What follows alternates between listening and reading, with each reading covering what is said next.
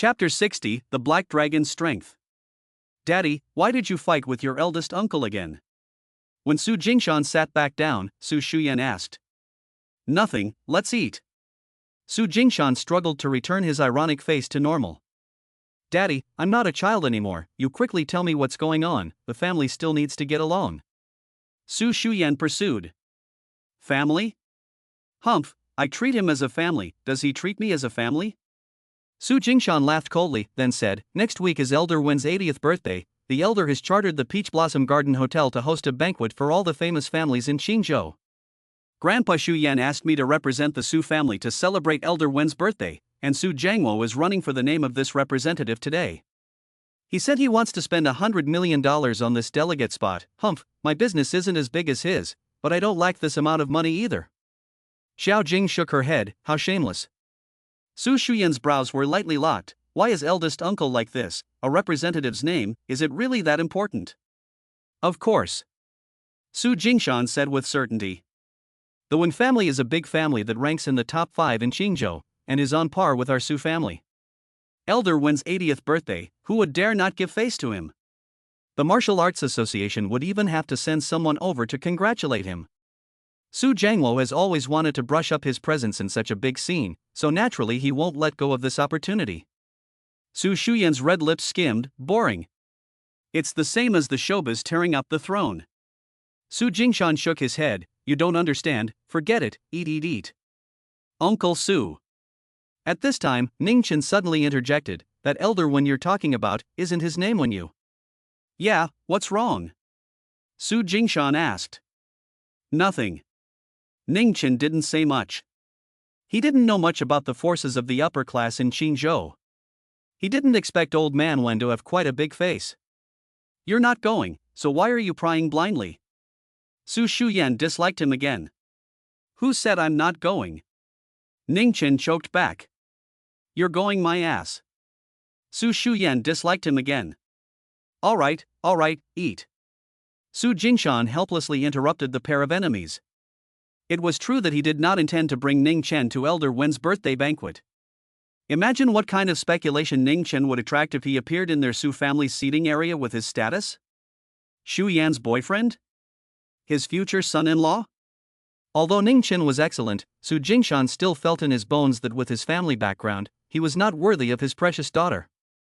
There were no classes in the afternoon, and after dinner, Su Shuyan and Jiang Sugar decided to go shopping at Qingzhou Mansion. Ginger Sugar had wanted to pull Ning Chen along so that he could be a human laborer, but was mercilessly rejected. Back in the Rose Garden neighborhood, Ning Dust found 2 sneaky guys who were using binoculars to monitor the situation in the villa. Target appears, take cover. The 2 killers spotted Ning Dust and quickly shrunk their heads into the green belt. Not long afterward, Ning Chen led Black Dragon and went out to walk his dog. The 2 killers hurriedly followed. There was a large piece of wasteland near the Green City Rose Garden that hadn't been developed yet and was covered in waist-high weeds, and Ning Dust intended to test Black Dragon's combat prowess here. Black Dragon, there are 2 followers behind you, go, finish them off. Ning Chen removed the Black Dragon's collar, caressing the fur on top of its head with his hand, then pointed behind him. Woof woof. Woof woof woof.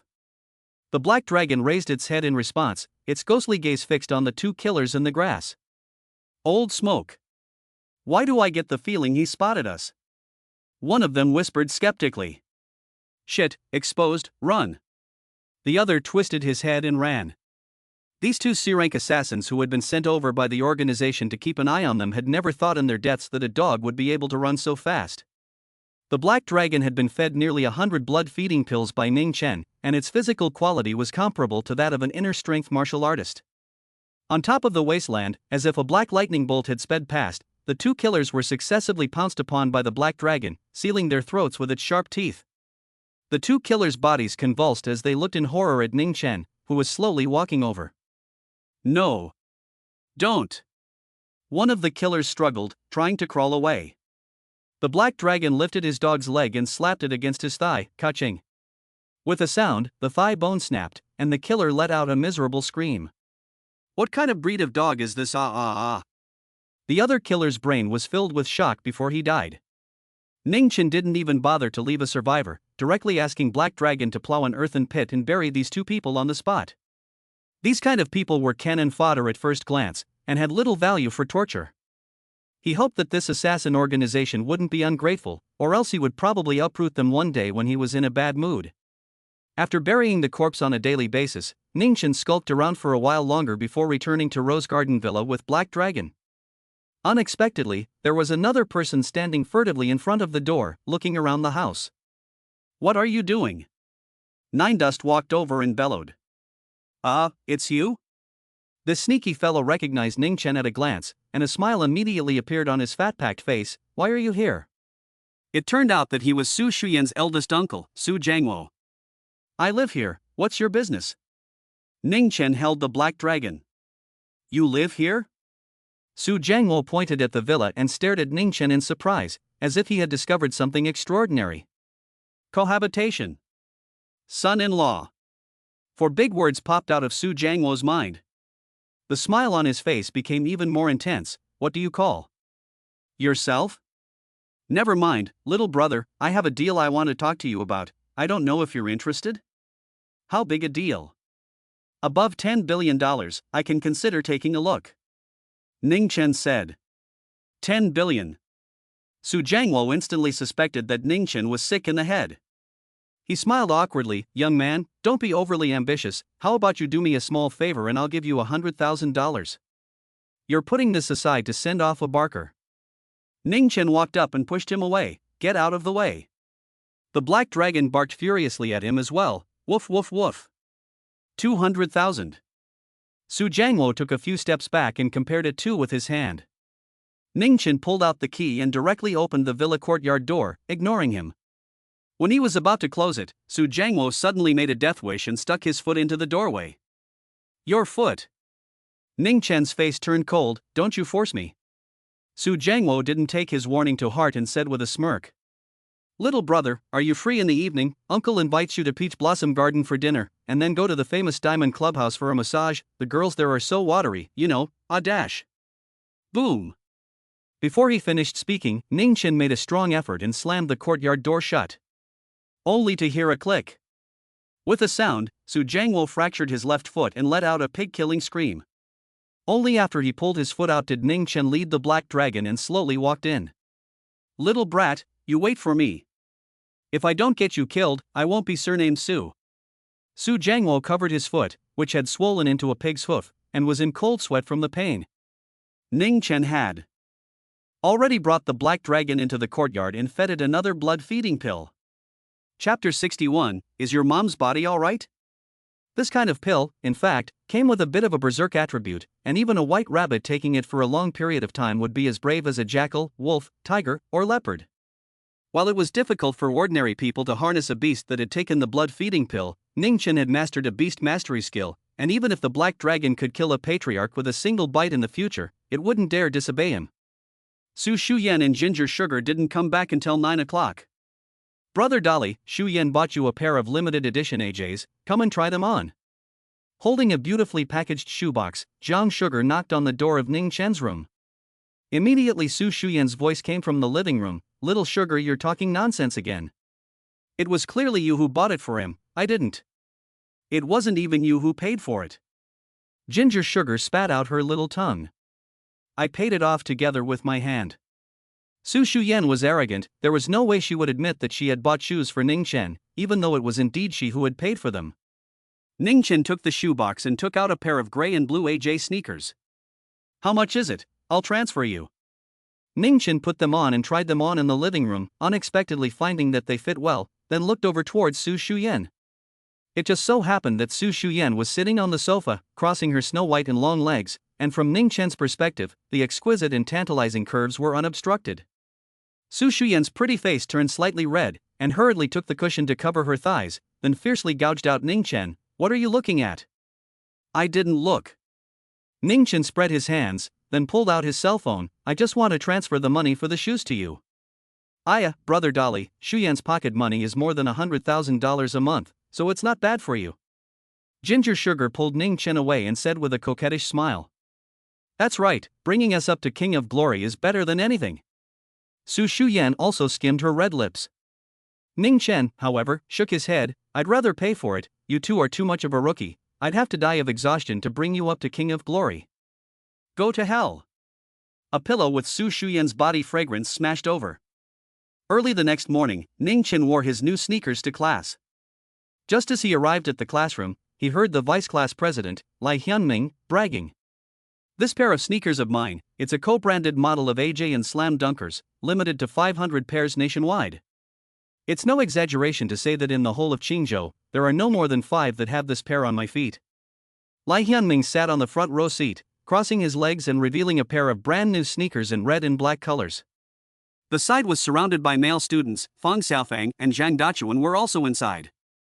Brotherly, the national limited edition of 500 pairs, that should be quite expensive, right? A thin and tall boy, staring at Lai Hyunming's feet, his harumps were almost flowing down. His name was Dai Zhenxiong, a basketball fan, hanging out behind Don Hyunming's S all day long. It's no bullshit. Lai Hyunming turned his feet upside down and said bullishly, this pair of mine is a limited edition co-branded by Ryukawa Maple. A pair of them costs $40,000 to $50,000. I rubbed my old man for days before he bought them for me. I guarantee, the entire Qing University, you cannot find the second pair of exactly the same. They were just blowing their heads off. Ning dust passed by the crowd. Zhang Dachuan swept his gaze downward and saw Ning Chen wearing a pair of sneakers on his feet that were exactly the same as Lai Xuanming's, with a red background and color scheme, and large black hooks that were very bright. Ning Chen, this pair on your feet dash. Zhang Dachuan hurriedly pointed and shouted, instantly attracting the attention of all the male students. Wow, another pair of Ryukawa Maple co-branded models? Fang Xiaofang also shouted out, staring enviously at Ning Chen's feet. Ning Chen, I can't imagine that you're a hidden rich second generation, you bought the co-branded model that just came out. Ning Dust casually said, I didn't buy them, people gave them away. Fake shoes, at first glance. Lai Shenming interrupted him, and also glanced at his feet, and said with certainty, this pair of Ryukawa Maple co-branded models of mine, there are no more than 10 pairs in the whole of Qingzhou, and I recognize all of them. Nine Dust, are you comfortable wearing these fake shoes? A few $100s to buy them. Lai Xianming deliberately mocked Ning Chen. Is it any of your business if it's comfortable or not? Ning Chen slanted a glance at him, if you beep one more time, do you believe I'll whip you with my big bee pocket? He didn't care about fake or real shoes, as long as he could wear them. Anxious, anxious. Dazzling Lai pointed at Ning Chen and heckled his brother next to him. As a result, Ning Dust a big bee pocket really pumped up. Snap. The sound echoed out in the classroom. Lai Hyunming covered his face, directly struck dumb, and froze as he looked at Ning Chen. He didn't expect that Ning Chen, this person, said to strike when he struck, not at all ambiguous. Nima, in the 21st century, a society with the rule of law, how could there still be such a person? Ning Chen, I'll fucking kill you.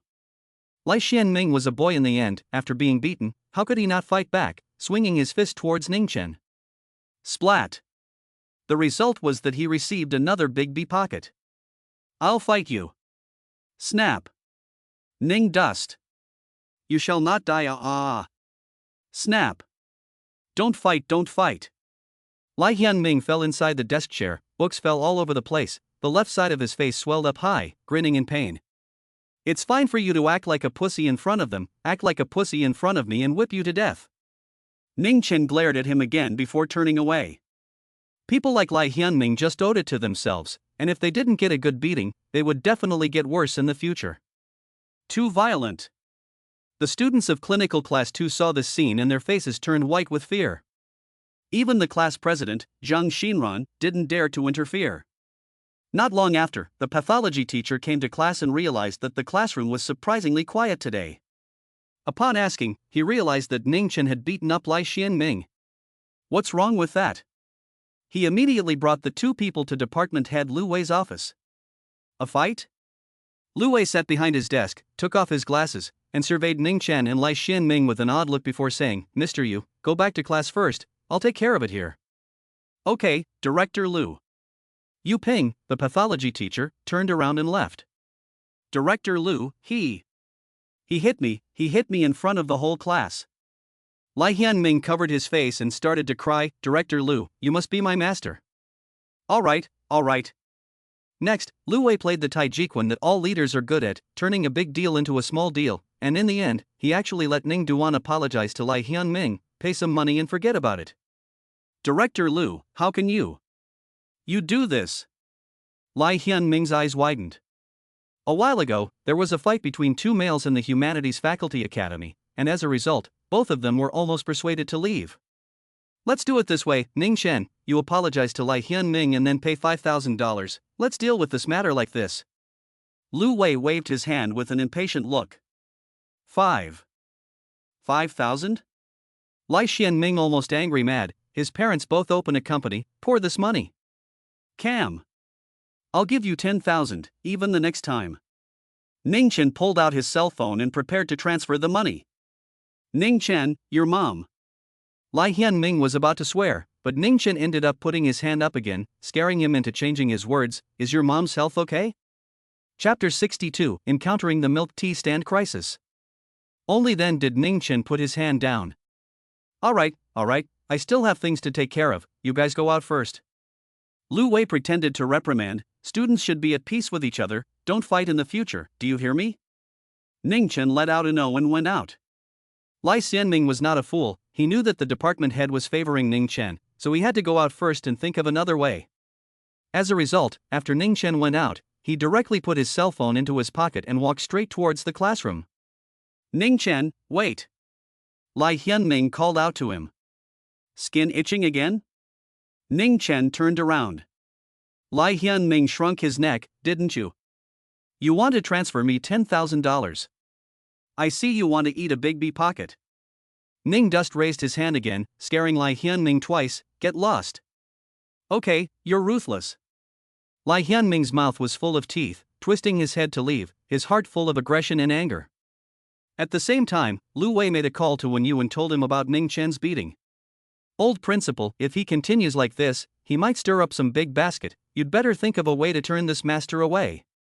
Lu Wei said tearlessly. The reason why he didn't dare to dispose of Ning Chen was because old principal Wen Yu had greeted him. Alas. On the other end of the phone, Wen Yu also sighed, Director Lu, Ning Chen's background is not something you can imagine, perhaps even I can't afford to mess with it, this Buddha, we'd better be careful with our offerings. Lu Wei was scared to death. So terrifying? It was fortunate that he hadn't given Ning Chen any disciplinary action just now, or else he'd be in big trouble. I'll invite him over on my 80th birthday, so we'll have a good talk with him at that time, and tighten up a bit in school. When you could only comfort Lu Wei this way. On the other hand, Ning Chen returned to the classroom unharmed for the lesson, which also surprised the students of Clinical Class 2. Even the teacher, Yu Ping, was confused. After class, Yu Ping rushed to the department office to inquire about the situation, but was warned by Lu Wei with a serious face. Teacher Yu, you should stop prying into this matter. The water inside is very deep, you can't grasp it. After finishing a day of boring classes, Ning Chen wore headphones and listened to songs while walking towards the school's shopping street. The business of the Encounter milk tea stand was getting better and better. Su Evening Night, Jiang Ying, and Su Rongli were very particular about the ingredients they used, and they kept the profit on a cup of milk tea very low, selling at a small profit, so everyone loved to come and buy it. Ning Dust is a foodie, and he passes by every day to take a few cups. Su Lianxian never charged him. That's. While walking through the shopping street, Ning Chen inadvertently caught a glimpse of a familiar back. Guan Xiaoman. This clinical class 1-minded white rich beauty led two straggling youngsters all the way into the grove. Ning Chen didn't bother to deliberately eavesdrop, but just moved his ears as he passed by, and the sound of the three chatting came into his ears. As a Yuaning stage grand cultivator, if he wanted to, his spiritual sense could cover the entire country of China and hear the content of people's conversations from any corner. Did you bring the stuff? It was Guan Xiaoman's voice. Don't worry, it's all ready, the little one is fresh and alive. The promised 3,000, not even 1 point less. The two youths' voices carried a flavor of a socialite, not a student at first listen. Deal. Guan Xiaoman's eyes flashed with a malicious color. As long as she could bring down Su on evening's Encounter milk tea stall, not to mention 3,000, she was willing to pay 30,000. She just had to get out of this bad breath. Again, it's targeting late night, Ning Chen shook his head. Afterward, the two youths drilled out of the grove and went to line up at the milk tea stand. Ooh, there's quite a lot of people. A small flathead smiled as he surveyed the circle. Look at that waitress, she's so watery, much better looking than those Netflix. Another boy with a tattoo on his neck pointed at Su Lianya. What, can't part with it? The small flathead laughed. Che, what can't you give up? It's not my woman. The tattooed man coldly grunted. Soon, they each bought a cup of milk tea and sat on a stone table near the commercial street and drank it. Within a few minutes, that little flathead exclaimed, "Crap! What is this?" The tattooed man got up from his seat. What's wrong? Cockroaches. There's cockroaches in the milk tea, it's fucking disgusting. The small flathead pointed at the milk tea and bent over to make a vomiting gesture. His voice was so loud that some of the students at the nearby table also turned their heads to look over. Only to see a cup of half-drunk honey lemonade above, floating a small black insect, close to see, really is a small cockroach. It was still alive. Vomit. The tattooed man subconsciously wanted to vomit, picked up the milk tea in his hand and prepared to throw it away. Little Ping Tu hurriedly stopped him. Wait, ahow, this is evidence, you can't throw it away. Let's go find them.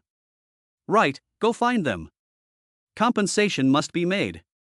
The two men huffed and puffed as they arrived at the encounter milk tea stand, directly smashing the 2 cups of milk tea onto the operating table. There was a loud pop, and the juice splashed everywhere. You guys, Su Evening Night, who was ordering, was startled. Is this how you guys sell milk tea? The small flathead crossed his waist and viciously questioned. Excuse me, 2 students, may I ask what happened? Jiang Ying and Su Ronli walked over. See for yourself. Little Ping Tu pointed at his cup of lemon honey water. Crap, cockroaches? The 2 boys who had just finished ordering saw a small cockroach swimming backstroke in the cup of milk tea, its 6 legs flopping around in the yellow-green lemonade, and its face turned green. No. Sorry, can I get a refund? I'm not buying it. One of the boys said. I'm not buying it either, it's disgusting. Another one said as well. The queue that was forming behind them suddenly stirred. Some of the students who frequented the encounter milk tea stall had ugly faces. Jiang Ying and Su Ronli knew that things were not good and hurriedly pacified the customers, while Su Evening Night picked up the cup of milk tea and carefully examined it, then hesitantly asked, the bugs. Bugs were put in there by yourself, weren't they? What did you say? Little Ping Tu slapped his hand on the operating table and opened his eyes angrily. Which of your eyes saw that it was me who went in? I'm so idle that I have nothing to do but come here to plant you guys. But our raw materials, they are all fresh fruits purchased only yesterday, how can there be bugs? Su Evening argued. Li Mei opened a barbecue store, never use gutter oil, do not enter the zombie meat, and the business, so the profit is not high. With her mother's words and teachings, Su Evening Night also puts honesty and trustworthiness in the first place of doing business. You ask me, who the hell am I going to ask? The small flathead yelled at Su Evening Night. The tattooed man directly waved his hand and said, cut the crap, pay for it. Chapter 63, 2 of you actually have this kind of fetish? Little Ping Tu also put on a look of being disgusted, right, must pay for the money. At least $1,000. $1,000? Our daily turnover is only $1,000. Su Evening Night looked at the customer's skeptical, disgusted, and nauseous gazes. Her heart was really angry and anxious. Every cup of milk tea, she did it with great care. Hair coiled, mask on, not even a hair or a drop of saliva would be splashed in. How could there be cockroaches? Idiot. Who told you to ask for compensation? This is too obvious. Guan Xiaoman, who was observing from a short distance away, almost died of anger. Sure enough, the moment compensation was mentioned, a few customers' eyes instantly appeared skeptical. The bugs couldn't really have been put in there by you guys, right? A girl whispered. Yeah, I buy milk tea here every day, the hygiene here is fine. The more I look at it, the more it looks like I'm here to blackmail. 2 more boys chimed in. Fuck off to the side, feelings, aren't you guys drinking out cockroaches, are they? The small flathead angrily sprayed, then yelled at Su on Evening again, hurry up and apologize for the compensation, otherwise this matter is not over. Be careful, we will tell your teacher, so that you can't open this shitty milk tea stand. The tattooed man also threatened loudly. When Su one evening did not know what to do, the savior appeared again. Please, a cup of lemon honey water. It was Ning Chen. Su evening night instantly cast a grateful gaze. Jiang Ying and Su Rongli were also happy. Ordering at such a time was undoubtedly giving them the greatest trust and support. The two youths quit. Hey, there are cockroaches in their milk tea, how dare you drink it? Not afraid of drinking to death. Little Ping Tu said to Ning Chen without a good mood.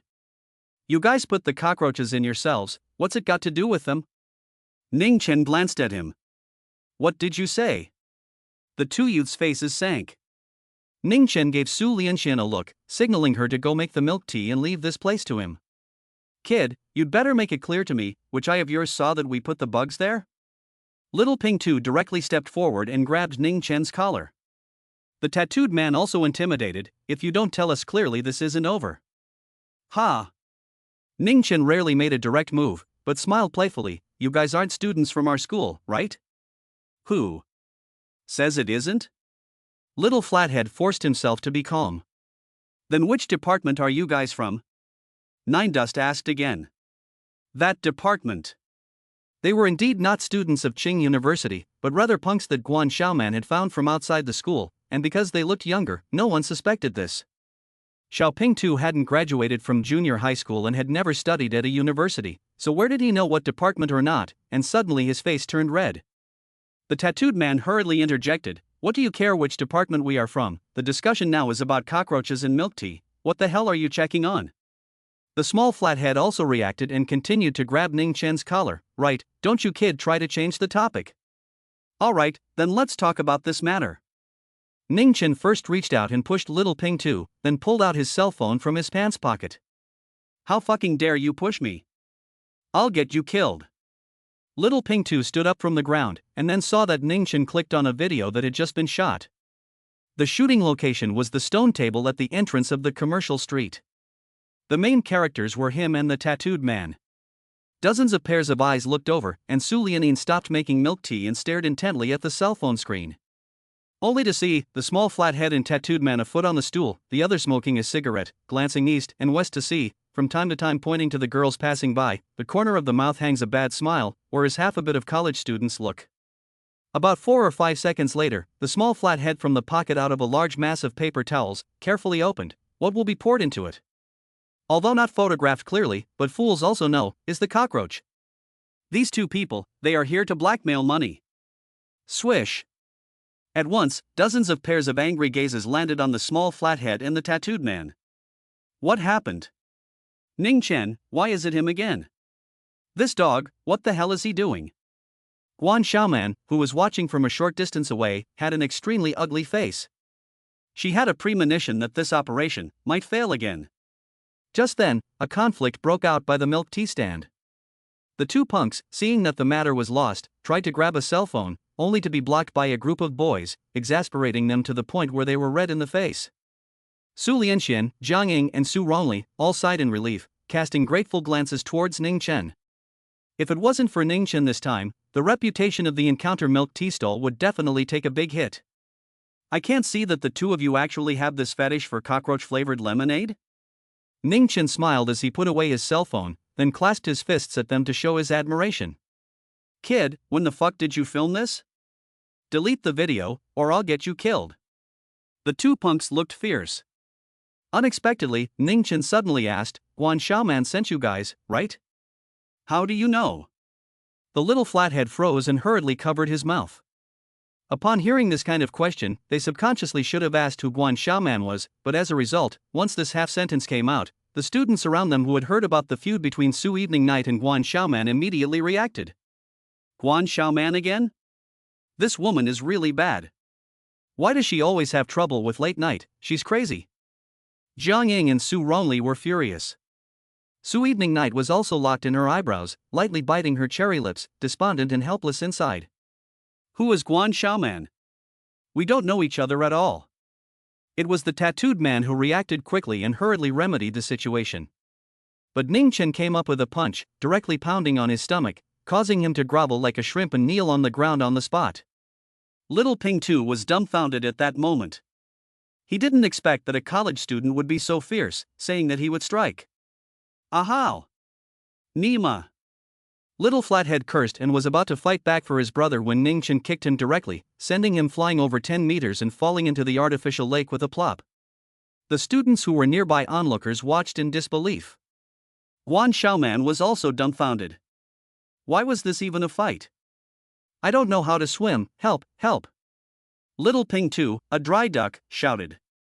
Some people wanted to save him, but they were stopped by Ningchen.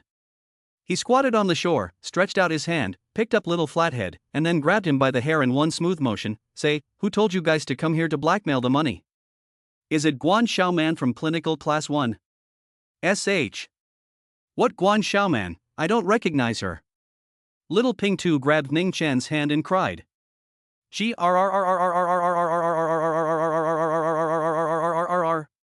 Ning Chen directly pushed his head into the lake water.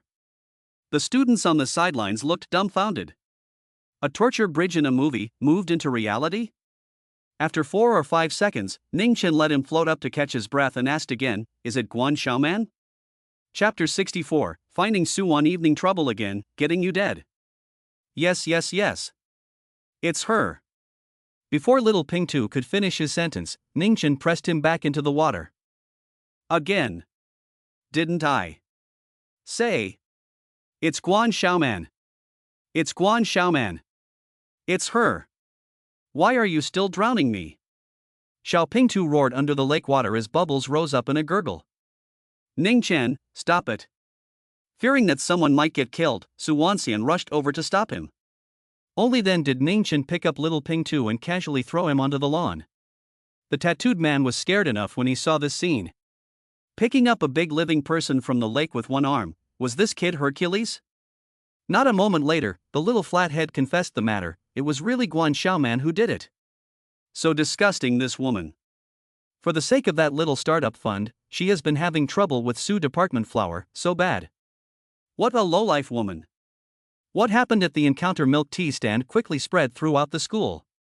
QQ group, WeChat group, circle of friends, there are even people who shot a jitterbug and did not expect to suddenly on a small hit, even the leadership of the faculty were alarmed. The head of the department, Lu Wei, heard Ning Chen's name again, and his head went big. Little ancestor, you haven't had half a day of peace yet, why are you causing trouble again? In one of the faculty department's offices, Lu Wei's face was very ugly. No way, Director Lu, this is my fault too? Ning Chen crossed his legs and sat on the sofa, saying with great dissatisfaction, it was clearly Guan Xiaoman who colluded with people outside the school and planted evidence to frame Su one evening. I was the one who saw the injustice and pulled out the sword to help. Lu Wei was speechless. It's their business if they planted evidence, what's it got to do with you? The way you say it, how is it none of my business? Bang bang bang. Ning Chen knocked on the table in a righteous manner, if the Encounter milk tea stand is gone, where am I going to whore out milk tea in the future? You'll bring it to me every day, right? Lu Wei. As he was talking, a female teacher knocked on the door and came in. Director Lu, Guan Xiaoman's father is here. Lu Wei's brows tightened slightly. Xiao Xia, you bring them in.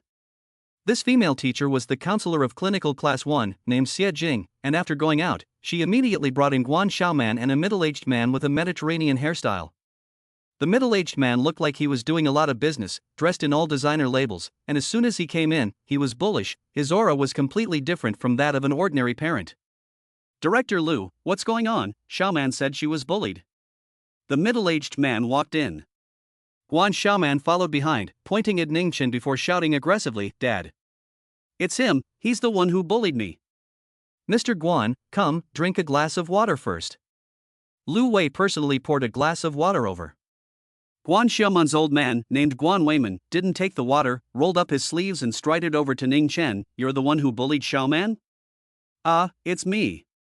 Ning Chen nodded his head. I'm busy with business, I don't have time to gab with a brat like you. Now you apologize to my family Xiaoman right away, then you should clarify and pay compensation, is that clear? Guan Weiman reprimanded. The average student would be cowed by this kind of reprimand from a parent with an extremely strong aura. Ning Chen, however, felt amused as he said indifferently, it's true that what kind of parents raise what kind of children coming up here indiscriminately and making me apologize. What did you say? Guan Weiman pointed at Ning Chen, believe it or not, my lawyer will arrive within 3 minutes and sue you until you lose all your money. By the way, where are your parents? I'd like to see what kind of goods your parents are to teach something as uneducated as you. Not good. When Lu Wei heard Guan Weiman speak so aggressively, he knew that things had gone terribly wrong. How scary should the background be of someone that even the old principal didn't dare to mess with? Mr. Guan, you. Lu Wei had just opened his mouth when Ningchen directly made a move. Splat. With an explosive sound, Guan Weiman's entire body flew out horizontally, hitting the drinking fountain heavily, even knocking over the greenery behind it. Xia Jing, the counselor of Clinical Class 1, was dumbfounded at that moment. A student hitting a parent? She had been a counselor for 5 years and had never seen something so outrageous. Dad! Guan Xiaoman shouted, but was suddenly gripped by someone's hair from behind, letting out a pained scream. Let go of my daughter! Guan Weiman forced himself to endure the sharp pain on the left side of his face, rising from the ground and swinging his fist to rush over. Ningchen raised his foot and kicked him, sending him flying out 3 to 4 meters, hitting the corner of the desk and causing him to almost kneel down in pain. Little brat, you're finished. Lousy is going to screw you. Guan Weiman's chest was hit by the corner of the desk, and it hurt so much that he couldn't breathe. Director Lu, what are you doing? Quickly call the police, quickly call the police. This kid is going to revolt. This. How dare Lu Wei call the police, afraid that the department head does not want to be. Let go of me, let go of me. Guan Xiaoman kept struggling, fighting with Ning Chen. Ning Dust was not accustomed to her either, and slapped her in the face, knocking her to the ground, her brain buzzing. Xiaoman. Guan Weiman's eyes instantly turned red, glaring at Ning Chen with a death glare. Little brat, I dash. Snap. Ning Chen walked over and slapped him again, directly sending 3 of his large teeth flying. Guan Weiman was finally powerless to resist, his mouth was full of blood and phlegm, and he couldn't say a word. The counselor, Xia Jing, was scared silly and sat on her but on the sofa, looking on with a face full of horror. Is this person really a student? I'm a person who doesn't like nonsense. Ning Chen said with a calm demeanor, encounter milk tea stand, I cover it, if you dare to look for trouble with Su Lianxin and the girls again, I'll get you all killed. Putting this down, he pushed the door and left. Guan Weiman watched with gritted teeth, both anger and scorn in his eyes. But after seeing the scars on his baby daughter's face, the emotions in his heart eventually settled on revenge. Mr. Guan. At this time, Lu Wei came in front of him and said with a solemn face, I'm sure you can see that Ning Chen's origins are not simple, so I advise you to just endure it. Guan Weiman spat the dirt in his mouth into the trash can, then asked, what exactly is he? I'm not sure. Lu Wei shook his head. All in all, this young man has a lot of energy. Qing University won't expel him or even give disciplinary action. I suggest that you give student Guan Xiaoman a transfer to another school, it's better for everyone. Guan Weiman's fists clenched and creaked. After a long time, he nodded. Good, then, transfer to another school. Evening, do you think Ning Chen will be forced to withdraw from school? Downstairs in the administration building, 3 girls were waiting anxiously. I've heard that Guan Xiaoman's dad, who has a big business in building materials, earns tens of millions of dollars a year, and last year when the school built the new gymnasium, her dad contributed a lot. Jiang Ying said worriedly. This time things have made quite a big fuss. There is a video on Jitterbug with hundreds of thousands of likes, and Guan Xiaoman has been scolded by the netizens. Su wrongly said, adding, but this kind of thing making a big deal is not good for us students. I heard that there was a schoolmate who broke the news about the school's management problems on Weibo in the past, and as soon as the wind died down, this schoolmate was expelled by the school for a reason. Expelled. Su Evening Night's heart fluttered.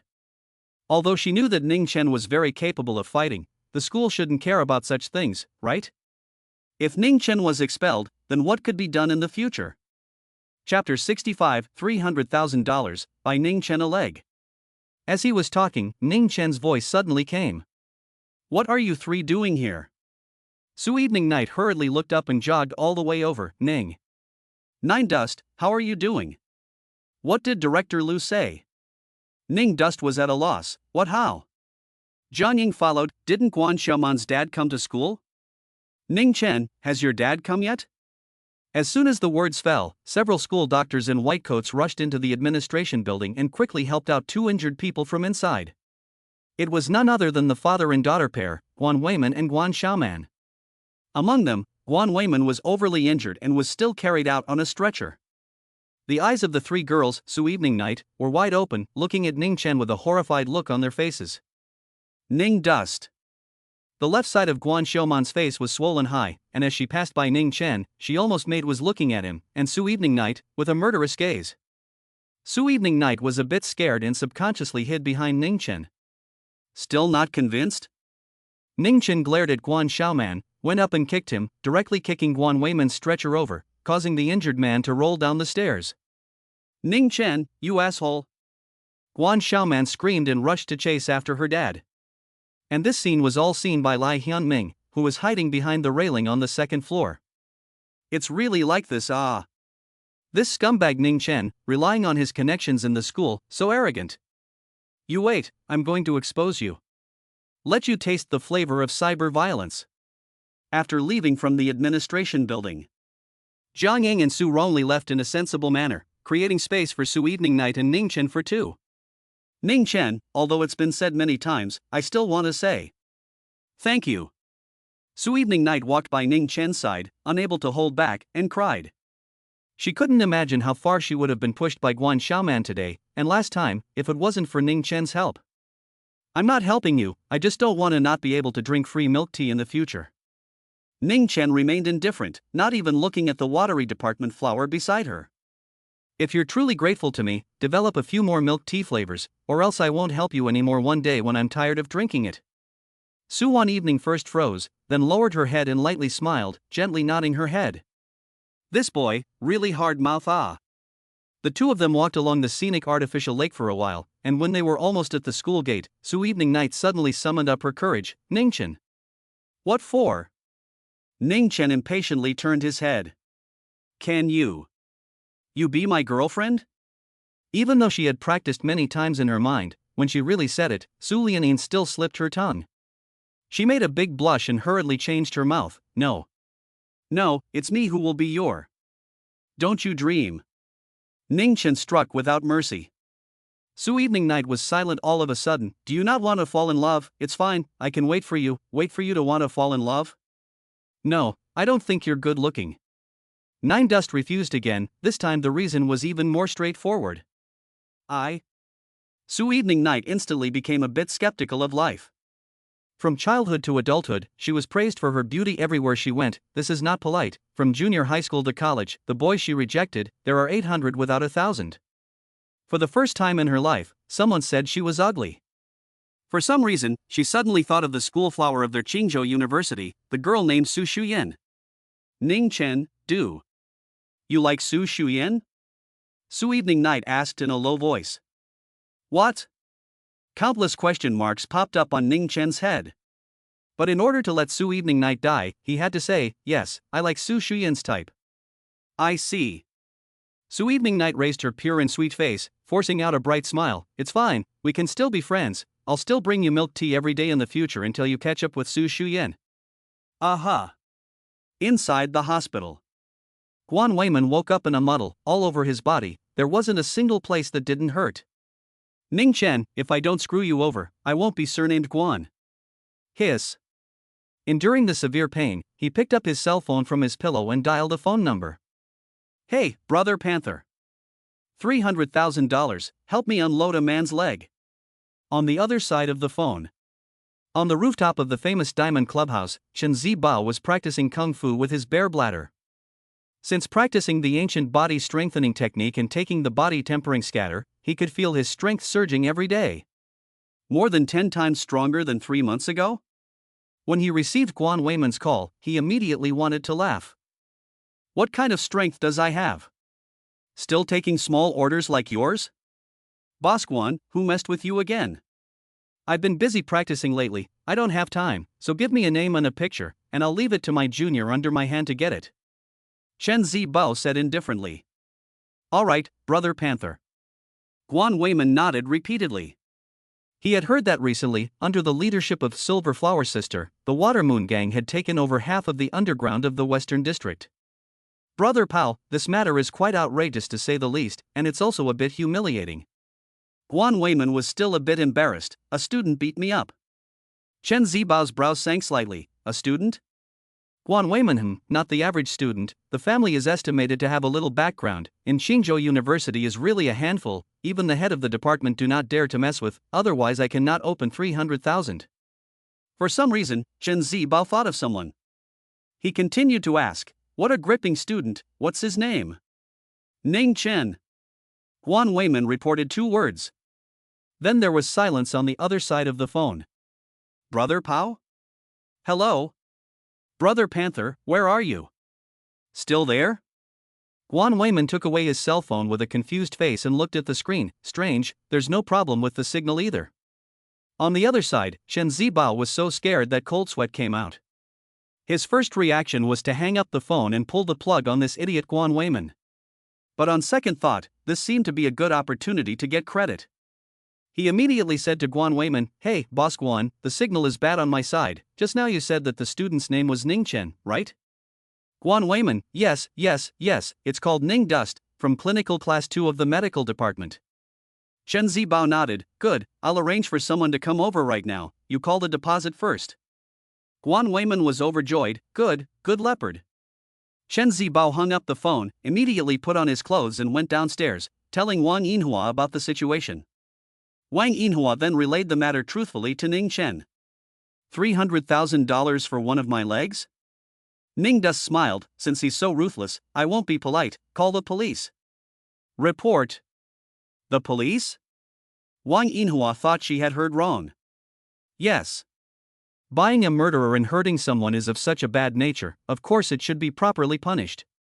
Ning Chen rightfully said, now it's a rule of law.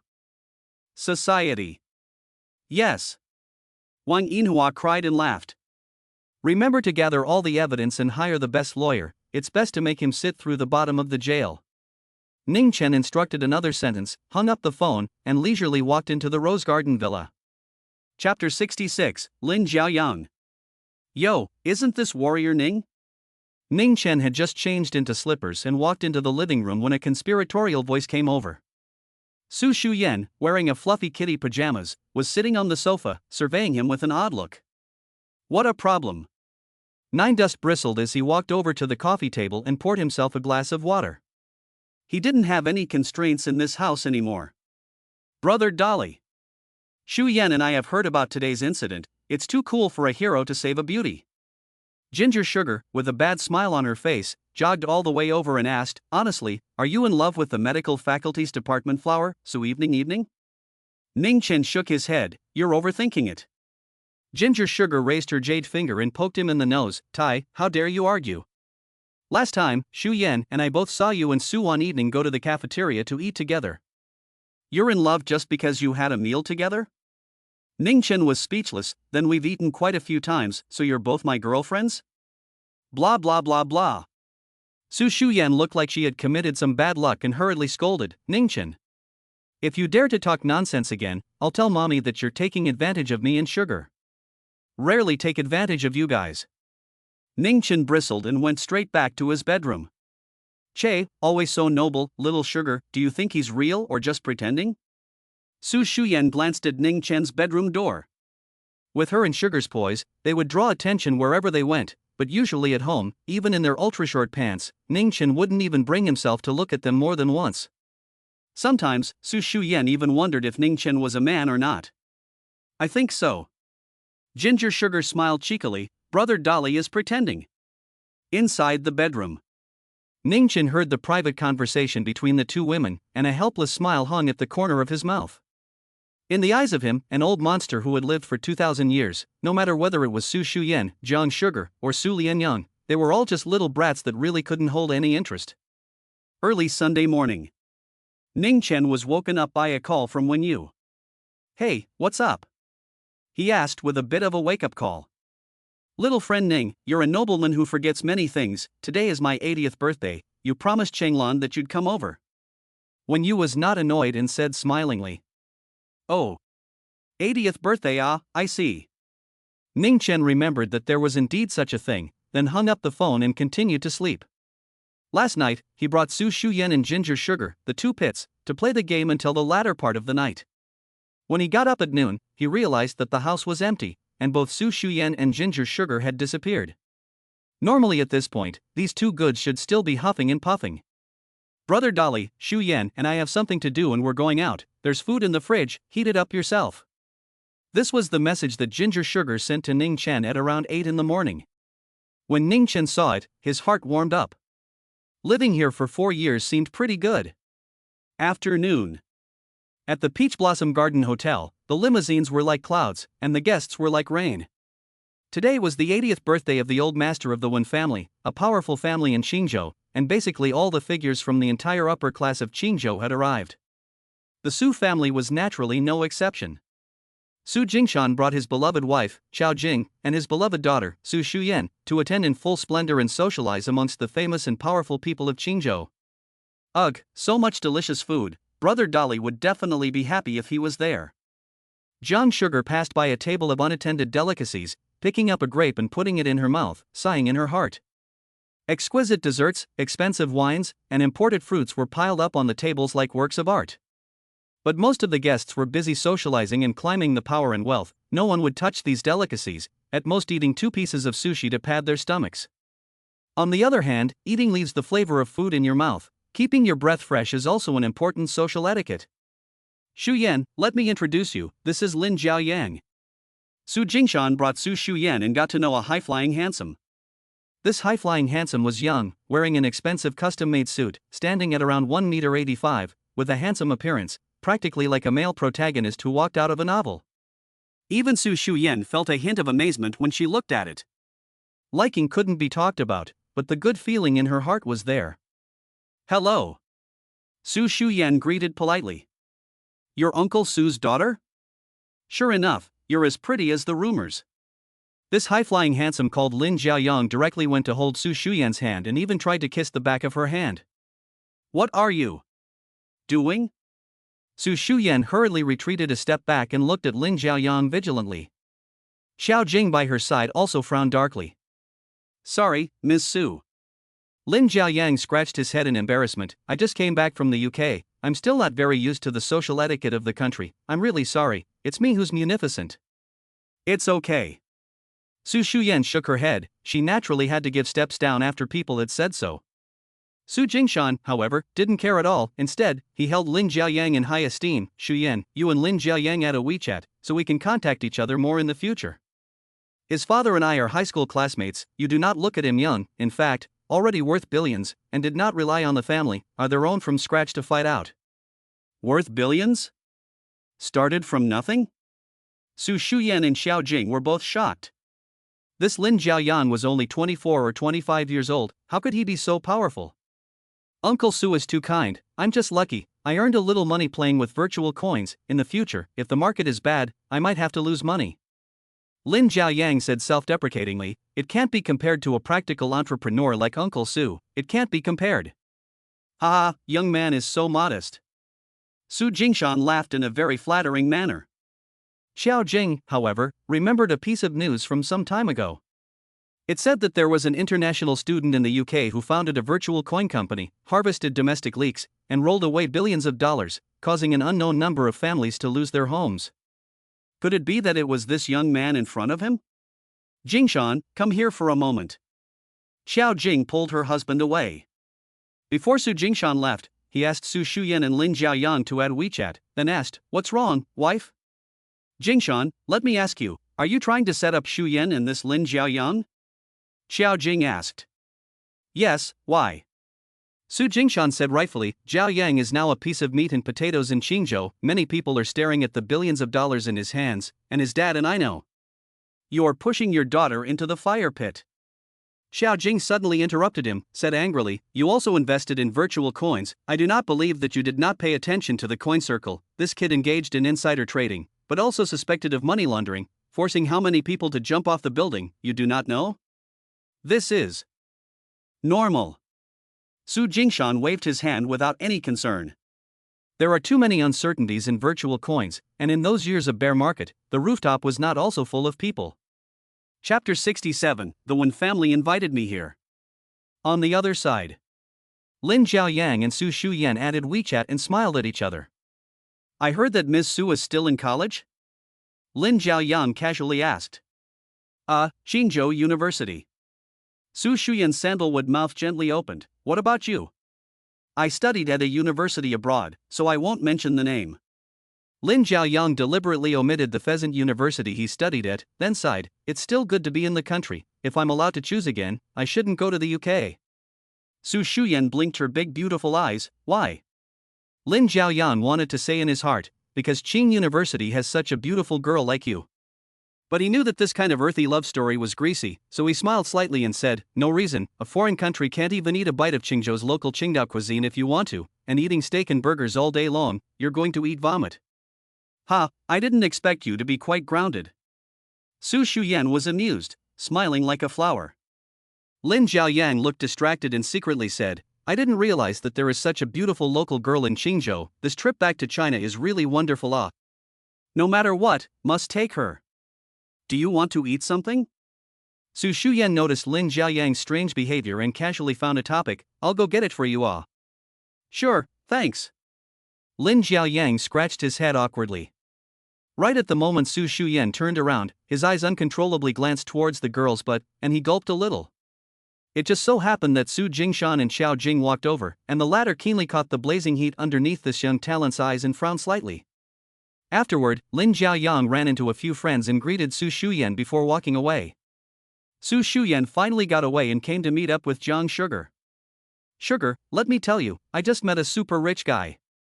Su Shuyan's impression of Lin Jiaoyan was very good. Her pretty face flushed slightly. Daddy and his father are still classmates. I feel like sweet love is going to be my turn. Ginger Sugar took Su Shuyan's cell phone and looked through Lin Jiaoyang's circle of friends.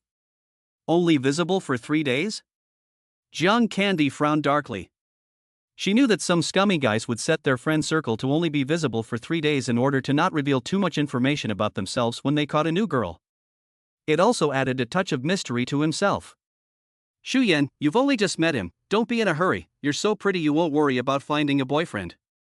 Ginger Sugar laughed quaintly. Anyway, there's still a Dolly brother at home to cover the bottom, be reserved. Him? The anticipation on Su Shuyan's face was instantly replaced with dislike, but pull back, he and Lin Jiaoyan, one on the ground, one in the sky. Which is not as exaggerated as you say. Ginger Sugar crossed her small hands. I just think that Brother Dolly is quite good, at least when in danger, he can protect us. Ha? Little Sugar, you're all up fighting for Ning Chen. Su Shuyan laughed evilly. Honestly, are you interested in him? Which is not, I'm just making an analogy. Ginger Sugar didn't admit it, then hurriedly changed the topic. Right, Shuyan, can the things here be packed? I want to bring them back to Brother Dolly.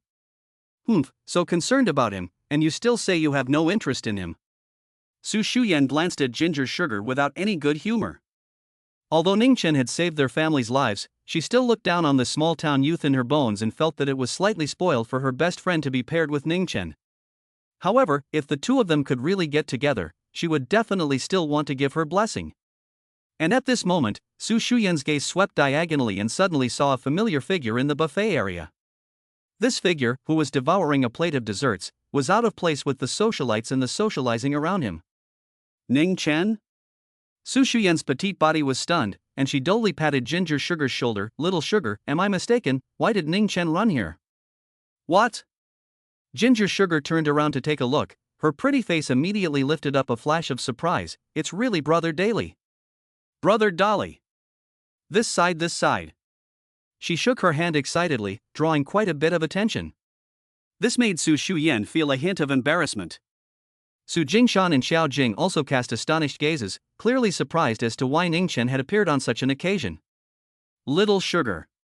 Ning Chen raised his head in greeting, the corners of his mouth still stained with cream. Brother Dolly, why are you here?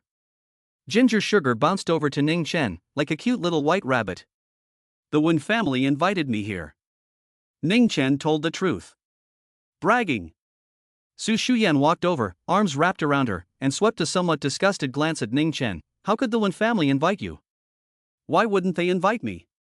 Ning Chen used his tongue to lick away the cream from the corner of his mouth and said indifferently, Elder One and I were barely friends. Su Shuyan was too lazy to spit. The Wen family used to be a top-tier mansion that called the shots. Although it had declined in recent years, it was still significant in the boundaries of Qingzhou. The Jishir Medicine Source Group, which was controlled by the Guan family, was one of the top 500 enterprises in the country.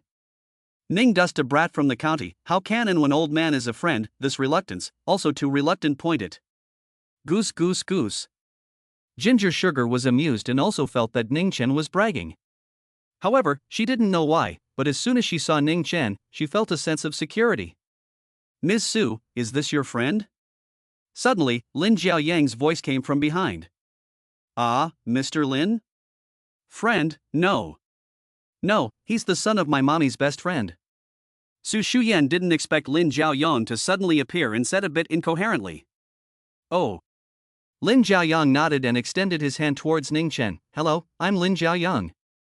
He was originally chatting with a few of his new friends, and when he saw a male approaching from Su Shuyan's side, a sense of crisis immediately rose in his heart, so he quickly walked over. What irked him was that Ning Chen didn't follow to shake his hand first, but ate a piece of cake first before slowly extending his hand, his expression still filled with impatience. Ning Chen. So tuggy? I wonder which big family's heir. Lin Jiaoyang thought to himself. Can you have some manners? Su Shuyan couldn't help but glare at Ning Chen. Ning Chen didn't take it to heart at all and continued to lower his head to enjoy the dessert. When Old Man Wen had picked him up and brought him in, he had specifically informed him that he could eat whatever he wanted here. Brother Ning looks hungry, didn't you eat when you came over? Lin Jiaoyang smiled sarcastically when he saw Ning Chen wolfing down his food. I ate, I'm not full. Ning Chen politely returned. That's so. Lin Jiaoyang was still guessing how big Ning Chen's origin was, daring to be careless on such an occasion, when suddenly, a few new friends he had just met walked over. When one of them saw Ning Chen, his eyes widened. Ning Chen, why the hell are you here? Brother Zhihao, you know him? Lin Jiaoyang looked at the visitor. It was the young master of the Chen family, Chen Zhihao, who had 2 encounters with Ning Chen. Chapter 68. Mr. Ning is a valued guest of my Wen family. Oh no! Su Shuyan's heart shook. Security. Security.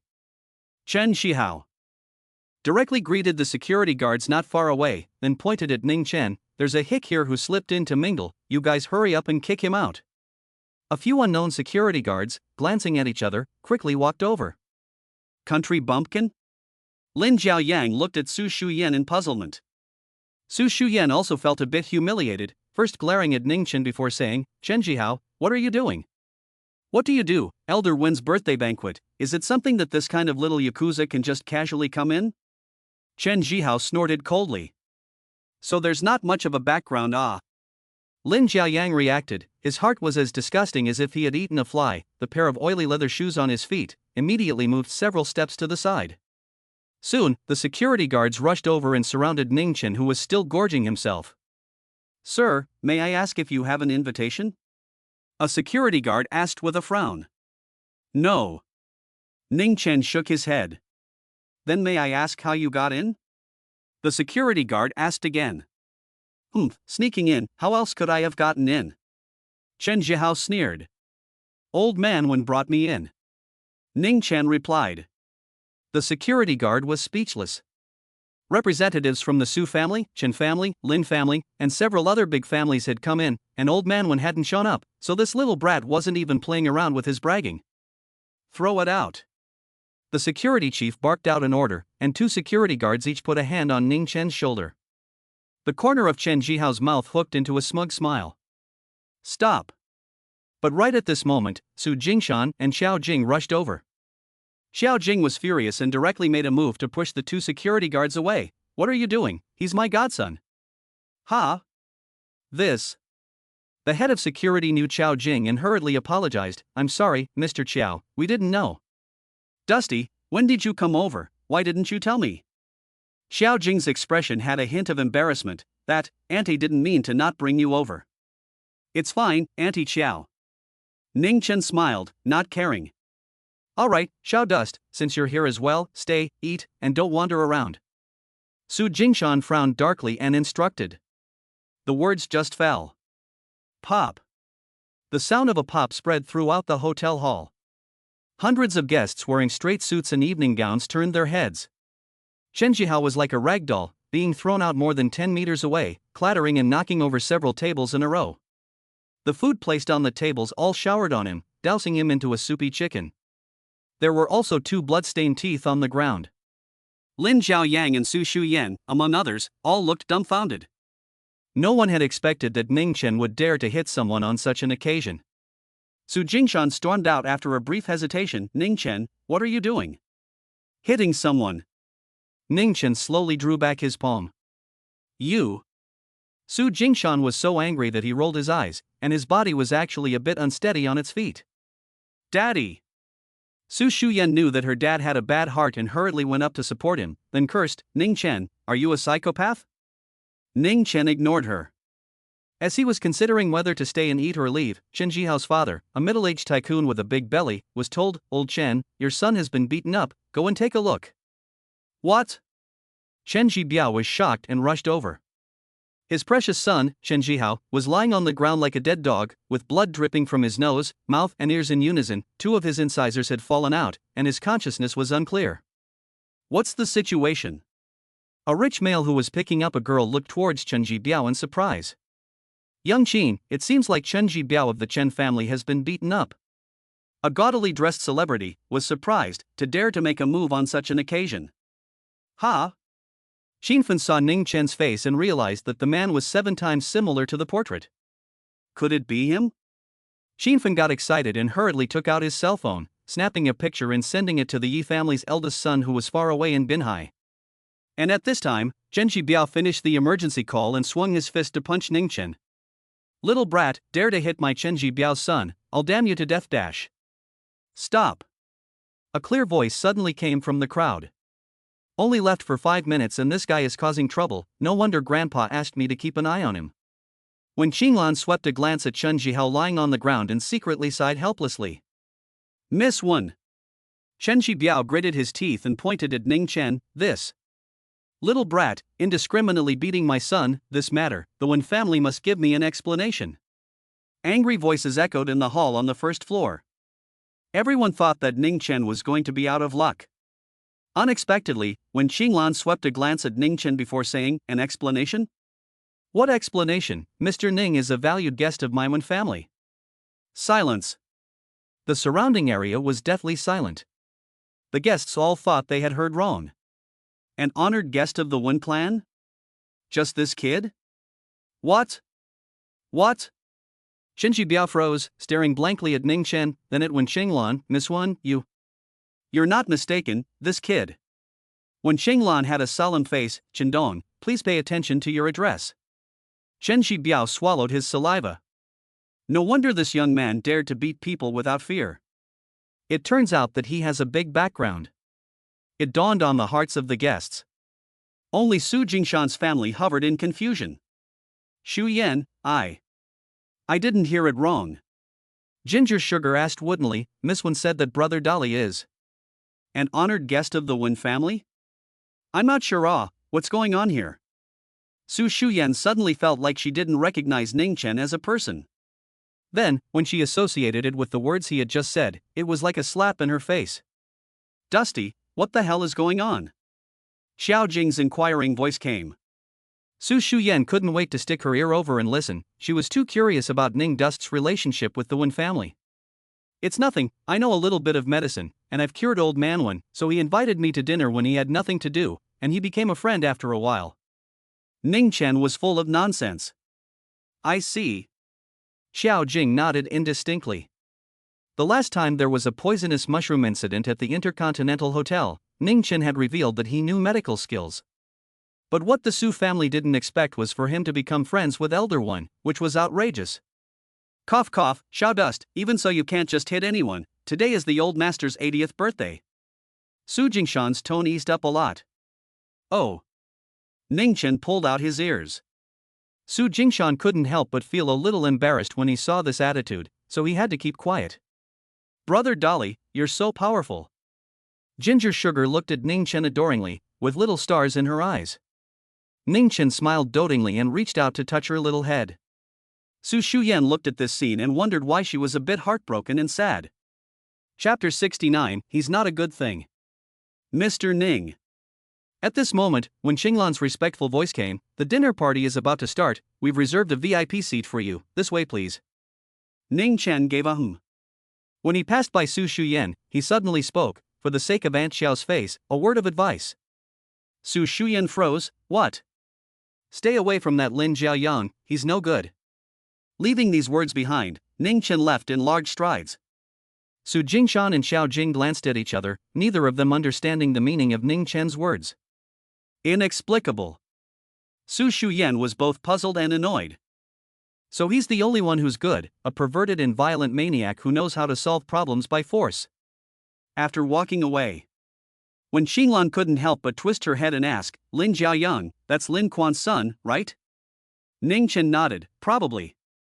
When Xinglan was used to this attitude and asked again, how do you know he's no good? Ning Chen spat out two words, killing aura. When Xinglan wondered, killing aura? You mean that Lin Jiaoyang, he's killed people? Ning Chen said indifferently, it's not that he's killed people, it's that he's killed a lot of people. When Xinglan was filled with skepticism, really? How can I not see it? Ning Chen laughed, with your three-legged kung fu, what kind of eyesight can you have? You. When Xinglan clenched her pink fist in anger. In the arena, the guests slowly moved towards the banquet parlor on the second floor. Lin Jiaoyang also told his father, Lin Quan, what had just happened.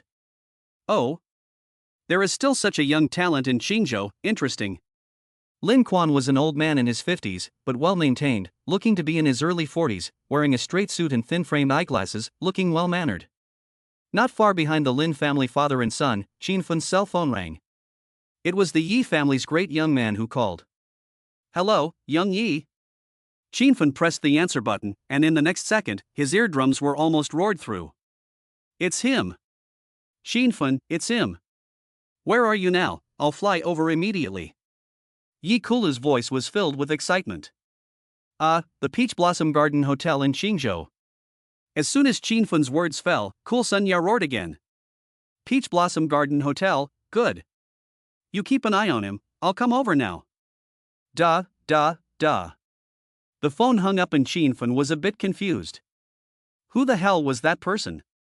Why was the Yi family's youngest so agitated? The second floor banquet parlor. When you arranged for Ning Chen to sit beside him, and the Su family, Lin family, and other powerful families were sitting at this table, which was filled with nearly 30 people. When you picked up the microphone and went up to the stage to casually make a few polite remarks, and the dinner began. An exquisite dish was brought up, and expensive liquors such as mutai and wulianye could be found everywhere. I've heard that little brother Ning is proficient in the art of medicine. I don't know which medical family he comes from, the Bin Haisun family, the Gusatang family, or the Jinlinglan family? Taking advantage of the toast, Lin family head Lin Quan lifted his wine glass and said to Ning Chen. The 20 or so rich and powerful people on the table all cast curious gazes. Medical skills? When Yu and Wen Qinglan, both masters and daughters, were a bit puzzled. Wasn't Ning Chen an inner strength martial artist? How could he still have medical skills? No comment. Ning Chen was too lazy to bother with him and kept using his chopsticks to clip dishes. The table was filled with embarrassment. The Lin family was also a big family in Qingzhou, and this young man was so disrespectful. Yo! Such a drag, little brother wouldn't be from one of the 7 prefectures families, or a prestigious family in the capital, right? Then we don't deserve to eat at the same table as you. A fat woman with dyed burgundy hair opened her mouth, her tone tinged with mockery. There was no rich and powerful person here who didn't know about the 7 Mansions family. Those were the 7 most powerful families in the south, each with thousands of years of history and incomparably terrifying heritage, with the Marina Yi family being the most honored among them. As for the capital city's prestigious families, that was an existence in another realm. Then why don't you get lost? Ning Chen directly cursed. What did you say? The fat woman was furious, her meaty palm slamming on the table. Elder one, are you trying to spoil everyone's fun by inviting such a rash young man? General Manager Xia. Xiao Jing spoke with a grim face, you're the one who started it all off, my godson didn't mess with you. General Manager Xiao, the way you say this, I was just joking, how is it shady? The fat woman's name was Xia Hong, she was in the medical equipment business and had a lot of cooperation with the Wen family. She and Shen Jibiao had been close friends for many years, which was why her words were unkind. Little brother Ning has indeed gone too far. Lin Quan, who had just been refuted, naturally chose to side with Xia Hong. He stroked the glasses on the bridge of his nose and said unhappily, "We're all here to celebrate Elder Wen's birthday, and little brother is hitting and cursing again. What's the decency of this? Beep again, I'll even beat you both up, believe it?" Ning Chen held his chopsticks and looked towards Lin Quan and Xia Hong. "You." The two entrepreneurs were so angry that they almost cursed. "Alright, let's all talk less, eat your food." When you finally snapped. Only then did Xia Hong and Lin Quan sit down resentfully. Xia Hong didn't stop yet. She glanced at Lin Jiaoyang, who was sitting across from her, and laughed. "This is the son of General Manager Lin's family, isn't it? Oops, he's really a talented man." General Manager Xia is flattered. Lin Jiaoyang responded with a smile. "Worthy of being a son of a powerful family, just polite, unlike some people, huh?" Xia Hong slanted a glance at Ning Chen and continued to be conspiratorial. "Mr. Lin, I heard that you made billions of dollars at a young age, ouch. It simply makes us old-timers ashamed of ourselves." No, just luck." Lin Jiaoyang waved his hands repeatedly. Talking about his son, Lin Quan was also very proud. However, he still said humbly, "Jiao Yang is also speculating, it's not a real skill. Mr. Lin is too modest." Several entrepreneurs laughed. Mr. Lin, I see that your son and Mr. Su's daughter-in-law are really a match made in heaven." As if she had discovered some secret, Xia Hong pointed at Lin Jiaoyang and Su Shuyan and said in surprise, "Look at you guys, it's simply a golden couple." General Manager Xia, don't talk nonsense. Lin Jiaoyang saw Su Shuyan blushing and hurriedly waved his hand. "Miss Su and I are meeting for the first time today." "What does that matter? We'll get to know each other slowly in the future." Xia Hong got into the matchmaker's mind and kept on setting them up. Lin Quan and Su Jingshan smiled at each other. Xiao Jing, however, was unwilling to let her daughter become a tool for capital marriage and planned to put an end to this topic. She picked up a bag from her feet and smiled as she asked the waiter to hand it to Wen Yu. "Elder One, this is a piece of chicken bloodstone pendant I asked someone to buy in Lingnan some time ago, so I'll give it to you as a birthday gift today, wishing you good fortune like the East Sea." The crowd's attention was immediately drawn to it. Su Shuyan was embarrassed by Xia Hong's words, and when she saw that her mother had successfully changed the topic, she finally sighed in relief. Lin Jiaoyang, however, was still not finished. In his opinion, Su Shuyan was already in his pocket. Chapter 70, Priceless, You Can't Imagine. It was time for the gift-giving session. The 30 or so guests on the table had taken out birthday gifts that had been prepared long ago. "Elder One, I've heard that you love tea. This 100-year-old Dahongpo tea brick is given to you as a birthday gift." "Elder One, I heard that you have research on calligraphy and painting. This Lu Chunlin's posters I have collected for many years. Today I give it to you." "Elder One." A smile spread across Wen Yu's face as he nodded uncontrollably. Wen Qinglan helped to collect the gifts. The Wen family was very rich and wasn't even close to these mundane gifts of $1,000,000 or $800,000. So Wen Shanglan didn't have much expression on her face. At this time, Lin Jiaoyang stood up and picked up a gift box from his feet. "Elder One, I've just returned to China, and I didn't have time to prepare any gifts. This ginseng is a 100-year-old ginseng from Qingbai Mountain. I spent more than $8 million to buy it. You're a titan of the pharmaceutical industry, help me see if it's real." Wow! The table was filled with shock. Over $8 million of Qingbai Mountain old ginseng? This was almost equivalent to a set of Riverview Mansion in Qingzhou. Even entrepreneurs like Xia Hong and Su Jingshan didn't dare to give it away like this. "Xu Yan, he's so rich." Ginger Sugar marveled. "Yeah, I heard that he has billions of dollars. 8 million should be a small case for him," Su Shuyan replied. "I mean he's stupid and rich." Ginger Sugar covered her mouth and snickered. At this time, when you had the gift box unwrapped, and a spindle-shaped ginseng with extremely long roots attracted the attention of the table full of guests. Ning Chen glanced at it as well, smelling a hint of aura from it. Although it wasn't a fake, the aura content was too low to be of much use to his injuries, so he wasn't interested. "It's the real thing." Elder One put on his presbyopic glasses and carefully recognized it for a while.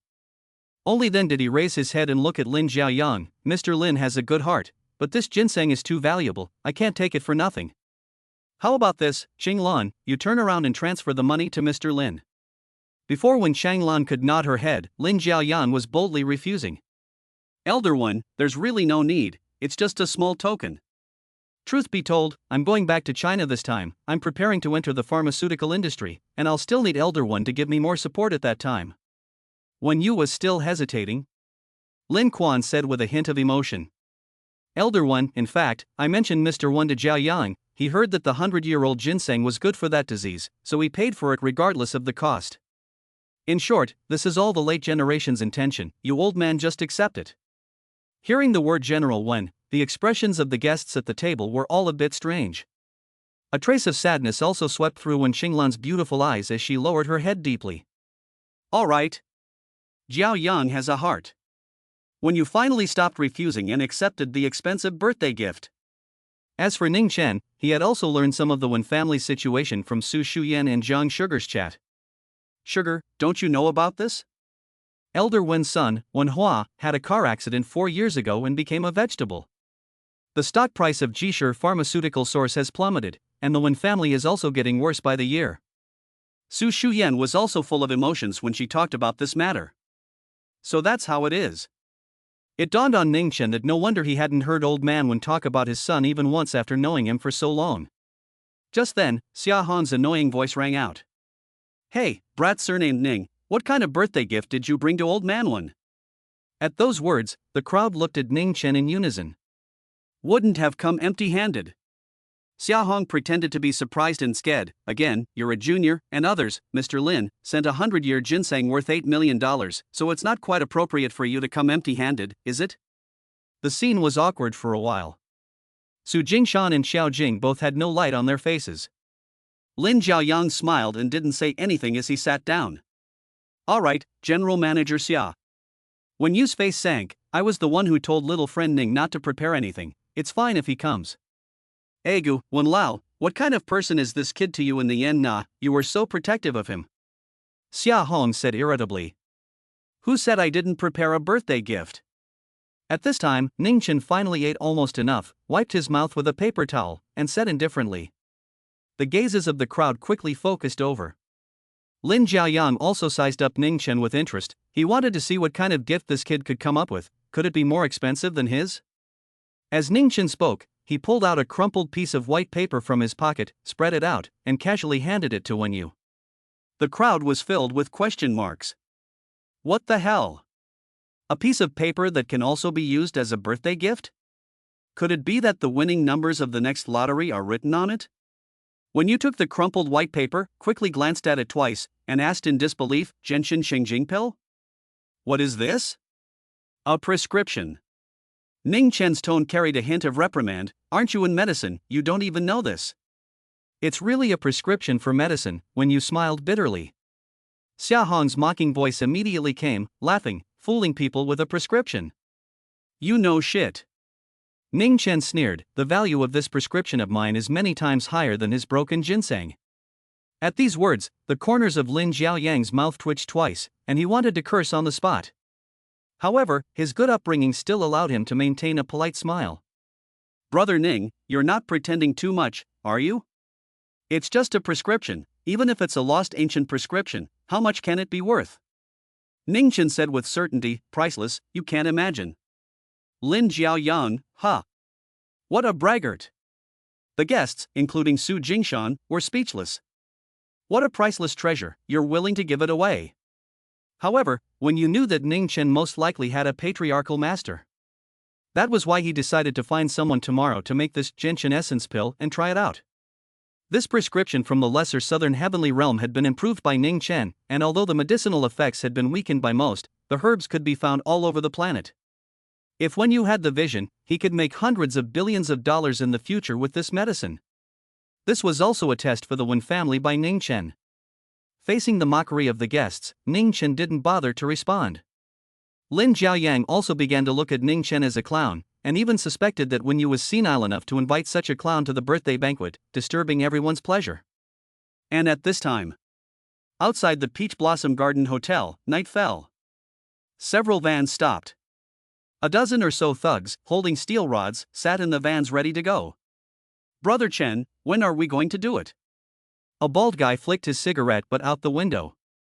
There's no rush, the birthday banquet of Elder One is being held inside. It's not too late to wait for that little bastard to come out. Chen Biao sat in the driver's seat and smoked, his face full of ferocity. Bang! He pounded his fist on the steering wheel. Damn, dare to hit my Chen Biao's son, I'm afraid he doesn't know which path my old man used to hang out in. Dagger, put up in a while, beat that kid to death for me, kill him on me. The bald head grinned, okay, brother Chen. Chapter 71, Goodbye Ikulu, Patriarch Tang Taishan. 2 hours later. One luxury car after another drove away from the hotel's gate, Chen Biao observed intently. The Su family, the Lin family, their people are gone. Good, very good. Suddenly, he saw a figure appear at the hotel's main entrance accompanied by the Wen family's master and daughter. That's him. Chen Biao pointed at Ning Chen with a ferocious look, get on. Brothers, get off. The bald man copied the throwing stick by his feet, pulled open the car door and jumped off. Clatter, clatter, clatter. A group of hooded thugs jumped out of the car and followed behind the bald head, coming in aggressively. What's the situation? The Bentley that Xia Hong was traveling in had just driven out from the underground garage when she saw the scene. At this time, the vast majority of the guests had already left. Some people tried to call the police, only to find out that there were information blockers in the vicinity, and the calls couldn't go out at all. So it's old Chen's people. Xia Hong received a text message from Chen Biao and smiled knowingly. It's good to teach that kid a lesson, let him go wild again, let's go. She didn't stay to watch, she was busy. And at this time, Ning Chen and the Wen family's master and daughter also discovered the raging group of fighters. Grandpa, be careful. Wen Qinglan hurriedly stopped in front of Wen Yu, looking at the incomers warily. Who are you people? Ning Chen asked with a frown. What kind of people? Humph, people who have come specifically to fuck you. The bald man sneered, and even reversed the throwing stick in his hand. Suddenly at this moment, Qin Fen rushed out of the hotel's front door with a few security guards, stopping in front of Ning Chen. Brother, go quickly, we'll hold back here. Ning Chen looked at this person inexplicably. Who are you? Do I recognize you? I know you on the line. Aya, where are you so full of crap, go. Qin Fen said in a fury, thinking that if it wasn't for Yi Shao's orders, you think I'd be happy to protect you? Looking for death. The bald man's eyes were hard. Go, beat them to death. A dozen of beaters were about to go forward. Suddenly, a hurricane and a strong light was approaching. The sound of whirring helicopter rotors appeared above the sky. Crap? What the hell? The bald man raised his head with a shocked face. Everyone was stunned. Even Wen Yu wasn't sure what had happened. A helicopter that actually appeared over the city? Brother Blade, someone jumped down. At this moment, a good-eyed junior exclaimed. Bullshit. The bald head cursed, but unexpectedly, a black shadow fell straight down from the sky, thud. With a loud bang, it smashed into the square in front of the hotel. The cement slab was smashed through, cracks spreading out dozens of meters. Everyone was stunned, except for Ning Chen. How did he find it? Ning Chen glanced inside the helicopter's cockpit and frowned darkly. This Nima, Superman? Chen Biao, who was sitting in the van, nearly blew his eyes out when he saw a person jumping down from 100 meters in the air. The person who jumped off the plane was a burly man in a black lab coat. He bent his knees and jumped up a dozen meters and landed on the ground. The crowd stared blankly. Soon, the helicopter landed, and a young man with a handsome appearance and dressed in ancient clothes walked out from the cabin. Young master. The burly man came to his side and bowed. The youth in ancient clothes simply nodded his head, then with immense excitement, he quickly walked over to Ning Chen. Young Master Yi, is it really him? He's the one you're looking for? Qin Fen ran over. Yi Kulu nodded at him and patted his shoulder again to show his gratitude. Too excited. Too damn excited. After searching for more than 4 months, he had finally found this great Buddha in front of him. This time, he would say anything to learn from his master. Are you the young master of the Yi family, Yi Kulu? When you stared at the costumed youth for half a day before he suddenly gasped and shouted out his name. Unbridled. The burly man reprimanded in a deep voice. Patriarch. Forgive me. When you hurriedly retreated 2 steps and bowed in apology. What? Patriarch? When Qinglan's pink lips were wide open, enough to stuff an apple in. This person who jumped out of the airplane was a martial arts patriarch? Uncle Tang. Yi Gulu hurriedly reprimanded, Martial King is present, do not make a fuss. Yes, young master. Patriarch Tang bowed and saluted, but always looked at Ning Chen with a very skeptical gaze. Such a little brat, a martial king? Heh, his own young master must be crazy and have his head bashed in. Senior, Yi Gulu mustered up his courage. You're recognizing the wrong person. Ning Chen shook his head and wanted to leave. No, I'm not, it's you. Yi Gulu circled around in front of Ning Chen and said with a face of conviction, Tokugawa. Shut up. Ning Chen glared at him without a trace of anger, if you dare to talk nonsense, I'll strangle you. Wen Yu's entire being was confused from the inside out. This was the head of the 7 prefectures family, the Yi family's young master. How did Ning Chen dare? One must know that the Yi family, as the #1 family in the south, had more than one patriarch in their clan. Patriarch Tang's brow also furrowed darkly as he heard the words. To threaten to strangle their young master in front of him, was he not putting him, Tang Taishan, in his eyes? Fine, don't say it, don't say it. Yi Gulu saw Ning Chen's unwillingness to be exposed, then added.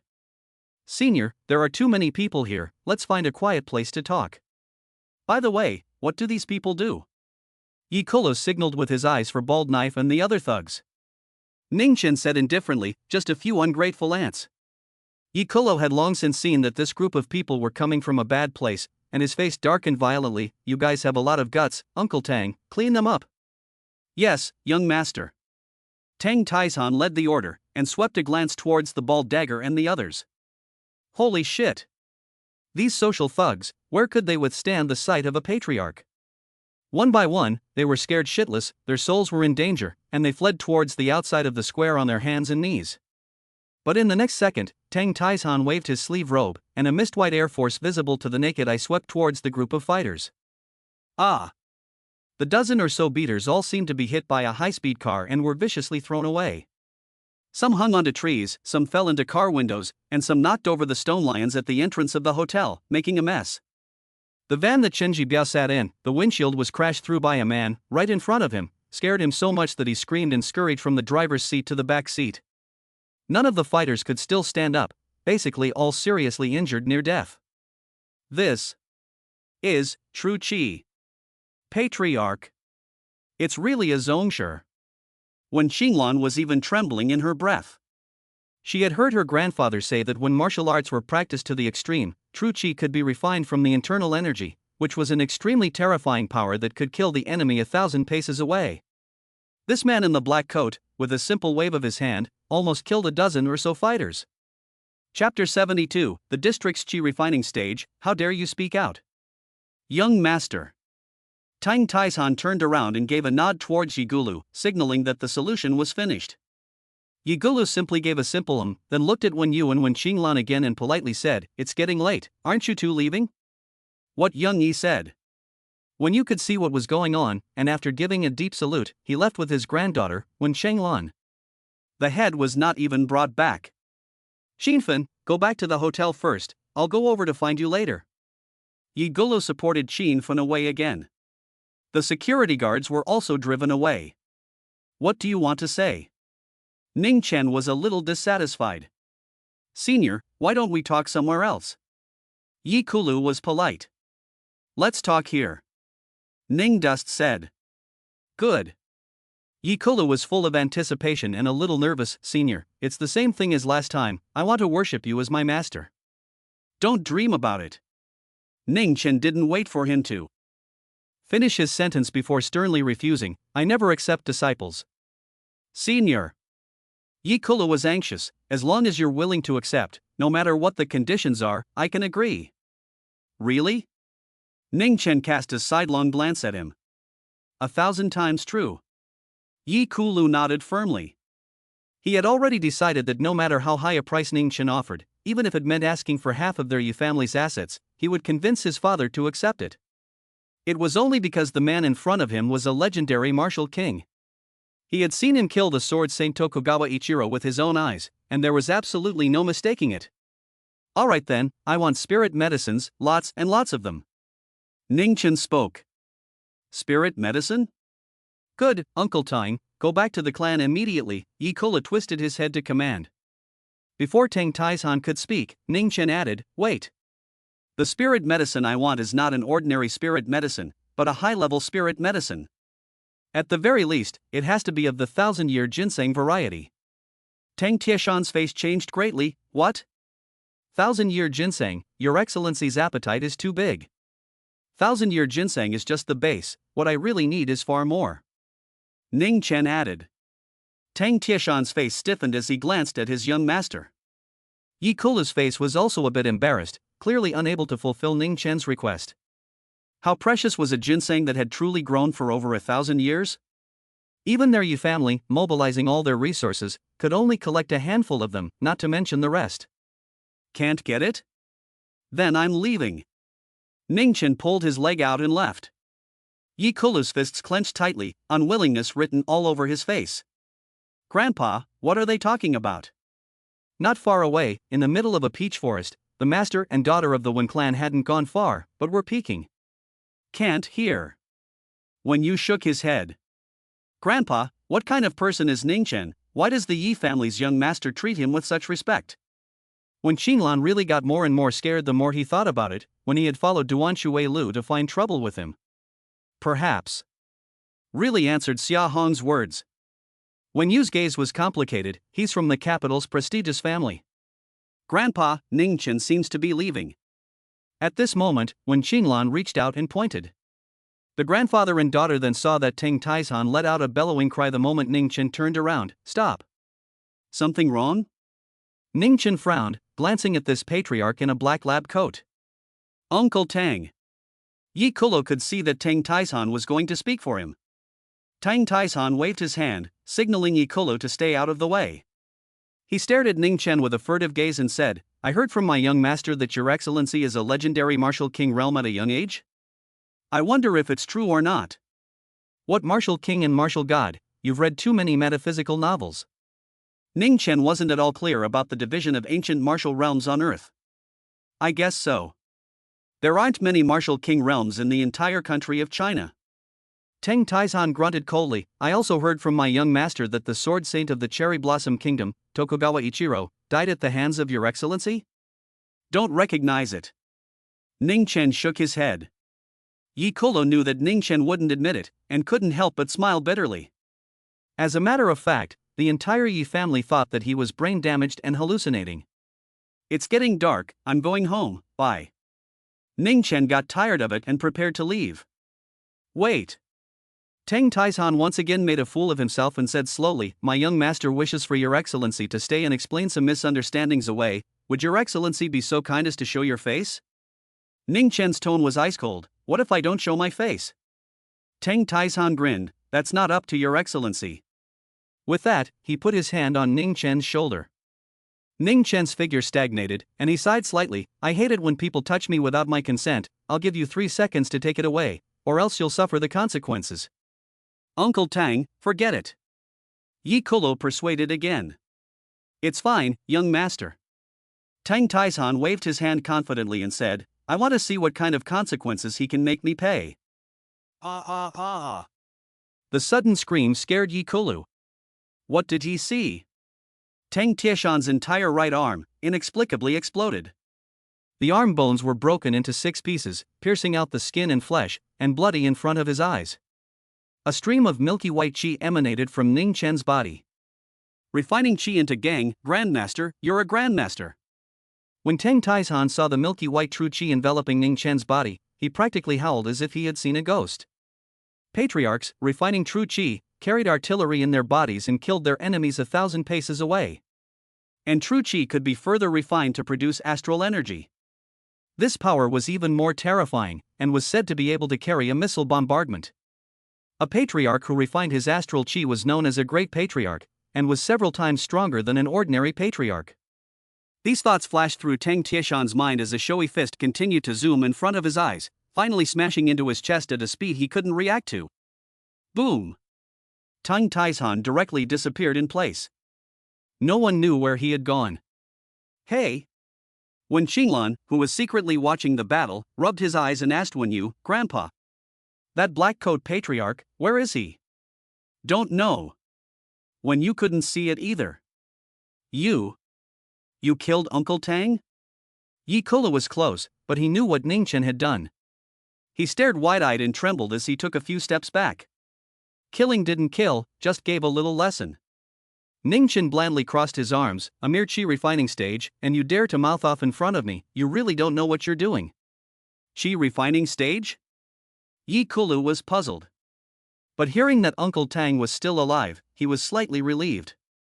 If you can collect some high-level spirit medicines, I can consider taking you on as a registered disciple, otherwise don't dream of it. After Ning Chen finished saying this, an online car slowly pulled up to the side of the road.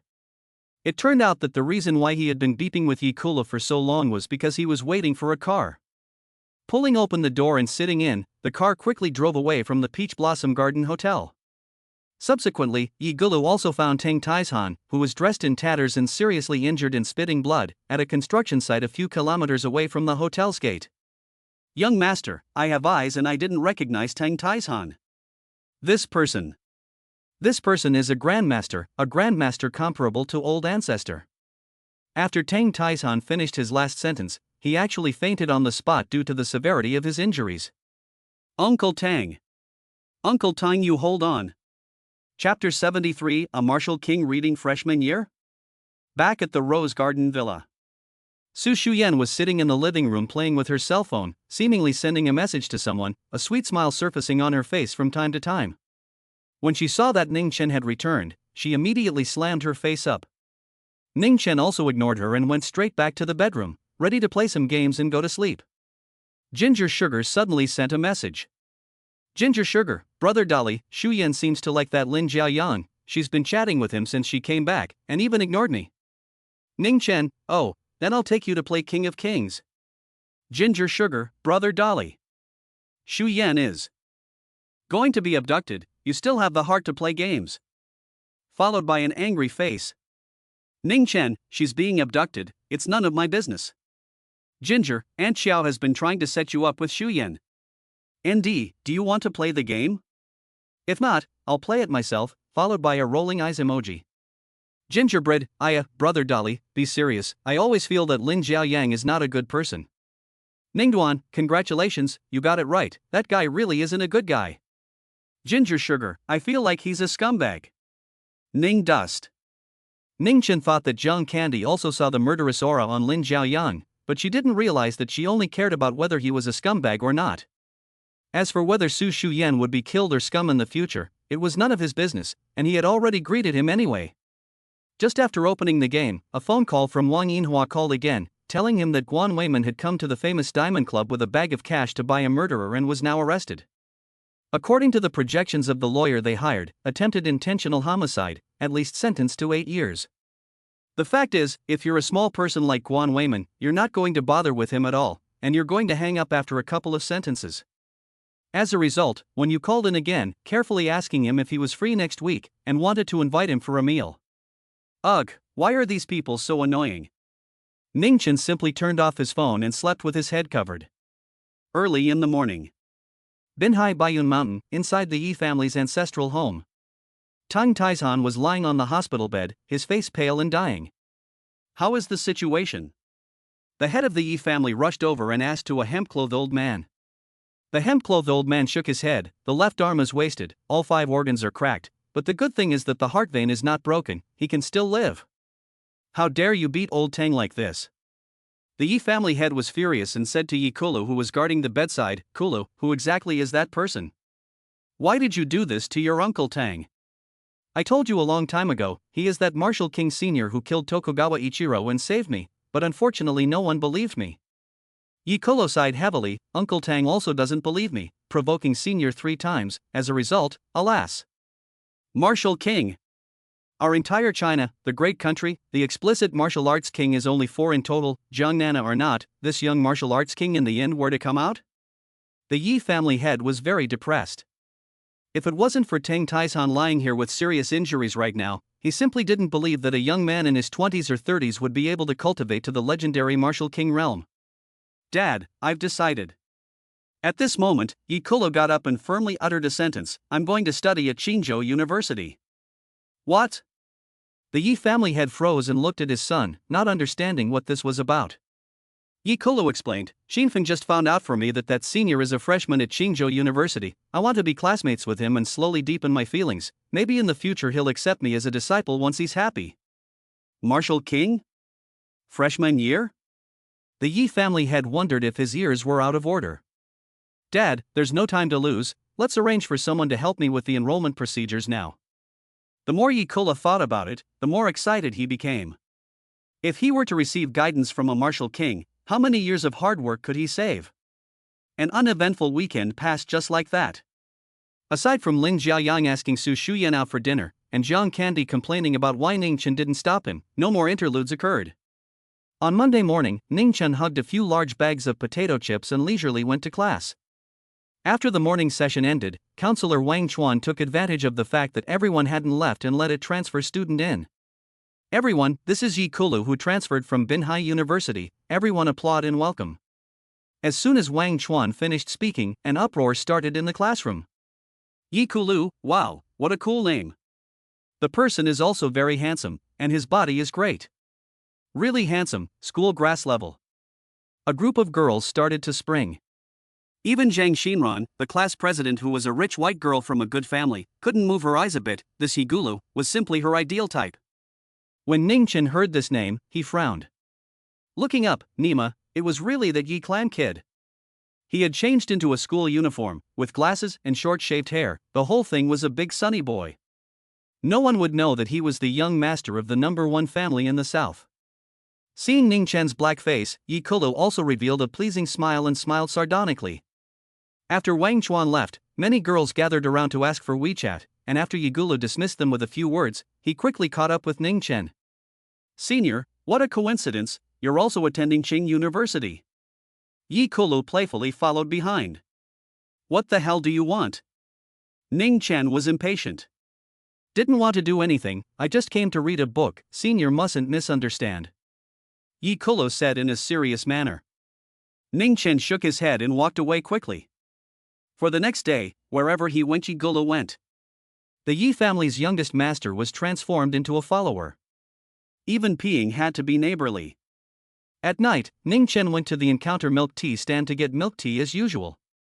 Although Yi Kulu was an inner-strength martial artist who could go for months without eating, his mouth was craving for it when he returned to campus.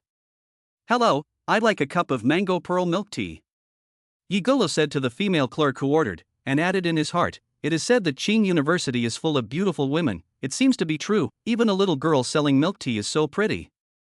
Excuse me, student Ji, please go to the back and line up. Su Yanyan recognized that this was the transfer student from the morning, so she said politely. Why doesn't he need to line up? Yi Kulu froze and asked, pointing at Ningchen. Gulp, Ningchen was drinking milk tea and ignored him. Jiang Ying, who was on the side, laughed, classmate Yi, late night and Ningchen's relationship is not ordinary, don't you think so? Ying, don't talk nonsense, there's nothing between me and Ningchen. Su Evening Night hurriedly clarified, and even stole a glance at Ningchen. Ningchen had already finished a cup and was drinking a second cup. Crap, could it be Master Mother? Yi Kulu's heart shook, his gaze towards Su Evening Night instantly underwent a huge shift, and cold sweat even seeped out behind his back, fearful. He had just thought, it's not easy to return to the university campus, how about picking up a girl for fun? Luckily, he hadn't paid the actual action yet, or else he would be dead. Okay, senior mother, I'll go queue up now. After Yi Kulu finished speaking, he headed to the back. Chapter 74, Beat this bully-eating dog to death. Wrongly, what did he? He just called me? Su Evening Night was confused. The two girlfriends also shook their heads, not having heard. Ningchen glared at Yi Kulu, then pointed at the 20 cups of milk tea by the milk tea stand and asked, can I drink these? Not this one. Su Evening Night rarely refused him, these were ordered by someone else, let's make them for you to drink next time. Oh, forget it then. Ningchen threw the 2 cups of milk tea he had finished into the trash can and patted his butt in preparation to leave. Drinking so much milk tea every day, you're not afraid that something will happen to your body. Jiang Ying and Su Ronli jabbered behind them. Just then, a youth wearing a duck-tongued cap walked over to the milk tea stand and asked, I reserved 20 cups of milk tea this morning, is it done yet? Done, a total of $160. Su Lianxian looked at him with an enthusiastic service attitude. Oh. The duck-tongued youth bent down and picked up the 20 cups of milk tea, then took out his cell phone and shook it in front of her, bullishly saying, "We are the self-media that do the food scouting in the university city. We have more than 800,000 fans on Jitterbug, so let's help you publicize it, and the money will be exempted." Su Lianxian did not react for a moment. Does this person want to eat a bully? Sorry, classmate. Su Evening Night hurriedly stopped him. You haven't paid yet. No, you don't understand Chinese, ah? The duck-tongued youth revealed a look of impatience. We are doing store scouting. Jitterbug has more than 800,000 fans, casually helping your broken milk tea stall to publicize, bringing in more than 106 profits, and it's free. I haven't even managed to ask for money. Su Yuanyan was speechless. What is this person na? When did I ask you to publicize? No one is allowed to leave. Jiang Ying and Su Rongli hurriedly put down their hands and ran out from the stall, stopping the duck-tongued youth. Pay the money. That's right, want to eat a king's dinner? Whatever you explore the store or not, you must pay for what you buy. These days, there really are all kinds of people. Many students helped to fight. Yi Kulo's eyes lit up, also felt that he had a chance, so he excitedly rolled up his sleeves and prepared to go up to heroically save the beauty. Ah no, heroically save the teacher mother. Visiting stores are not paid, do you understand? The duck-tongued youth was full of displeasure, threw the milk tea to the ground, and began to brag again. Usually those hotels, restaurants, are begging us to do publicity in the past, after the matter also give us publicity fees, now free to help you this broken milk tea stall publicity, you are not happy? Even a few cups of milk tea are not willing to give away, deservedly you can't even afford to rent a store, I'll be damned. Duck-tongued youth said more and more angry, a stretch of the neck, actually spit a mouthful of phlegm to the milk tea stand above. Miscellaneous brand milk tea, I do not want it, cut. After saying this, he pulled his leg and wanted to leave. Excessive. Su Evening Night they were furious. His grandmother's. Yi Kulu was also furious, and was about to go forward to teach the scum a lesson. Suddenly, a clear and beautiful silhouette swept in, and kicked the duck-tongued youth on his back. Ah hiss. Who is it? Who sneak attacked me? The duck-tongued youth grinned in pain, and managed to get up from the ground, but was again gripped by a small white hand in his hair and dragged all the way to the milk tea stand. Wipe it clean. An icy cold female voice came, carrying no doubt. It's Ancient Martial Arts Club's senior sister one. School sister one is great. Beat him to death, beat this bully dog to death. The students cheered. The three of them, Su Evening Night, also cast a grateful gaze towards Wen Qinglan. The duck-tongued youth originally wanted to resist a bit, but as a result, Wen Qinglan was incredibly strong and slapped him a few times, finally subduing him. He wiped the spit up with his sleeve and then bought those 20 cups of milk tea before fleeing the Qing University campus in a mess. Isn't this the girl I ran into the other day? Yi Gula recognized Wen Qinglan and secretly cursed her for stealing his credit. Sister One, thank you. The three of them, Su Evening Night, came to say thank you. Wen Qinglan simply waved her hand, signaling that it was nothing. Ning Chen was watching the show from a short distance away. She quickly walked over and carefully asked, Mr. Ning, Grandpa has prepared a dinner party at home, would you be so kind as to show your face? Ning Chen thought for a moment and asked gravely, is there any good food? Wen Qinglan smiled like a flower, of course, it's only not worse than the day of the birthday banquet. Ever since they knew that Ning Chen was a foodie, the Wen family had been trying to find top-notch ingredients and then hire top-notch chefs just to entertain him. Then what are we waiting for? Ning Chen rubbed his stomach, it just so happened that he hadn't eaten dinner yet. After the two of them left in company, Jiang Ying worriedly said to Su Evening Night, it seems like senior sister Wen went to have dinner with Ning Chen, they're not in love, are they? I don't know. Su Evening Night lowered her head, there was unhidden sadness in her eyes. Wen Qinglan brought Ning Chen all the way to the outside of the school. A Rolls-Royce Phantom was parked at the entrance. After Ning Chen got into the car, Wen Qinglan suddenly realized that there was someone standing behind her, she turned around and was startled. Yi Xiao? Wen Qinglan thought she had misread. Just call me Student Yi. Yi Kula waved his hand, what's your name? Back to young Yi, my name is Wen Qinglan, my grandfather is Wen Yu. When Qinglan clasped his fists and bowed 90 degrees, his breathing became ragged. The school entrance was extremely crowded, and the students cast strange looks. Ugh, it's all been said, no need to be formal. Yi Kulu impatiently helped her up. The Wen family seems to have heard of them. They used to be famous in Qingzhou, but it seems like there hasn't been much movement since then. Yes, Yi Xiao. Oh no, Yi students. When Qinglan nodded her head like a chicken pecking at rice. Her brain was simply messed up into a pot of porridge. How could the head of the 7 prefectures family, the young master of the Yi family, appear at Qingzhou University? What in the world was going on here? Miss Wen, where are you planning to take Elder Ning? Yi Kolo asked again. Senior Ning? Ning Chen? When Qinglan froze for a moment, take him to my house for dinner. Dinner? Great, I happen to have not eaten. I wonder if I can dine at your house? Yi Kolo said without any skin. What? When Qinglan was going to be scared to death. She hurriedly bowed, sidestepped, and reached out, all in one go. Young Yi, please get on the car. Good, you're a friend, I've made it. Yi Gulo smiled brightly as he pulled open the car door and sat up. Yo, Senior Ning, what a coincidence, you're also going to the Wen family for dinner. Boom. Before the greeting was even finished, the titular Yi family's youngest master was directly kicked out of the car. Wen Qinglan. Chapter 75, The Divine Effect of Genshin Xingjing Pill. Never in a million years did he expect that Yi Kula would end up going to 9 Streams Manor. But instead of going in a Rolls Royce, he inquired about the location himself and took a taxi there. Wen Yu was simply shocked and delighted to learn that the Yi family's eldest young man had also come as a guest, and ordered the kitchen to make some more dishes. Martial artists generally had large appetites. After 3 rounds of wine and 5 flavors of food, Wen Yu asked Wen Qinglan to fetch a bank card and handed it to Ning Chen with a smile. Yi Kolo sipped a cup of aged sword Nanchun, quietly looking at Ning Chen and the others, and didn't make a sound. What's this for? Ning Chen swept a glance at the bank card and didn't bother to pick it up. Mr. Ning, this card has $50 million, the password is 6 9s, you can take it.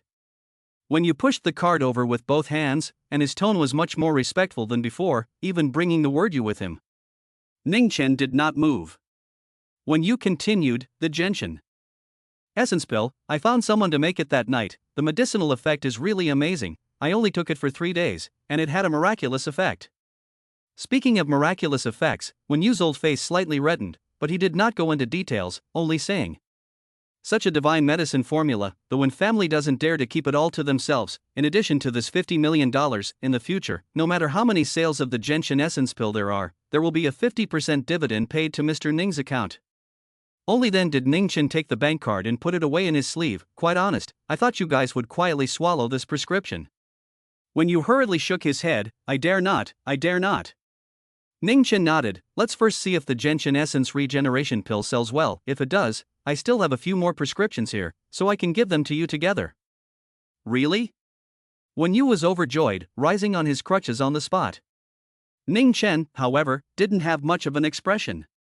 The Genshin Essence Regeneration Pill was nothing more than an ordinary medicinal formula that he had spent 1 session improving. He even held the secret formula for mass-producing Qi refining stage, Zongshi, battle power. It was also possible for a cultivator who had been trapped in the Qi refining stage for many years to successfully build a foundation within a month, and this was the means of a Yuaning stage cultivator that mortals could never imagine. At this time, Yi Kula suddenly opened his mouth. Elder One, what is the Genshin Xingjing Pill? How come I've never heard of it before? This voice, Wen Lao, called Wen Yu's heart warm. He explained, Young Yi, the Genshin sperm pill is a tonic medicine made by Old Man based on one of Mr. Ning's ancient prescriptions, and although it hasn't passed clinical testing yet, based on Old Man's many years of experience in the deep-rooted pharmaceutical industry, this medicine is extremely effective in nourishing yin and tonifying the kidneys. It far exceeds those mundane medicines on the market. The Old Man has only been taking it for 3 days, and I feel like I've returned to my prime. Cough cough. Yi Xiao, you know. When you coughed a little embarrassed. When Qinglan stood to the side, her face reddening, so she can only pretend that she didn't understand. Really? Yi Kulu's eyes widened. When Yu was 80 years old, taking medicine for 3 days and returning to his prime? His first thought was that it was a poison that squeezed one's potential, with great side effects. But linking it to Ning Chen's terrifying cultivation, he also looked at Wen Yu's flushed face. He slowly calmed down, and after thinking for a while, he said, Elder One, can you give me some gentian essence regenerating pills? When you was stunned, Yi Shao, you are young, how? Why do you need to take this kind of medicine? Put. Yi Kulu almost sprayed rice. As a man, he desperately defended, don't talk nonsense, I just want to try the medicine, if it's really as magical as you say, the Yi family can invest in this project. What? Wen Yu was shocked and stood up from his seat once again. When Qinglan also stared with wide eyes, even more surprised than hearing that Ningchen still had a few ancient medicinal prescriptions in his hands. If it's true, my Wen family may not be unable to return to the throne of the #1 family in Qingzhou. When Qinglan was so excited that her delicate body trembled gently. When you acted cautiously, and busily went to ask Ning Chen's opinion, Mr. Ning, you see this? I have no opinion. Ning Chen said directly, anyway, I'll be responsible for coming up with the prescription, how to sell it, that's your business, just remember to give me a cut. Good. When Yu's old face smiled into a chrysanthemum. Yi Kulu also made a yay gesture in his heart. Victory gesture, finally drawing a little closer to Elder Ning. As for the Gentian Shengjing pill, he actually didn't put much stock in it. Ancient medicinal formulas, their Yi family also had plenty of them. Qinglan, Grandpa is happy today, let the kitchen add some more dishes. Grandpa is going to get drunk with Mr. Ning, Yi Shao. Wen Yu was glowing, smiling as he instructed his granddaughter. Grandpa, don't forget about that matter When Qinglan whispered, stealing another glance at Ning Chen before walking away. It was gradually getting dark. Ning Chen had also eaten almost enough. As he was about to leave, Wen Yu said, Mr. Ning, young Yi, if you don't mind, stay at my place tonight. Yi Kulu was indifferent and invited Ning Chen with his eyes. Ning just ignored him and said to Wen Yu, old man Wen, if you have something to say, just say it, don't beat around the bush, I hate riddlers the most. Well. Wen Yu didn't expect that Ning Chen had already seen it, so he said awkwardly, has Mr. Ning heard of my son, Wen Hua? Ning Chen shook his head, never heard of it. When Qinglan stood to the side, silent, her clear and pretty face carrying a bit of sadness. He is my only son, and Qinglan's father. When you recounted, Hua is a 1-in-a-million business and martial arts prodigy, with both amazing business talent and very strong martial arts roots, cultivating internal energy at a young age and laughing at the martial arts world of Qingzhou. I once thought he would lead the Wen family to a new height, but a sudden car accident turned him into a vegetable. Wait. Yi Kulu suddenly interrupted rudely, an inner strength martial artist had a car accident and was turned into a vegetable? What a joke. An inner strength martial artist's nerve reaction was close to the speed of sound and could easily dodge bullets. Could the youngest master of the Wen family have been hit by a fighter jet? A few veins gradually burst out on Wen Yu's drunken face. Only to hear him gritting his teeth, he said, Yi Shao is right, Hua was actually not in a car accident, but was injured by an expert. That person used very cruel martial arts to break his limbs and heavily injure his brain, turning him into a vegetable. When Qinglan heard these words, her yao nose began to sour and tears began to well up in her eyes. I see, is it an enemy seeking revenge? Yi Gulu asked. I don't know. When you shook his head, for so many years, in order to search for the murderer and treat Hua, the Wen family has almost dispersed their family's wealth, and their stock price has fallen again and again. So, you want to ask me to make a move and cure your son? Ning Chen didn't dilly-dally anymore and directly picked up on the subject. That's right. Wen Yu nodded his head in acknowledgement. When Qinglan also mustered up hope and looked at Ning Chen with a pair of pretty eyes that glistened with tears. Let me take a look at the situation first. Soon, Wen Yu led Ning Chen to the backyard of the Nine Streams Manor. Inside a spacious bamboo house, Ning Chuan and Yi Kulu met the youngest master of the Wen clan. There were servants who took good care of him, and although Wen Hua had been lying down for 4 years, he was very well groomed and handsome, and he looked as if he had fallen asleep. Chapter 76 I won't tell you. Master, can it be cured? Yi Kulu came over and asked. Fuck off to the side, who's your master? Ning Chen glared at him before shooing him out. Ning Chen sat on the edge of the bed and carefully observed Wen Hua's condition for a while before spitting out 2 words, it can be cured. What? The Wen family's master and daughter stared wide-eyed. I said, I can cure your son, but I'm going to take 70% of the dividends from the Gentian sperm pill including the future drug program. Ning Chen said. Alright, no problem. When you didn't think twice. Mr. Ning, can you really cure my dad? When Qinglan cried, large tears had overflowed his eyes. It's not too late for you to cry when he wakes up. Ningchen said, you guys go out, remember, no one is allowed to come in or snoop without my order. In case the treatment is delayed, the consequences will be your own. Yes. When you replied with his mouth full. Before reaching the door, Ning Chen remembered something. Right, get me a cell phone charger.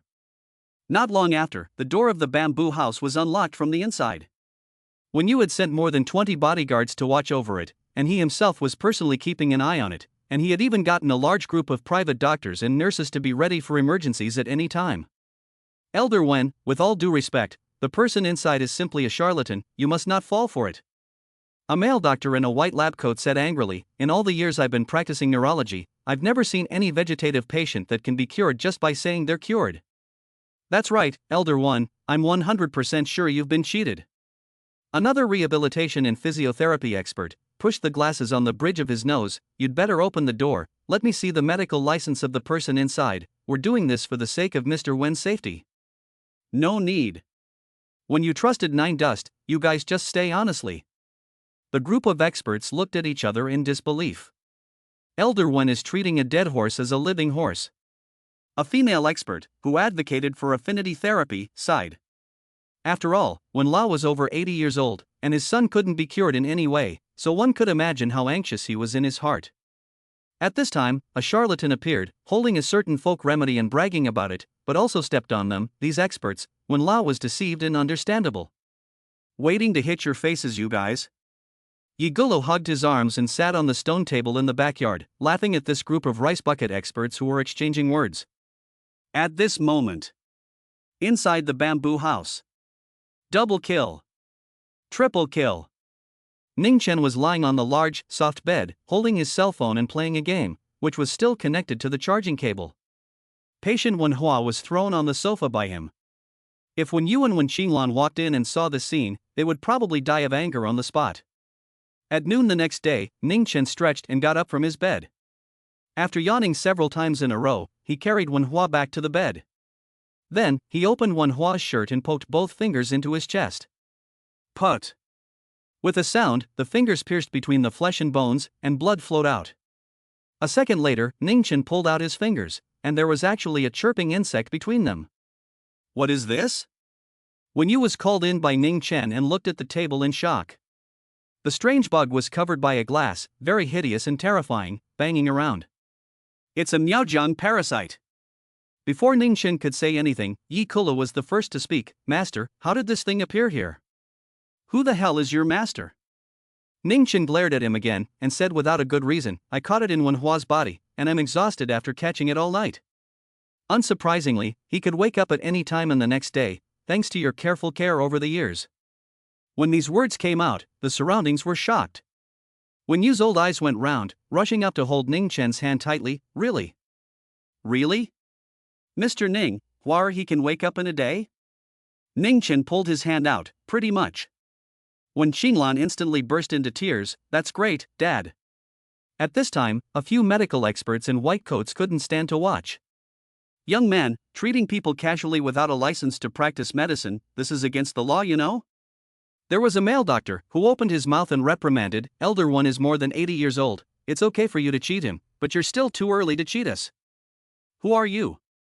Nine Dust swept a disgusted glance at him. Is there a place for you to speak here? What did you say? The male doctor was furious, and then he began to lay out his credentials. I'm the attending neurologist of the city's first hospital, a graduate of Mayo Medical Center, and one of the medical experts hired by the Wen family. Do you think there's any room for me to speak? Ning Chen laughed. So many titles, what's the use? Have you cured Wen's son? Taking money and not doing anything. If I had, I would have blown you all away long ago. You! The dozen or so experts burst into a rage, all casting angry glances at Ning Chen, itching to tear him alive. Make it sound like you can cure it. The male doctor snorted coldly. Perhaps the room was too noisy. Wen Hua, who had been lying in bed for 4 years, had his consciousness awakened bit by bit. He opened his hazy eyes and looked around in confusion, then he opened his lips and tried several times before he weakly shouted out, Dad. This cry silenced the noisy room. Everyone turned their heads and stared blankly at the man who had awakened on the bed. Dad, Xinglan. Wen Hua's face was pale, his chest was bandaged with gauze, and while a smile hung on his face, 2 lines of tears flowed down from his eyes. In the next second, Wen Yu and Wen Xinglan jumped to the bedside, crying into tears. Hua! Dad! Wo wo! The family of 3 cried into tears. Yi Kolo stood beside Ning Chen and said with a smile, "Master, awesome." Ning Chen still didn't give him a good face. "Get lost. How is this possible?" The male doctor who had just posed for seniority was currently holding his head, looking at Wen Hua and then Ning Chen with a shocked expression. "How did you? You do that?" "Not telling you." Ning Chen smiled beatifically and turned to leave. "Master, wait for me." Yi Kolo followed closely behind. The group of experts in the room, as you looked at me and I looked at you, were all instantly a bit skeptical of life and their professional abilities. Afterward, when Xinglan stayed behind to accompany Wen Hua, and when you came to the front hall, his old eyes red and swollen as he kept thanking Ning Chen. "Mr. Ning, thank you, thank you. From now on, the Wen family is your family, and you are our Wen family's greatest benefactor." The old man was almost about to kneel down for Ning Chen. In his eyes, Ning Dust had spent the entire night, staying up all night, to help cure his son. This favor was overflowing. It's just that it took some energy. Ning Chen waved his hand. "If you really want to thank me, help me collect some spirit medicines." Wen Yu's eyes lit up. "Spirit medicine?" Ning Chen nodded. "Yes, the more advanced the spirit medicine, the better, but at worst, it should be 1,000-year ginseng, anything lower would be useless." Wen Yu immediately said, "Our Wen family has a piece of ancestral lingji that was passed down from the Western Zhou. Would Mr. Ning like to follow me to the pharmacy to take a look?" Chapter 77, Phoenix Brain Ganoderma. A lingji passed down from the Western Zhou? Ning Chen froze for a moment. "Really, it can't be from last week." "Last week?" Wen Yu cried and laughed. "Don't worry, Mr. Ning, I can guarantee that when I was little, my grandfather told me that this is the heirloom of our Wen family. That hasn't been around for a few generations. Forget it, take me to see it." Ning Chen didn't have much hope. He then followed Wen Yu to the cellar in the backyard of 9 Streams Manor. The cellar had several floors, and it was brightly lit all year round. Walking down the stairs, Ning Chen realized that there were many glass safes embedded in the walls of the cellar, which stored a single piece of antique. These antiques, Ning Chen had seen them all before in the manor hall. Needless to think, these in the cellar were the real ones, and the ones displayed in the hall were fakes to prevent thieves from stealing them. Soon, Wen Yu brought Ning Chen inside a storehouse. There were many small drawers on the walls of the storehouse. Wen Yu moved a ladder and personally took out a brocade box from a certain drawer on the topmost floor. "Mr. Ning, this is the heirloom of our Wen family." Casually accepting it, he opened it, and a piece of blood-red, brain-like Ganoderma lying in yellow silk, emitting an ancient and strange fragrance. A flash of surprise instantly lifted from the bottom of Ning Chen's eyes. "This is the 1,000-year-old portion of the Phoenix Brain Ganoderma?" Plop! Plop! Ning Chen's heart quietly skipped a beat. In the past half a year since he had returned to Earth, he had never been so excited. This was because this piece of Ganoderma named Phoenix Brain Ganoderma could help with his injuries. "Mr. Ning, our Wen family's ancestors were great doctors, and this strange Ganoderma was accidentally obtained by our ancestor in the mountains, and over the years, I've searched through medical books and consulted many people, but I still don't know what kind of Ganoderma this is." Wen Yu said from the side. "This is the Phoenix Brain Ganoderma." Although Ning Chen was pleasantly surprised in his heart, he camouflaged it well and his face was calm and unruffled. "It's hard to see this kind of herb in the secular world. Where did your ancestor find it?" "My grandfather didn't tell me about this." Wen Yu replied, "If Mr. Ning needs it, I can go and look through the clan records." "Alright, you go then." Ning Chen closed the lid of the brocade box. Wen Yu laughed dumbly and bitterly. He had thought that Ning Chen had asked casually. The Wen family's clan records over the generations were as vast as a sea of smoke, and he didn't know how long he'd have to go through them. But since his benefactor was in need, he was naturally obliged. "In the future, if there are still spirit medicines, remember to contact me." On his way out, Ning Chen instructed, "As long as you can find a Phoenix Brain Chi of this caliber, I can fulfill one of your Wen family's wishes." "Fulfill a wish?" Wen Yu froze. Ning Chen's current tone was like the mythical Aladdin's lamp, as if he could really fulfill all his wishes. In fact, it wasn't too far off. What was the difference between a Yuaning stage cultivator and a god to a mortal? Alright, Mr. Ning, I'll use all of the Wen family's resources next to search for the spirit medicine you need. Wen Yu nodded his head in agreement, then asked, do you have any thoughts about that parasite in Huar's body? Things like parasites don't usually burrow into the human body on their own, 80% of them are planted by enemies. Ning Chen held the brocade box and said, think about what people your Wen family has messed with. Enemies. There was both anger and confusion in Wen Yu's eyes. My Wen family has never been one to make peace in the business world, and has rarely clashed with anyone. Just what kind of people are so vicious? Ning Chen shrugged. This was something he couldn't help.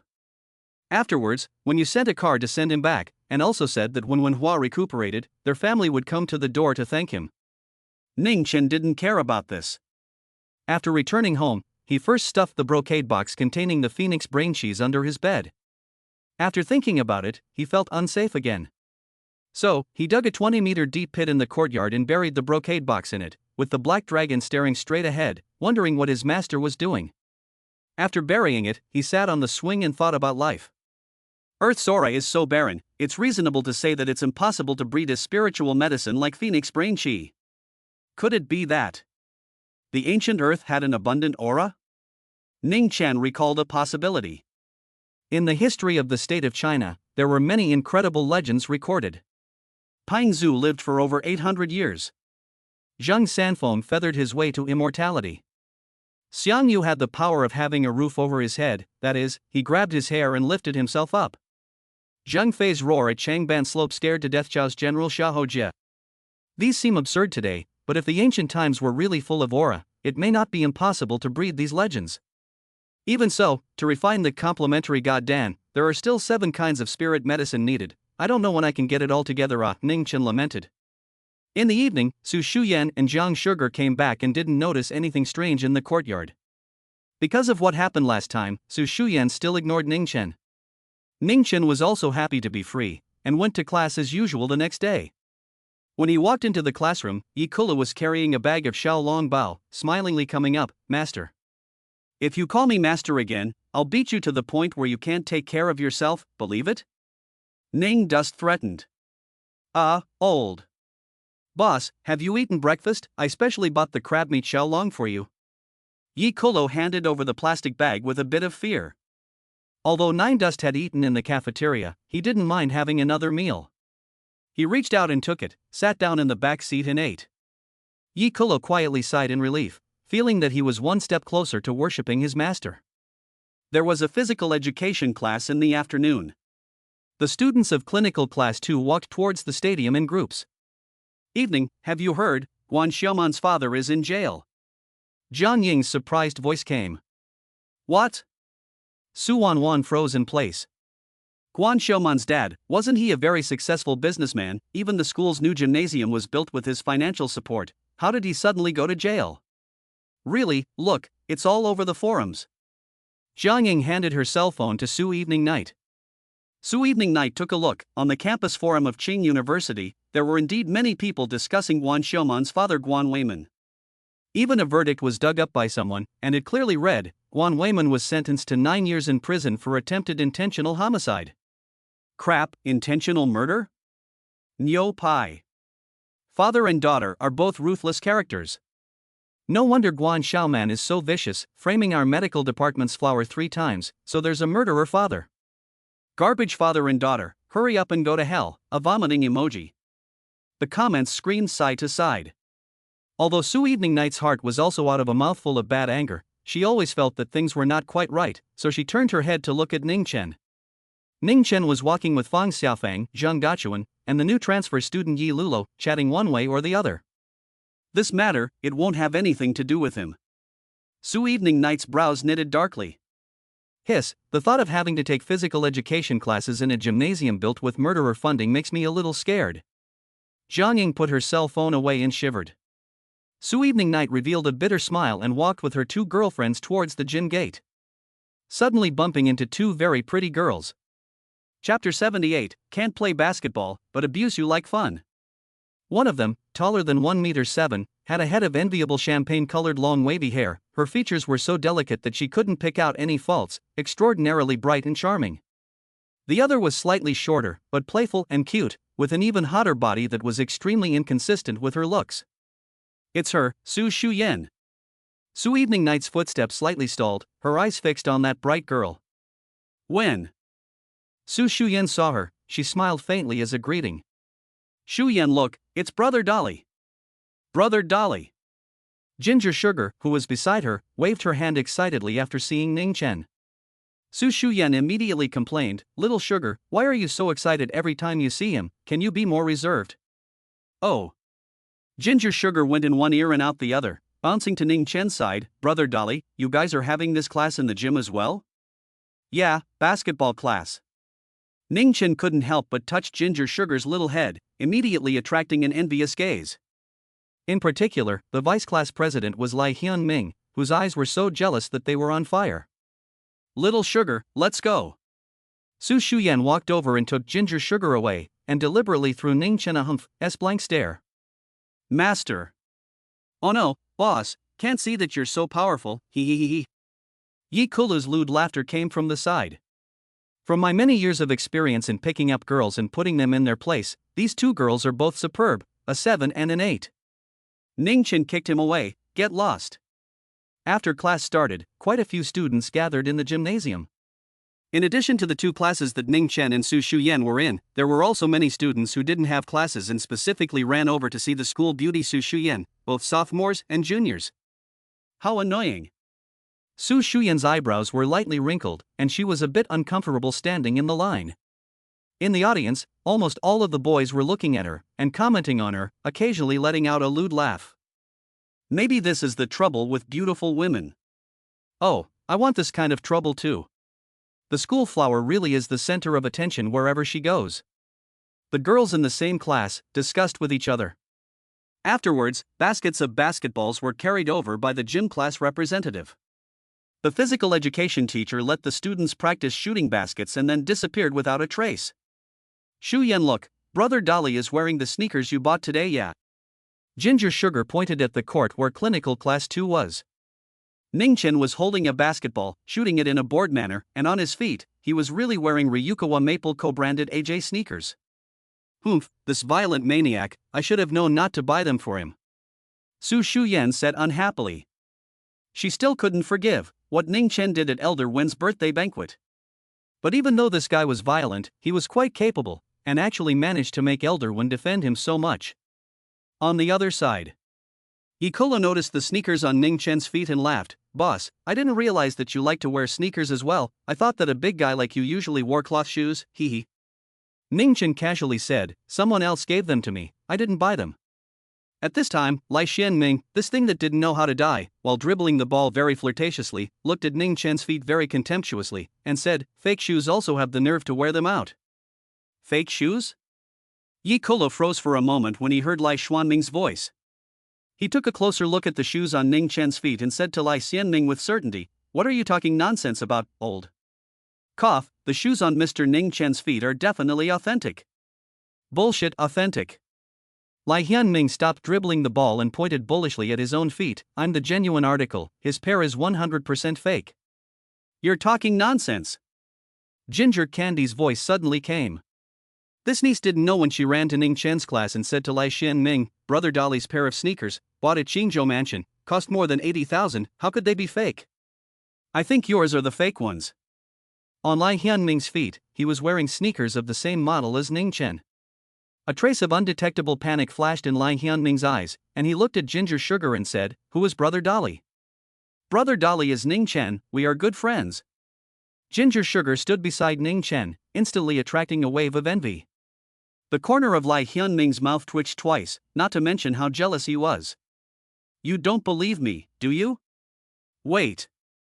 Ginger Sugar picked up her cell phone and sent a message to Su Shuyan, asking her to send over a screenshot of the payment record for the shoes she bought some time ago.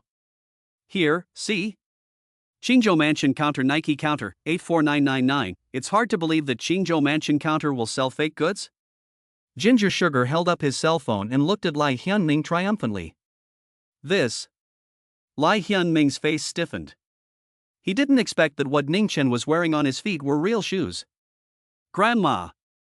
$85,000, so schoolgirl Jiang is a rich second generation, too rich. So envious. They're a couple, right? It's too outrageous to send such expensive shoes between friends.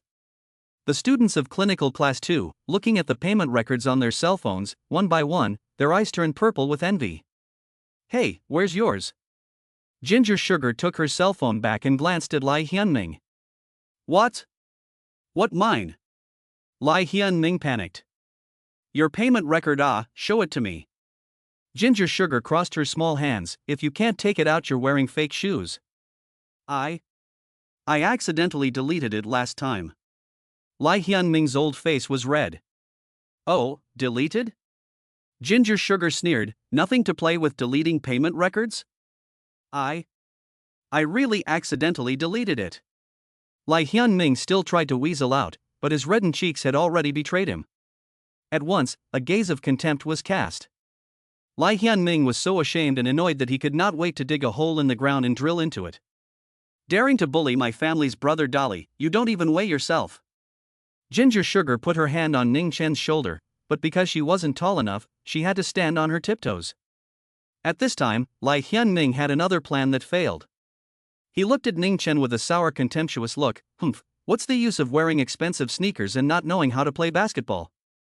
Ginger Sugar didn't expect this guy to come on strong, and gasped, who said brother Dolly doesn't know how to play basketball?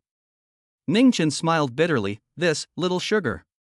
I really don't know how to play much. Ha, I told you. A smug look appeared on dazzling Lai's face. He intentionally brought a ball, and then dribbled it in the crotch in a fancy way, and also said at the same time, what's the point of not being able to play and wearing such a good basketball shoe, doesn't it spoil it? What shoes our brother Dolly wears is none of your business. Ginger Sugar took Ning Chen's arm and said angrily, brother Dolly, don't pay attention to this lemon spirit, let's go. Don Lai was laughing when she suddenly heard Ning Chen say, although I don't know how to play basketball, abusing you is just like playing. What?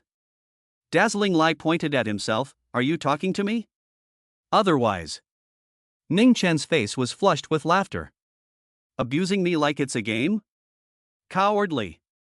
Lai Hyun-ming sneered, do you know that I'm on the varsity basketball team? Chapter 79, give me back my clothes. You're the NBA's, I can still abuse you. Ning Chen laughed slightly. Ha ha ha ha ha. Ning Dust can really brag. A chorus of laughter came from the surroundings.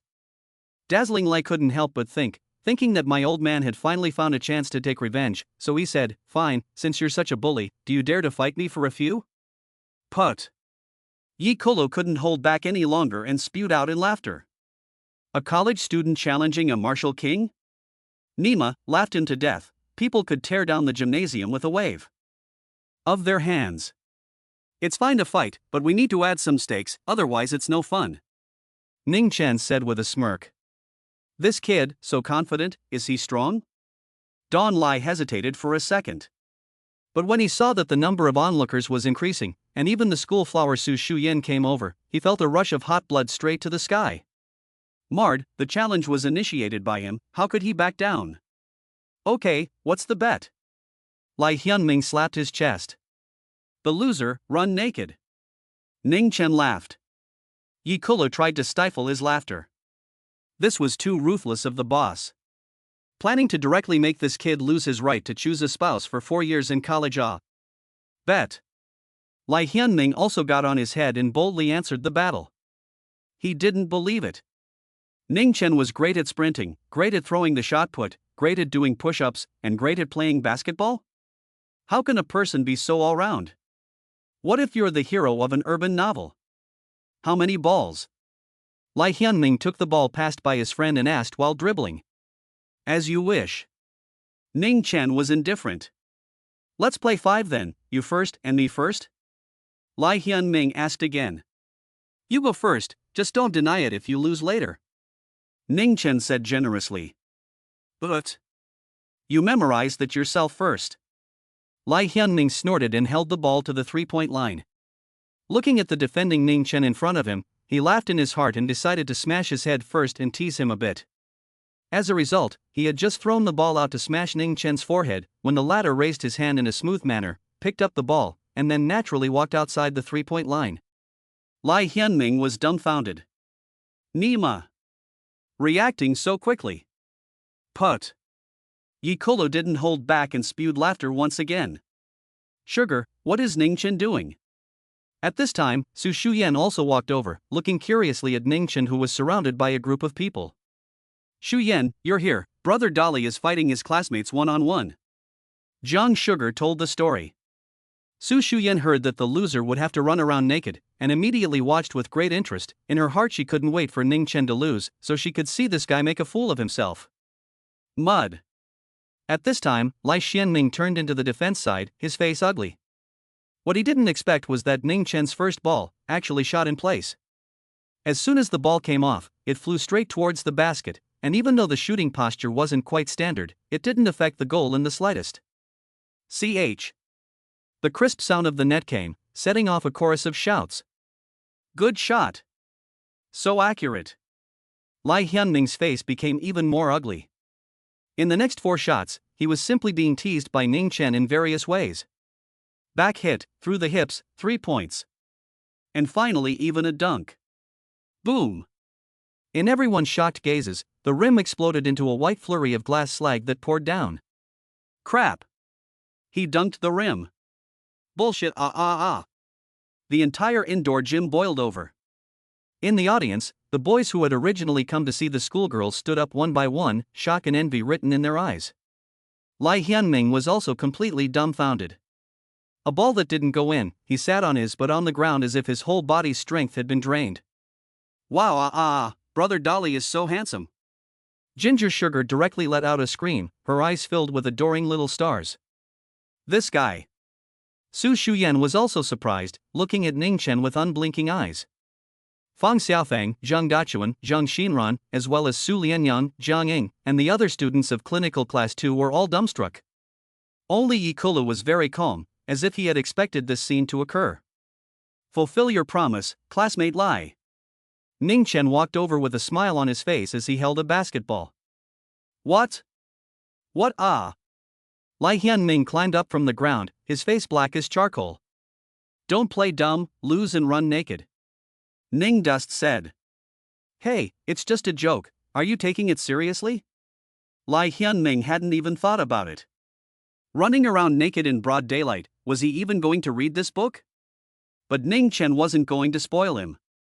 Just as he was about to do it, Yi Kolo suddenly scurried over, pointing at Lai Xianming and cursing, Mard, I hate people who go back on their words, today you have to run, and you have to run even if you don't. Saying that, he stripped Lai Hyunming's clothes and only left him a pair of sneakers. Although Lai Hyunming desperately resisted, but Yi Gulu as an internal strength martial artist, isn't pinching him the same as pinching a chicken cub? Give me back my clothes, give me back my clothes. Lai Hyunming was naked, holding his body, arching his back, raising his head and shouting angrily. Want clothes? Fine, here you go. Yi Kolo laughed cheaply. Only to see him walk to the bottom of the basket rack, and with a throw of his right hand, he unexpectedly hung up Lai Hyunming's clothes. Nima dash. Lai Hyunming almost vomited blood in anger. The clothes were hanging so high, how could he reach them if he didn't jump up? But if he jumped up, wouldn't it all be exposed?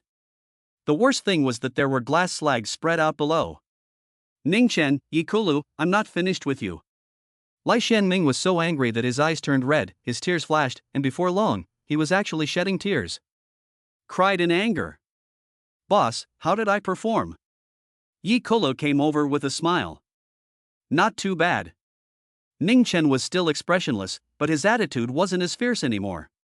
To be honest, this person's personality was quite to his liking. Yes, one step closer to success. Yi Kolo secretly rejoiced. He felt that he would be able to touch Nine Dust one day.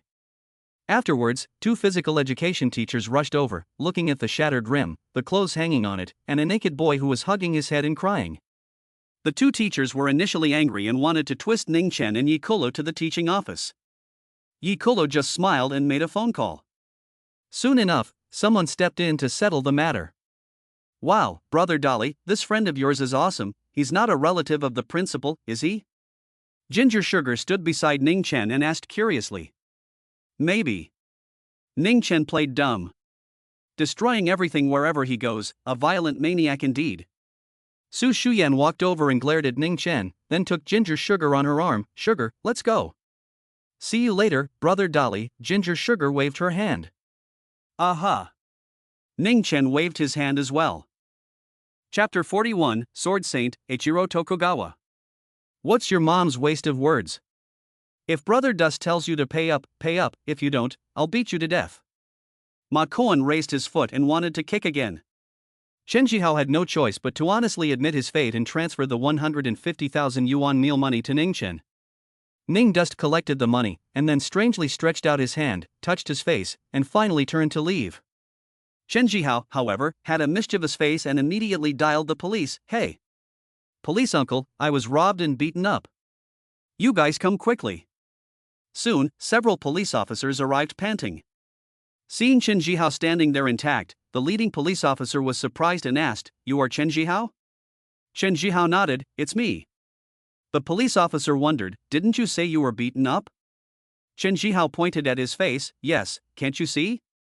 My face is swollen like this, it hurts like hell. Several police officers immediately looked at each other in disbelief. One of them whispered, Old Zhang, I think this kid is a bit off in the head, should we contact the 7th hospital? Qingzhou 7th People's Hospital, specializing in treating neuropathy. Crap. How did this happen? Chen Jihao took out his cell phone at this time, and took a picture of the camera, and realized that the bruises and panda eyes all over his face had all disappeared. Plop. He sat on the ground, his eyes full of bewilderment. Somewhere in the city center. An imposing building, with a huge stone standing by the front door, with the word WU written on it. This was the headquarters of the Ancient Martial Arts Association's Qingzhou chapter. At the top of the tall building of the headquarters, inside an office, Vice President Liang Yangji was meeting with the head of the Duan family, Duan Rong. Vice President Liang, this kid is still a student, and he's twisting off one of my son's feet in public, as well as scrapping my Duan family's gatekeeper. If he graduates and walks out into society, what's going to happen? Duan Rong was speaking about Ning Chen, his face full of anger. Murder and arson are probably capable of doing it. Liang Yangji was sitting in his chair drinking tea, but his focus was different from Duan Rong. 19 years old, great accomplishment of external energy, and abolished Iron Foot 7? Just what kind of god is it that can cultivate such an outstanding disciple? Liang Yangji was hesitating in his mind. Should we authorize the arrest of this Ning Chen or not? In case he messed with some big shot that he didn't dare to mess with, he was afraid that he wouldn't even be able to keep his black hat. Old Liang, when do you plan to authorize this brat? Duan Rong was anxious, his hands propped up on the table. As far as I know, not only did this kid strike out in a public place and hit hard, he also openly participated in the school games and broke the national record, sparking public opinion. This is a blatant violation of the Martial Arts Association's rules. Liang Yangji frowned, there is such a thing? Duan Rong coldly grunted, this kid is just being taught, no one is in charge, we have to take care of him for his parents and masters, or else he'll be a scourge sooner or later. It's indeed time to keep an eye on it, let's have a meeting later and discuss it. Liang Yangji said. Seeing this, Duan Rong couldn't say anything else. After all, the Duan family wasn't bullish enough to order the Martial Association around. In the past few days, he was also unable to contact Tu Tao, and had no choice but to stab this matter inside the Martial Association without caring about his face. Right, old Liang, I heard that the Yasukuni Samurai Association has a high level that has set foot in the country? Before Duan Rong left, he suddenly asked out loud. Oh? Old Duan, you're quite well informed. Liang Yangji said, but his frown deepened. I wonder which one. What is it doing in our country of China? Duan Rong pursued. The Yasukuni Samurai Association, a powerful organization in Sakura Country, was said to have absorbed the strongest people in the entire realm of Sakura Country within it, and had cultivated hundreds of inner-strength martial artists. Masters of the realm of transformation were in the minority, and there were even legendary martial arts masters. Let's put it this way, if the Yasukuni Samurai Association sent a random minion over, the Duan family would be gone. There's no need for you to know about this, you can go back first. Liang Yangji obviously couldn't possibly tell Duan Rong, an outsider, and said with a serious look on his face, I'll send a few supervisors over tomorrow to take a look at Nine Dust's matter. Good, then I'll trouble you, old Liang. Duan Rong didn't stay long and quickly left. Ugh, what's going on lately, one thing after another. Liang Yongji rubbed his temples. The patriarch of the Yasukuni Samurai Association, the sword saint Tokugawa Ichiro, who was known as the top pillar, actually came to China in person. What exactly does he want to do? Let's hope he doesn't come to Qingzhou. In the afternoon, Xiao Jing took Ning Chen, Su Shuyan and Jiang Sugar for a stroll around the city center, buying a bunch of things and watching a movie. By the time they returned home, it was already late afternoon. Aunt Xiao was lying on the sofa resting, Su Shuyan was taking a bath, and Jiang Candy was playing with the black dragon in the yard. Bursts of laughter mixed with barking dogs came from the area. As Ning Chen watched the scene, he suddenly felt that life was pretty good right now. Although there were martial artists on Earth as well, it was far less dangerous than the lesser southern heavenly realm. While he was lamenting his life, a phone call came over. Hee, little friend Ning. It was Wen Yu's voice. Ah, old man Wen, what is it that you're looking for me for? Ning Chen asked. Nothing major, just that I'm treating you to lunch tomorrow at noon. I don't know if little friend would appreciate it? Wen Yu asked with a smile.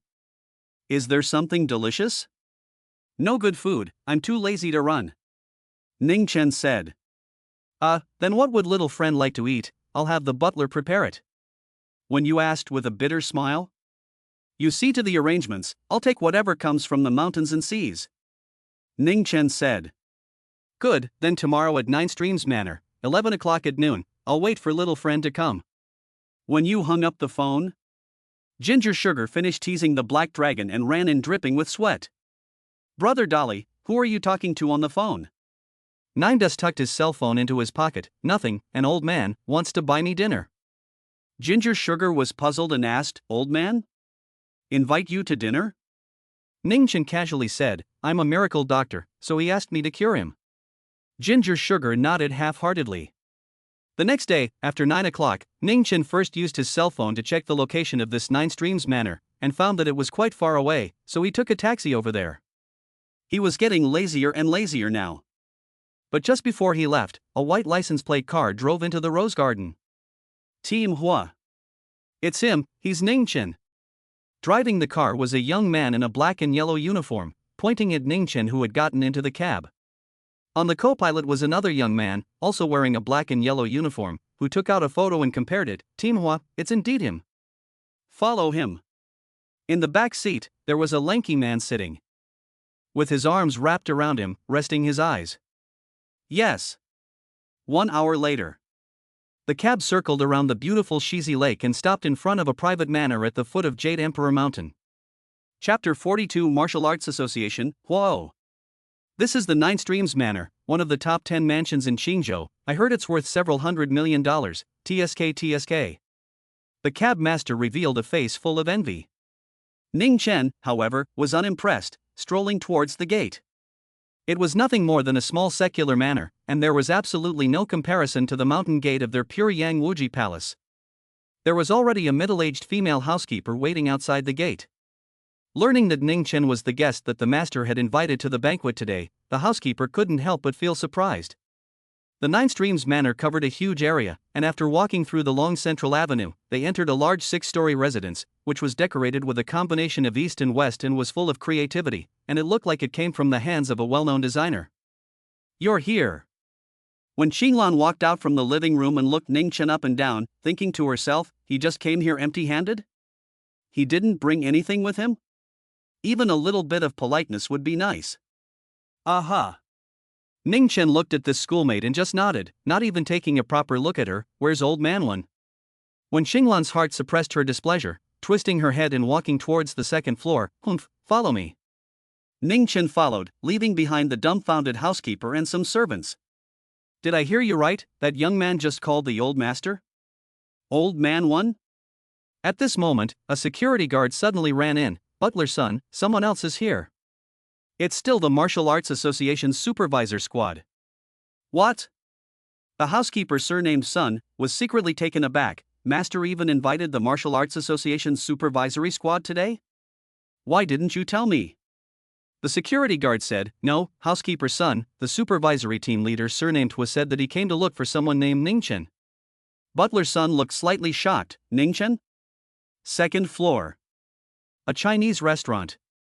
When you invited Ning Chen to sit down and said to the table full of mountains and seas, "Little friend, I don't know what you like to eat, so I prepared some of the 8 major cuisines, what do you think?" "It's okay." Ning Chen sat down directly and used his chopsticks to clip a piece of abalone inside the Buddha jumping wall, stuffing it into his mouth and chewing on it. When you didn't expect Ning Chen to be so self-centered and smiled awkwardly. When Qinglan, on the other hand, was displeased and muttered, "You really don't consider yourself an outsider." "Well, the flavor isn't bad." Ning Chen grabbed another duck leg from the 8 treasures duck and nibbled on it. When you smiled and sat down, it's good if it suits little friend's taste.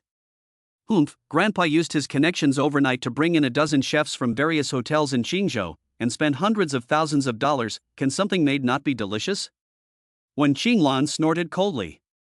She ate much better than Ning Chen, using chopsticks to hold a bowl of emerald peas, chewing and swallowing slowly.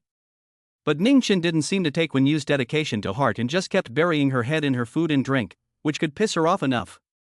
Wen Yu was also having a chat with Ning Chen, trying to find out his background relationship. In fact, today's meal was simply for the sake of enhancing their relationship. When you felt that Ning Chen was a potential stock. But not a moment later, the restaurant's door was heavily pushed open, and several security guards were unable to stop the intruder. "Xiao Zhou, what's going on?" When you got up unhappily, but his brows immediately tightened when he saw 3 men in martial association uniforms. "Master, they are here to find." A housekeeper stepped forward and glanced at Ning Chen.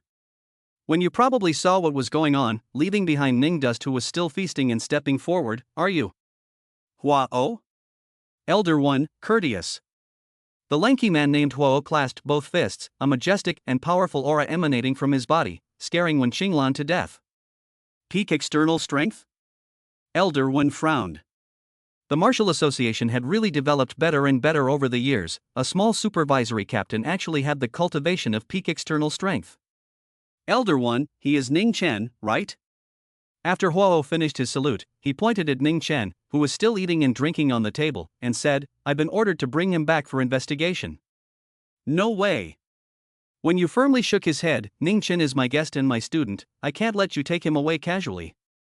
"Senior, are you trying to violate President Liang's decision? But don't forget, you are the permanent director of our chapter." Huao said with a smile, casually taking out a paper arrest warrant from his pocket with a bright red seal of the Martial Association on it. As soon as Wen Qinglan took a look at this arrest warrant, he knew that something bad had happened. This guy, causing trouble outside all day long, he still doesn't listen when I tell him, so he really got into trouble with the Martial Arts Association, didn't he? Serves him right. When Qinglan glared fiercely at Ning Chen, seeing that the latter still ate non-stop, she was secretly saddened and shook her head. "Inspector Hua hasn't eaten yet, right? Why don't you stay for a casual meal?" At this moment, when you tried to change the subject. "No need, I have to hurry and bring this kid back." Holding the arrest warrant, Huago said indifferently, "The meeting has been rather busy lately." After saying that, he led his men and walked towards Ning Chen in large strides.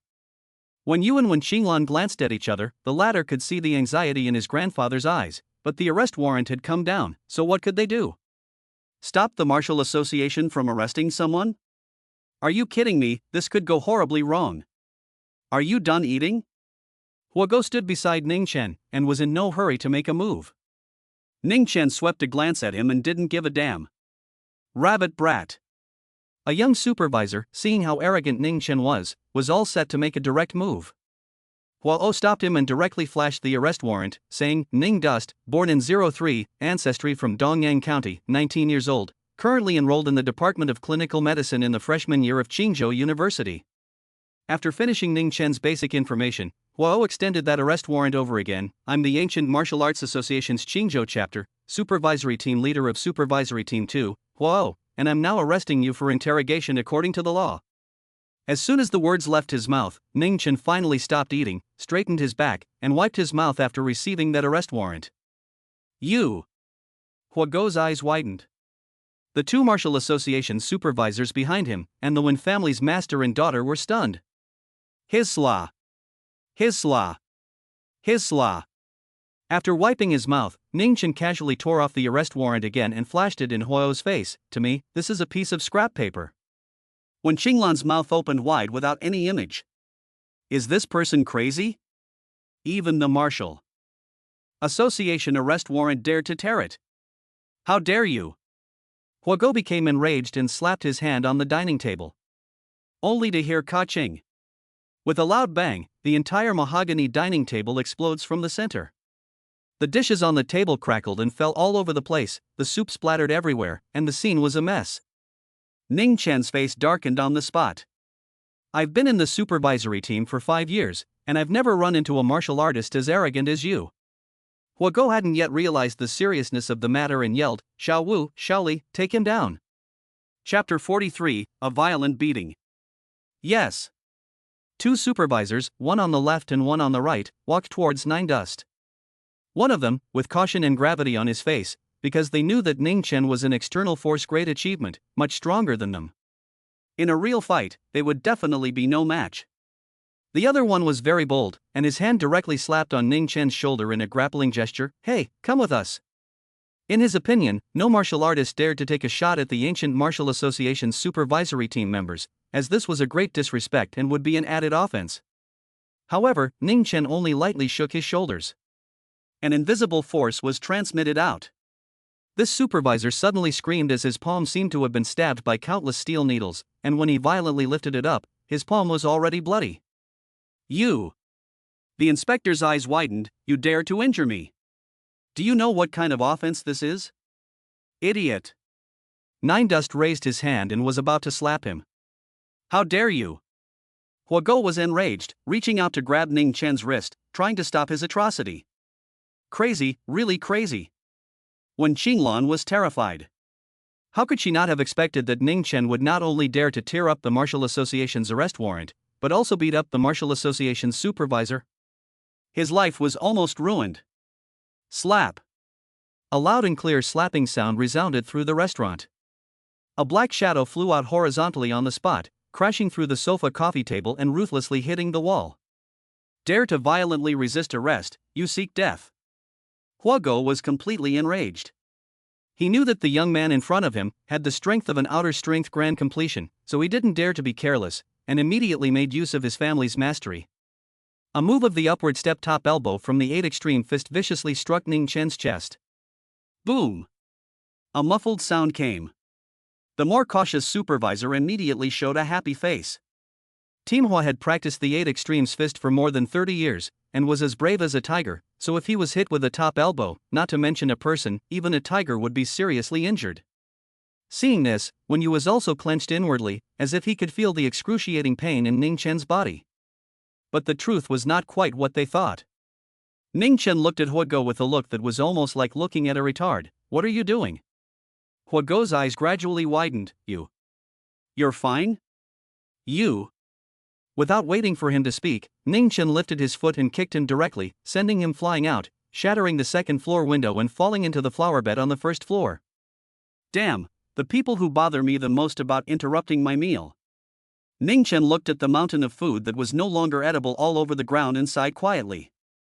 It was only at this time that Wen Yu reacted, looking at Ning Chen with a shocked expression. Little friend, you're not an external force great achievement?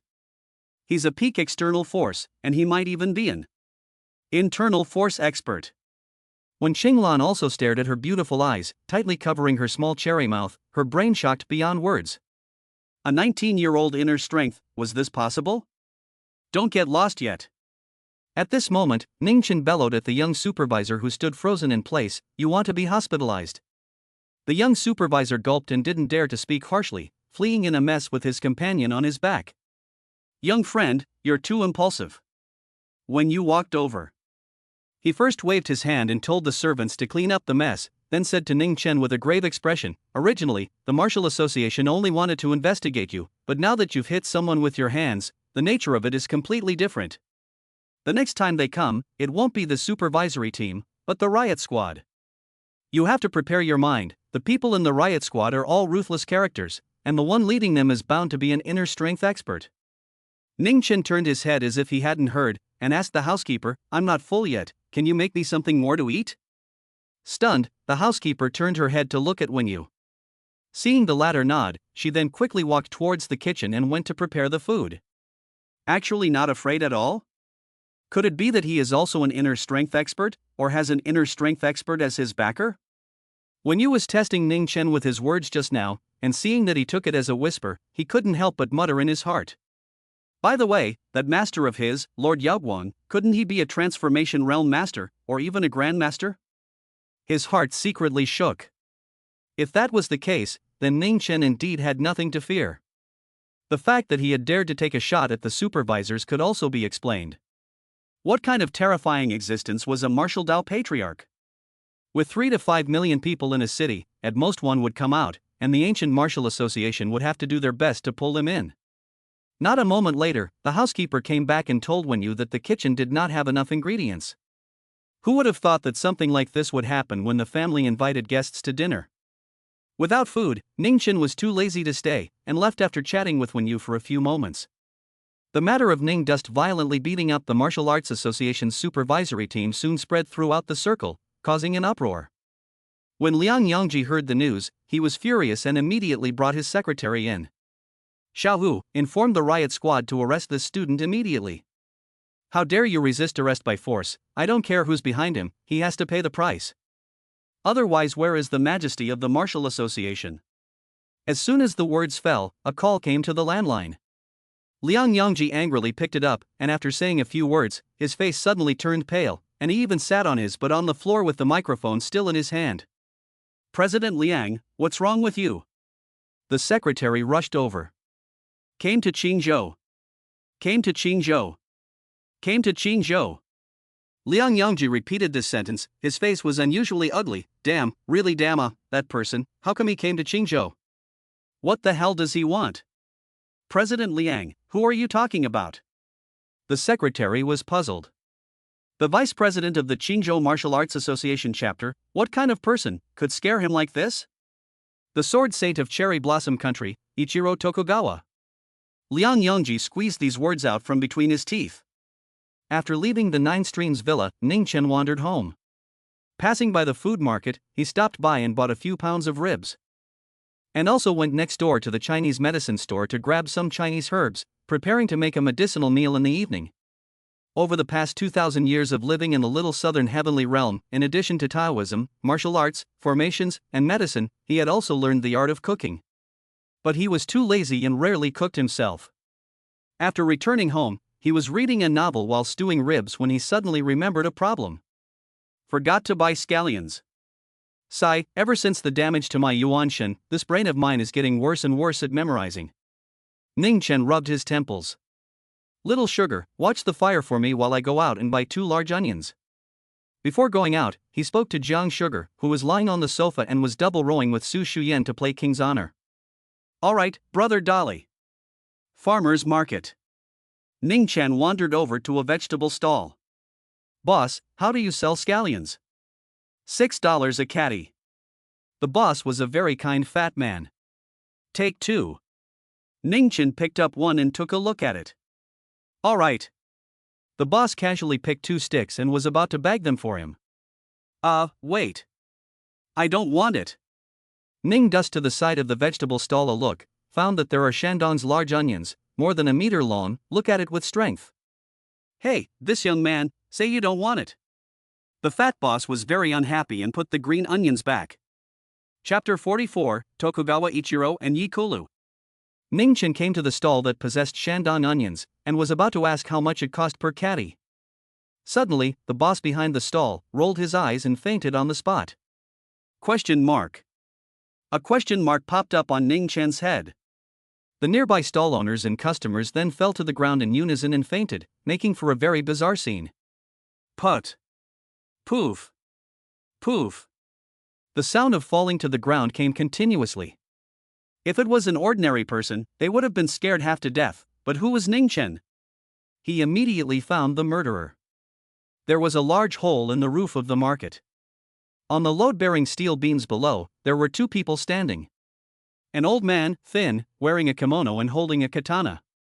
Formless, colorless, tidal wave-like sword intent spread out from within him, and anyone who came into contact with it would instantly faint. Except for Ning Chen and a youth standing in front of him. There were dozens of sword wounds on the youth's body, but none of them were deep or fatal, only blood flowed down his back, coloring him almost into a bloody man. He was half kneeling on a steel beam, panting, and blood kept gushing and dripping from his wounds. Feel that? Yi Kulu. The old man held his longsword flat, a hint of hatred mixed in his indifferent Japanese. The pain that Showboy suffered before, I want you to pay back 100 times over. Humph, a hallowed sword saint of the Sakura country actually traveled all the way across the ocean and personally came to hunt down and kill one of my juniors. Tokugawa Ichiro, you're not afraid that the news will spread out and make people laugh their asses off? The youth coldly snorted. Is this your last words? Tokugawa Ichiro was not moved by this. Damn. This old thing, chasing me from Marina to Qingzhou, never laying a finger on me, is he toying with me? The youth gritted his teeth, his eyes covered with the desire to survive. Am I, Yi Kulu, going to die in a place like this today? Ha? That is? How come there's one that hasn't fainted? In the midst of life and death, Yi Kulu's gaze wandered, but he spotted Ning Chen, who was thinking in front of the stall. He froze for a moment. Tokugawa Ichiro had clearly used his sword intent, and it should be impossible to have something conscious within a few hundred meters of him. In this situation, should I pay or not? How about taking two and sneaking away? Onions aren't worth much anyway. Ning Chen secretly thought. Tokugawa Ichiro, who was in the air above, also noticed him, his expression revealing a hint of confusion. How did this happen? This kid came out of nowhere. Fall down. He operated his eyes and glared fiercely at Nine Dust. An invisible and colorless mental shock shot out. Even an inner strength expert like Higulu wouldn't be able to withstand his sword saint Tokugawa Ichiro's visual power, and would faint on the spot. However, the actual situation was worlds apart from what he thought. Ning Chen didn't feel anything, and even reached out and took two large onions, looking like he had come to buy vegetables. Nani? Tokugawa Ichiro's old eyes widened in disbelief as he looked at this Chinese youth. Yi Kulu was also confused. What is this? How could an ordinary person resist Tokugawa Ichiro's terrifying visual power? One must know that this Sakura Nation's sword saint is the founder of the world's first-class force Yasukuni Samurai Association, and even if a grandmaster came over, he would only be cut down. Good mental strength. Tokugawa Ichiro wasn't in a hurry to kill Yi Gualu, but instead became interested in Nine Dust. He swung the katana in his hand, and a wisp of white sword energy chopped down. Only to hear a thud. With a sound, the vegetable stall was sliced open like tofu, with all sorts of vegetables scattered all over the place, and even the reinforced concrete was sliced open. The two Shandong onions that Ning Chen had just picked out were also sliced in half. You're sick, aren't you? Ning Chen rushed at Tokugawa Ichiro. You hit yourselves. What's the point of cutting my vegetables for nothing? Yi Kulu fell into a state of confusion and silence. Shouldn't a normal person see this kind of scene and be scared out of their wits? Interesting. The corners of Tokugawa Ichiro's mouth hooked up as he became extremely interested in Nine Dust. Friend, run away. At this moment, Yi Kulu issued a warning from above. Go to the Marina Yi family and ask my father to avenge me. Ning Chen was too lazy to pay attention to these two people. He threw away the splintered onion in his hand and picked up another intact one. Ka-ching! The white sword Chi, in response, chopped this onion to pieces as well. A vein protruded from Ning Chen's forehead as he slowly raised his head. Old man, you're fucking tired of living, aren't you? Humph, who the hell are you? Tokugawa Ichiro let out a cold laugh, staring straight at Ning Chen, and said in broken Chinese, Did the Ancient Martial Arts Association send such a brat like you to die? I'm just here to buy groceries, not interested in getting involved in your business. Ning Chen took a deep breath. If you dare to chop my scallions again, I'll chop you up, on my word. After saying that, he bent down once again and picked up the last intact onion. Swish! White Sword Chi, once again, attacked. He was a sword saint, an existence above the sovereign. How could he be intimidated by a little kid? If you tell me not to chop, I won't chop, then won't I lose face? I won't just chop the onion, I'll chop you. With such a mindset, Tokugawa Ichiro didn't intend to continue to tangle with cannon fodder like Ning Chen, and with this sword, he was going to chop him up along with the onions, ruthlessly shocking the Ancient Martial Arts Association. However, in the next second, Ning Chen strangely disappeared. The sword of the titular sword saint had actually cut empty. Nanny! Tokugawa Ichiro was startled and quickly concentrated, his consciousness power sweeping across all directions, searching for Ning Chen's location. Behind. He turned around violently, and sure enough, he saw Ning Chen. This Chinese youth with a hint of tenderness still on his face used a large onion as a sword, and his face was ice cold to the extreme. Not good. Tokugawa Ichiro's heart beat violently. A high hand. He had looked away. This youth was an expert above the zongsher just like him. Insidious Ancient Martial Arts Association. Tokugawa Ichiro let out a furious roar, and just as he brought his katana across, the large onion struck his neck with an incredible speed. Then, something horrifying happened. Tokugawa Ichiro's human head actually poofed and flew up into the sky. The large onion swept across, bringing up fountain-like columns of blood. The Sakura Nation Sword Saint was lorded over. Yi Kolo looked at this scene, his mind going blank. Ning Chen, however, had already landed on the ground, looking at Tokugawa Ichiro's descending corpse with a face full of disgust, muttering, "What a nasty offense." Throwing away the onion that had killed him, he ran to another stall to get one, then grabbed a few more asparagus in his hand before slowly walking outside the food market. Only at this point did Yi Kolo come back to his senses. He held his head with both hands and tore his hair outward. Dead. Sword Saint Tokugawa Ichiro, dead? Beheaded by a large onion. Wait. Yi Kolo hurriedly leapt down from the sky above and landed beside Ning Chen, looking at him with a complex and shocked look. "Senior, you. Something wrong?"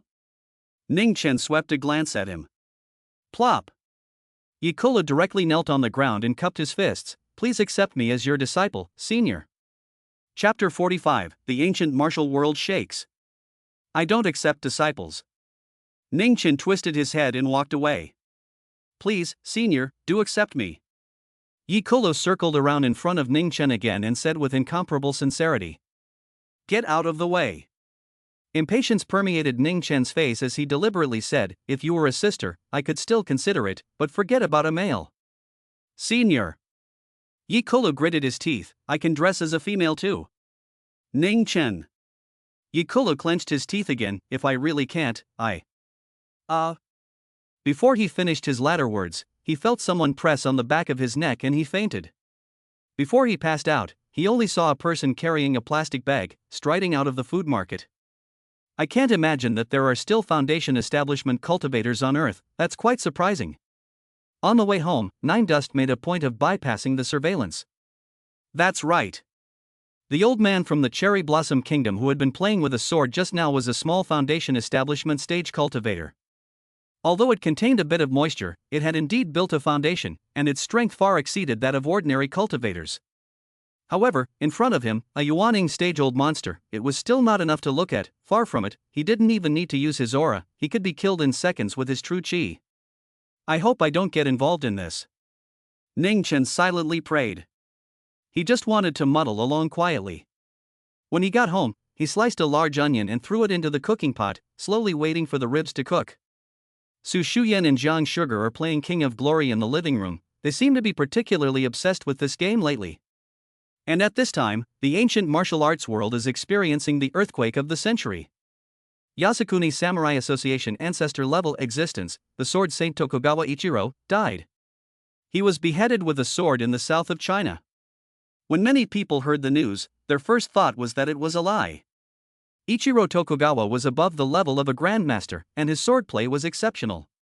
He once killed a mad whale in the sea, and was honored as the Sword Saint by the world. Because of him, the Yasukuni Samurai Association is among the top forces in the world. Even in China, where there are tigers and dragons, Ichiro Tokugawa can sweep away many powerful people. However, when a bloody photo of a body and head separated was exposed in the Ancient Martial Arts Forum, everyone was shocked. Really? Really, Tokugawa Ichiro? The Sakura Nation Sword Saint is dead? This picture is afraid that it's not P. It's not P. The headquarters of the Jiangnan Martial Arts Association just held an emergency press conference, and Ichiro Tokugawa has indeed been planted. I heard that he died in a vegetable market in Qingzhou. Ichiro Tokugawa's precious disciple was killed by the Yi family's young master. Didn't he come to take revenge? Who could have killed him? It must have been the Martial Arts Association's general director. The general president? Crap, no wonder. The Ancient Martial Forum, a professional martial arts forum, users must be registered martial artists. Since its establishment, it had never been this lively. Tokugawa Ichiro's death had blown up numerous diving parties. Everyone discussed the truth about the death of this Sakura Nation sword saint with great interest.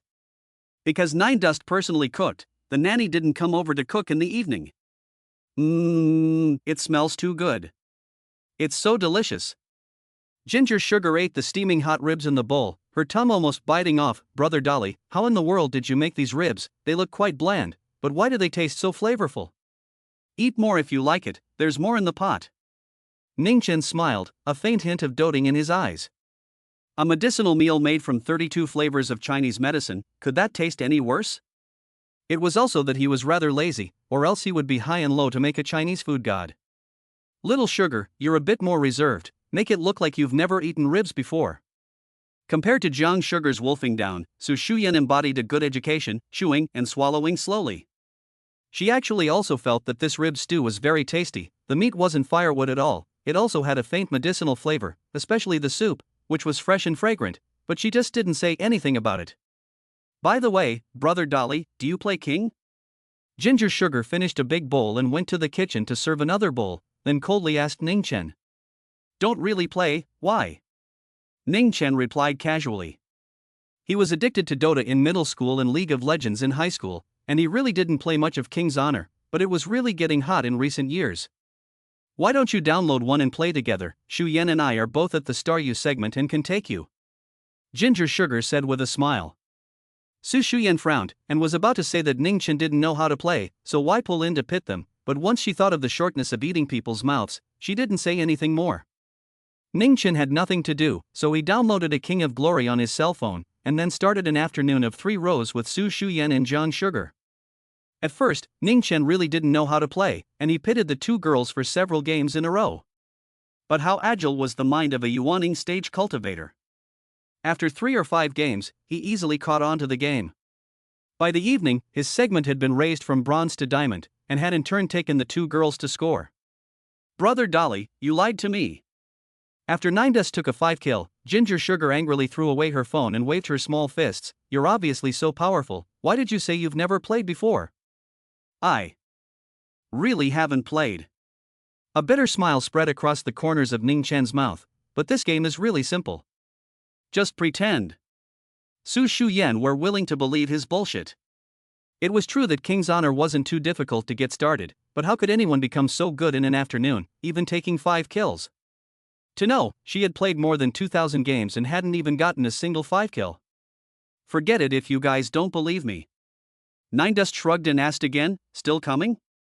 He suddenly felt that it wasn't bad to play games once in a while, and it was easy to get tired of reading novels all the time. Come. Su Shuyan said with certainty. Although Ningchen tricking her made her very upset, as long as she could score points, what the heck? 3 days later. White Cloud Mountain, Marina Yi family. The Yi family was the most powerful family in Marina, there was hardly any one of them, and when looking at the entire country of China, it was also a top martial arts family. Today, a line of people wearing the uniforms of the Martial Association aggressively traveled through the White Cloud Mountain Resort, and finally arrived in front of the door of an antique building and pavilion. Family Master, I can't stop us. A few Yi family guards shamefully lowered their heads. The Yi family master blocked in front of the building pavilion with his hands in the air, his brows furrowed darkly. Yi family master. The leading Martial Association personnel was a burly man in his early 50s, standing at more than 1 meter 9, with an unruffled brow. We are from the highest headquarters, ordered by the Council of Elders to investigate the cause of Ichiro Tokugawa's death. It is reported that your son, Yi Kulu, may know some information, please let us meet him. A gentle and beautiful woman came out from the pavilion and said to the Yi family head, Xiaolu has just woken up and needs to rest, let these people come back tomorrow. Ma'am, the matter is important, please let us see young Yi. The leader's tone was urgent. Chapter 46, Yi Kulu who wants to worship his master. All right. The Yi family head thought for a moment, you guys come with me. Thanks for the accommodation. A group of Martial Association elites filed in and quickly arrived at the 3rd floor. Yi Kulu was covered in bandages, lying on the bed, his face unusually pale. Facing the crowd's questioning, Yi Kulu only spat out 2 words with difficulty: chivalrous coué. The chivalrous coué has appeared? The leader of the martial association, his pupils suddenly shrunk, excitedly stepped forward and asked, Yi Shao, please reveal more, where is the chivalrous coué he is now?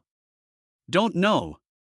Yi Kulu shook his head, said word by word, he killed Tokugawa Ichiro. And left. Without talking to me. Talk? The leader of the Martial Arts Association was disappointed, and after a few more interrogations, he left. Just as the front foot left, Yi Kulu sat up from the bed. It turned out that his injuries were not as serious as the rumors on the internet. Seeing his old man come in from outside, he asked, Dad, they're gone? Aha. The Yi family head nodded, then sat on the bed with a complicated face. Xiaolu, what you just said was too bizarre. Could it be a nightmare you had? No, it must not be. Yi Kulu shook his head. The one who killed the sword Saint Tokugawa Ichiro was not the founder of the martial association, Chivalrous Coué, but someone younger than me. Brother, you must be confused. A young girl with a clear and stunning face said worriedly, younger than you, wouldn't that be in his early 20s? Tokugawa Ichiro is a powerful person of the martial king realm. There aren't many martial king realms in the entire country of China. How could such a terrifying existence be killed by a 20-year-old? Dad, it's better to invite a few more doctors to the house to help brother check his brain. The Yi family head nodded. It is indeed necessary to check it properly. That's not a dream, that's definitely not a dream. Yi Kulu was so convinced. After his father and sister left, he found his cell phone and dialed a Fox friend. Hey, Yi Shao. Why are you free to call me today, rare thing? It was noisy on the other side of the phone, it seemed to be in a bar. Qinfen, help me check someone out, I'll owe you a big favor if I find out. What kind of person, male or female? It's worth your Yi family's great young man being so excited. The youth named Qinfen said in surprise. Cut the crap. I'm sending you the information I have now, so do it immediately. Yes, whatever you say, Yi young master. Hanging up the phone, Yi Kulu's mood was hard to calm down. He couldn't wait to meet that guy who was younger than him but was so strong that he couldn't be bothered. Then, find a way to worship him as a teacher. For a few days in a row. Ning Chen attended classes during the day and went back to the villa at night to hack and play King of Kings with Su Shuyan and Ginger Sugar, and his days were quite leisurely. What surprised him was that after he beat up Huo, the ancient martial arts association hadn't come looking for trouble from him. Well, this is quite good. On Friday night, Wang Yinhua suddenly sent a message saying that she had gone to Lingnan and specifically helped him procure a large batch of ghost hand green. This kind of highly poisonous mushroom, Lingnan locals didn't dare to touch it because the toxicity was extremely difficult to remove. Even if it was cooked thoroughly, there was no guarantee that it wouldn't be a problem, so the price wasn't too expensive, and the money was basically spent on the shipping costs. Brother Dust, I've already negotiated a cooperation with a logistics company over in Lingnan. If you need it, I'll have them ship some every month. Do you think it's okay? Famous Diamond Clubhouse, inside a certain office. Wang Yinhua smiled as she brought up a cup of tea for Nine Dust. Well, thank you. Ning Chen said carelessly, then bent down, opened the mouth of the snakeskin bag, and directly reached out to pick up a white ghost hand green. Brother Dust, beware. Wang Yinhua didn't know that Ning Chen was a body that was impervious to all poisons, and hurriedly stopped him. The two juniors by the door, too, watched as their eyelids fluttered. Unexpectedly, Ning Chen directly brought this poisonous mushroom towards his mouth, biting off its umbrella cap in one bite and savoring it. What are you still waiting for? Hurry up and call an ambulance. Wang Yinhua turned around and shouted at his two minions. Ning Dust waved his hand, no need, I'm fine. Brother Dust, are you really fine? Wang Yinhua was a bit incredulous. The Lingnan boss who was responsible for helping her procure ghost hand green had repeatedly instructed that ghost hand green could not be eaten directly even when cooked. It had to go through layers and layers of processing, not to mention being eaten raw. But Ning Chen always looked as normal, chewing and swallowing slowly for a while before opening a pair of surprised eyes. It really does contain aura. What? Wang Yinhua didn't understand. Help me pull a cart over every month.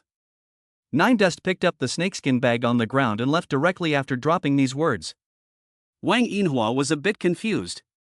She didn't understand why Ningchen didn't have any trouble eating highly poisonous mushrooms. Obviously the Lingnan locals, they all talked about it. The poisonous mushrooms produced in Lingnan actually contain a faint hint of spiritual qi. It seems that when I have time, I'll have to make a trip to Lingnan. After leaving the famous Diamond Clubhouse, Ningchen silently thought. Although the concentration of aura in Ghost Hand Green was still pitifully low, it was better than nothing. Perhaps in this piece of feng shui treasure in Lingnan, he could find medicinal herbs that would help with his injuries. On the way home, Ningchen grabbed some more medicinal herbs and easily got rid of the toxicity of the Ghost Hand Green, and together with the old hen, they made a soup that was so good that Ginger Sugar and Su Shuyan almost swallowed their tongues. He was afraid of the two girls to steal food, but also specifically instructed the toxicity of the Ghost Hand Green placed in the kitchen utility room, so that they do not just steal food, poison to death he does not care. Unconsciously, Su Shuyan also gradually accepted Ningchen's existence. From the beginning of the disgust, every night must lock the door, but also threw him to buy back the ingredients, to calmly eat his cooking, every night the three of them to open the black to play king. This kind of mentality change, Su Shuyan himself feel incredible. The days passed day by day. The Ancient Martial Arts Association never came to trouble Ningchen because they had recently run into a major event. All the staff of the Qingzhou chapter had been sent to investigate the death of Sword Saint Tokugawa Ichiro, and they simply couldn't spare the time to take care of him. When you, however, always felt uneasy. Regardless of whether or not there was a patriarch behind Ningchen, it was never good to cross swords with the Qingzhou Martial Arts Association. At this time, as the permanent director, he had the idea of mediation. On this day, Ningchen was eating in the cafeteria with Fang Xiaofang and Zhang Dachuan, when suddenly a silhouette with an ethereal fragrance stood beside him. Ningchen, come with me, Grandpa wants to see you. It was Wen Qinglan. For some reason, Wen Qinglan knew that Ningchen was much stronger than her, but she just didn't obey him. The tone of his voice was also very nonchalant. Hey, Ningchen, senior sister Wen is calling you. Fang Xiaofang poked Ningchen with his elbow and reminded him in a low voice. Oh. Ningchen was unimpressed and looked up to Wen Qinglan. I'm almost done with my food, help me call over some more. Wen Qinglan clenched her pink fists, itching to copy the stainless steel rice tray and cover Ningchen's head.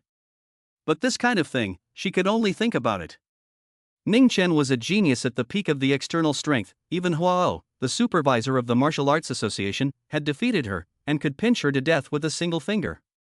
Fine, you wait. Just as the surrounding students were discussing whether or not the hot-tempered Wen Qinglan would slap Ningchen, the former actually turned her head towards the cafeteria's food port. Chapter 47, Chivalrous Coué? I've only heard of flower leaders. After lunch, Ningchen followed Wen Qinglan to the principal's office in the administration building. Wen Yu was sitting inside making tea. Seeing Ningchen come over, he hurriedly got up and greeted him with a smile. Little friend, sit. Old man Wen, just say whatever you want to say, I've been a bit busy lately. Ningchen sat on the sofa. Oh? I wonder what little friend has been busy with lately? Wen Yu asked curiously. He thought that Ningchen was busy cultivating some supreme martial art, but it turned out that the latter pulled out his cell phone from his pocket and started playing a game. Timmy. A crisp sound emanated from the cell phone. Wen Qinglan glanced at it and grunted coldly, so you're busy playing king? What, no. Ningchen didn't raise his head, and his two thumbs kept scratching on the screen. Wen Yu smiled bitterly and said, little friend, can the game be put down first? I'm looking for you to talk about something important. Ningchen didn't even lift his head. This is also an important matter for me. You say yours. When you shook his head helplessly, it's still the same thing as last time. You beat up the Martial Association's supervisory team. There's no way that the Martial Association is going to let it go. Little friend, are you free this afternoon? I'll take you to the headquarters of the Qingzhou Martial Arts Association. You apologize to President Liang face to face. I'll put in a good word for you, and President Liang shouldn't make things too difficult for you as a student. Ningchen shook his head. I'm too lazy to go. The Martial Arts Association can come looking if they want to. I'm not afraid. The big deal is that I'll beat up that riot squad as well. The corner of Wen Qinglan's mouth twitched. Crazy, beating up the riot squad? Little friend, listen to my advice. Young people should not be sharp, they should know how to restrain themselves. When you persuaded bitterly, think about it, the Martial Arts Association is such a big organization, a constant stream of people sent to find you, annoyed can annoy you to death, moreover, you still have parents, right? That's true. Ning Chen thought for a second, then if I apologize, they can let me go? Yes, yes. Wen Yu assured him repeatedly. He keenly realized that this young man was not afraid of anything, but only afraid of trouble. Then I'll just go apologize. Ning Chen held his phone and said indifferently, but wait until I finish this game first, I can't pit my teammates. Wen Yu. Wen Qinglan was also completely speechless. Just now, he had said that he would beat up the riot squad, and now he was about to apologize? Does this kid have any backbone as a martial artist at all? Hello? 10 minutes later, Ning Chen looked at the large victory on the screen, smiled knowingly, and finally followed the Wen family out. Somewhere in the city center, the headquarters of the Qingzhou Martial Arts Association. Vice President Liang Yangji was presiding over a meeting and was slightly taken aback when he heard that Wen Yu had brought Ning Chen. Tell them to wait in the reception room. Liang Yangji decided to hang this brat out to dry for a while first, to sharpen his temperament. Yes, President Liang. The little secretary led the order to leave. This airing out was 3 hours. Ning Chen was bored of waiting and simply took out his cell phone to play King. Wen Yu and Wen Qinglan could only wait dryly. Grandpa, they're just doing it on purpose, aren't they? Wen Qinglan quickly grew impatient and said to Wen Yu, after sitting for so long, other than adding tea and pouring water, none of the higher-ups have shown up. Grandpa, you're at least a permanent director of the Qingzhou Martial Arts Association, how can they be so disrespectful? Recently there was a big event in the association, President Liang and the others were busy with meetings all day. Wen Yu calmed his restless granddaughter. A big event? Wen Qinglan blinked curiously, could it be the Ancient Martial Arts Forum's widespread rumor that the Sakura country's sword saint, Tokugawa Ichiro, died in our Qingzhou? Aha!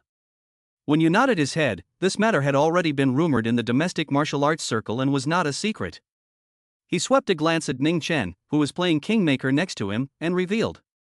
Tokugawa Ichiro was a Yasukuni Samurai Association veteran-level figure with a supreme status in the Sakura country, and both countries want to investigate his death. According to the intelligence from above, the one who struck out to kill Tokugawa Ichiro was most likely the founder of our ancient martial arts association, the chivalrous Kuei Chenishan.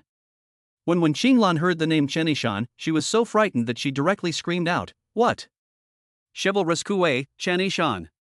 Heavens! Grandpa, hasn't the chivalrous Kuei disappeared for more than a decade? How did he suddenly appear?" Grandpa, is the chivalrous Kuei in Qingzhou now? He's the idol of all the martial artists in our country of China, I want to meet him so badly. When Qinglan tugged at Wen Yu's sleeve, his eyes filled with adoring little stars. What kind of person is the chivalrous Kuei? How can mortals like us possibly meet him? Wen Yu laughed. He glanced at Ning Chen again, realizing that the latter was still concentrating on playing the game, and couldn't help but open his mouth and ask, "Little friend, do you know about the chivalrous Kuei?" Chivalrous Kuei? I don't know, I only know about the flower leader. Ning Chen casually responded. Bah! When Qinglan glared at him, what nonsense are you talking about? Is the chivalrous Kuei something you can flirt with? Well, I haven't heard of it.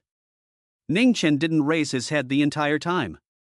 You haven't even heard of the chivalrous Kuei, you're really lonely and uninformed, when Qinglan bristled. Although this Ning Chen had the strength of a peak external power, he simply didn't know a thing about the ancient martial arts world, just like he had walked out of the mountains. After another moment, a middle-aged man in a tang suit with a sturdy build walked into the reception room. Elder One, sorry to keep you waiting. The middle-aged man was none other than the vice president of the Qingzhou Martial Arts Association, Liang Yangji. President Liang is overstating things. Elder One got up and waved his hand, signaling that it was fine.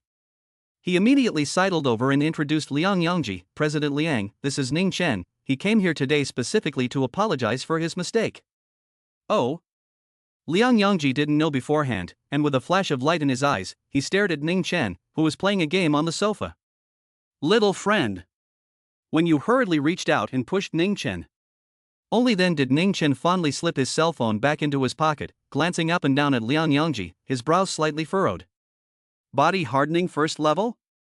Before coming over, he thought that the vice president of the Qingzhou Martial Arts Association was at least at chi refining stage, right?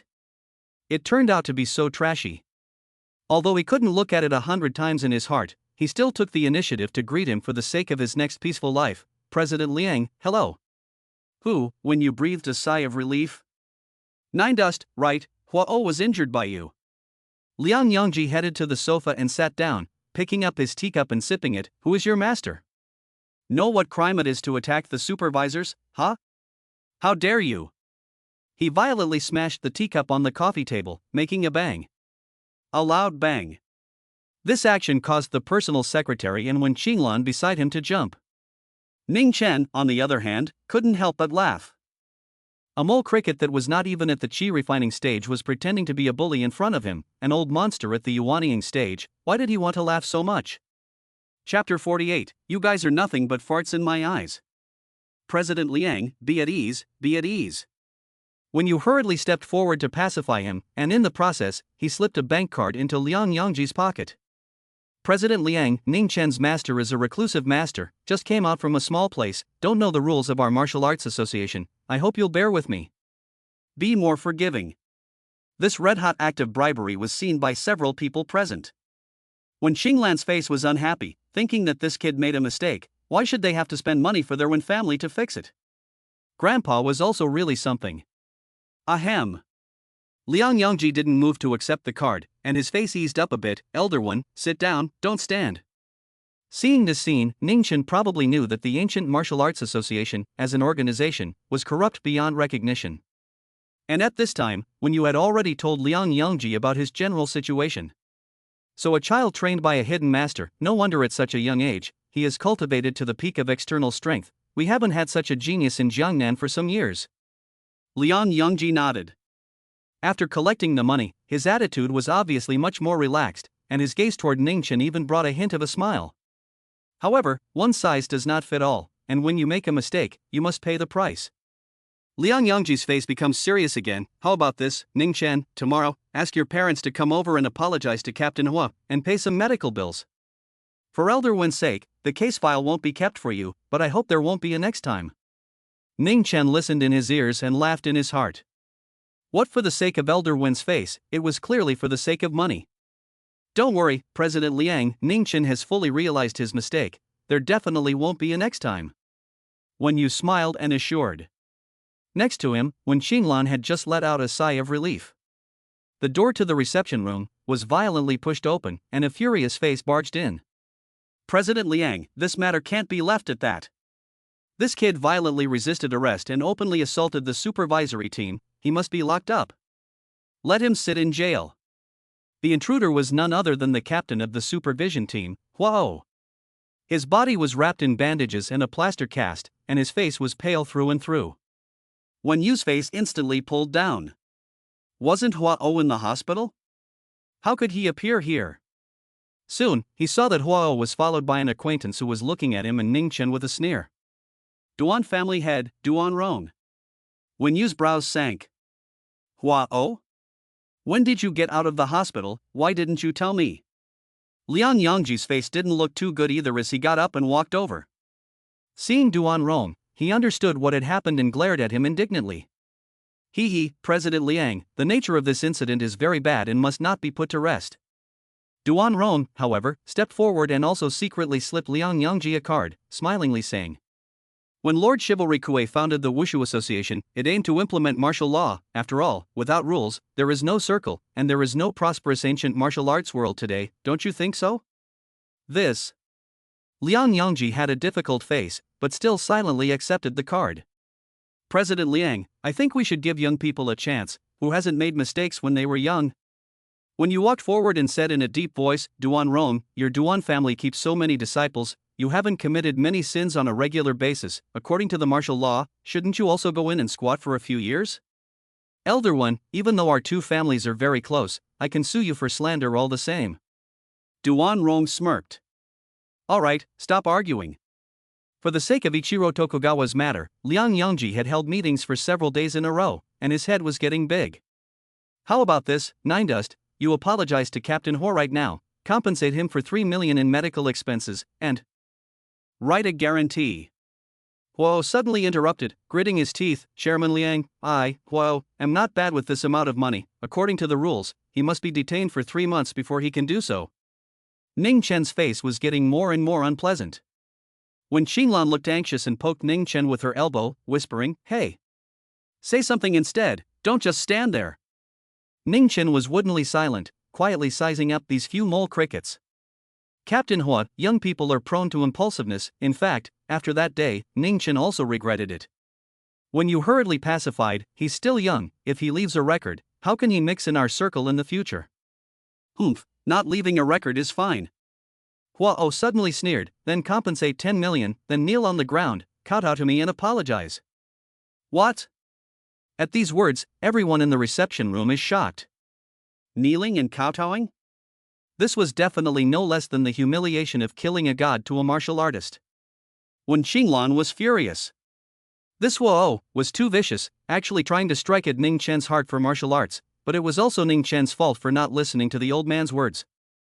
How about it, choose between keeping a record or kneeling and kowtowing. Hua glared at Ning Chen with a sneer, thinking, brat, weren't you very grippy in Nine Streams manner before?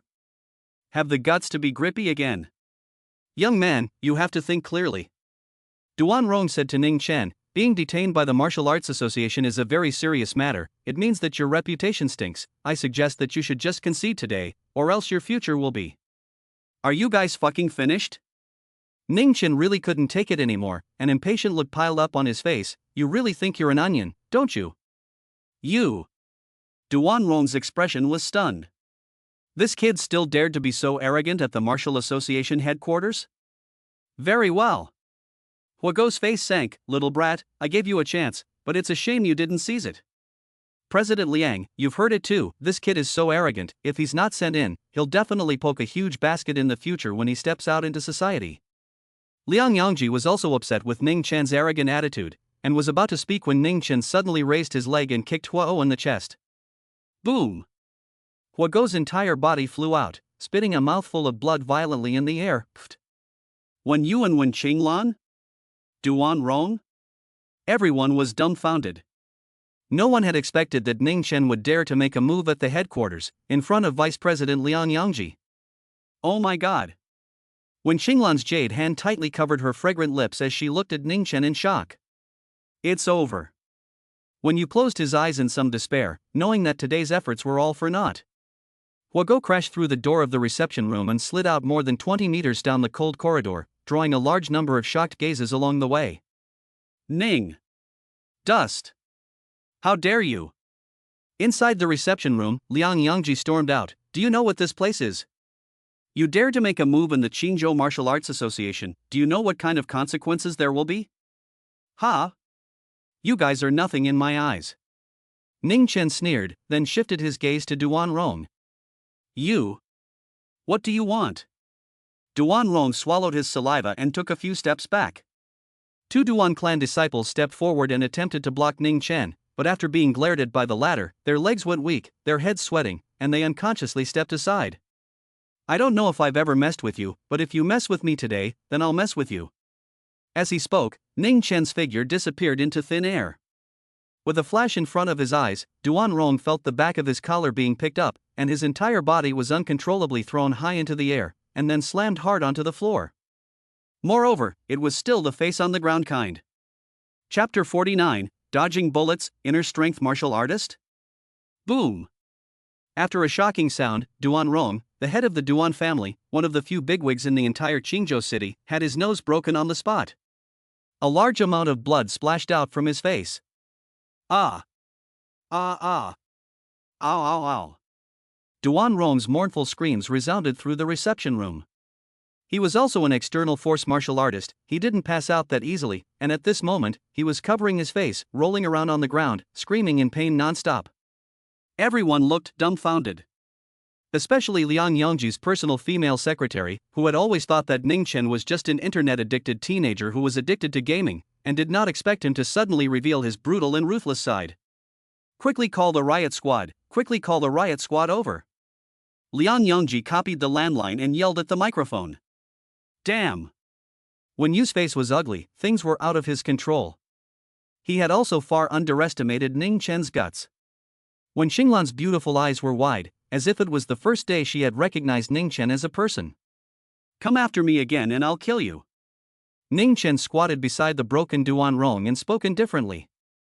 Elder One, if there's nothing else, I'll leave first. He greeted Wen Yu and turned around to leave.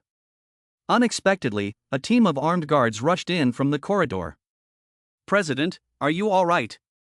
The captain of the guards came to Liang Yongji's side. They were not the riot squad. The riot squad was out on a mission. They were just the guards of the martial association.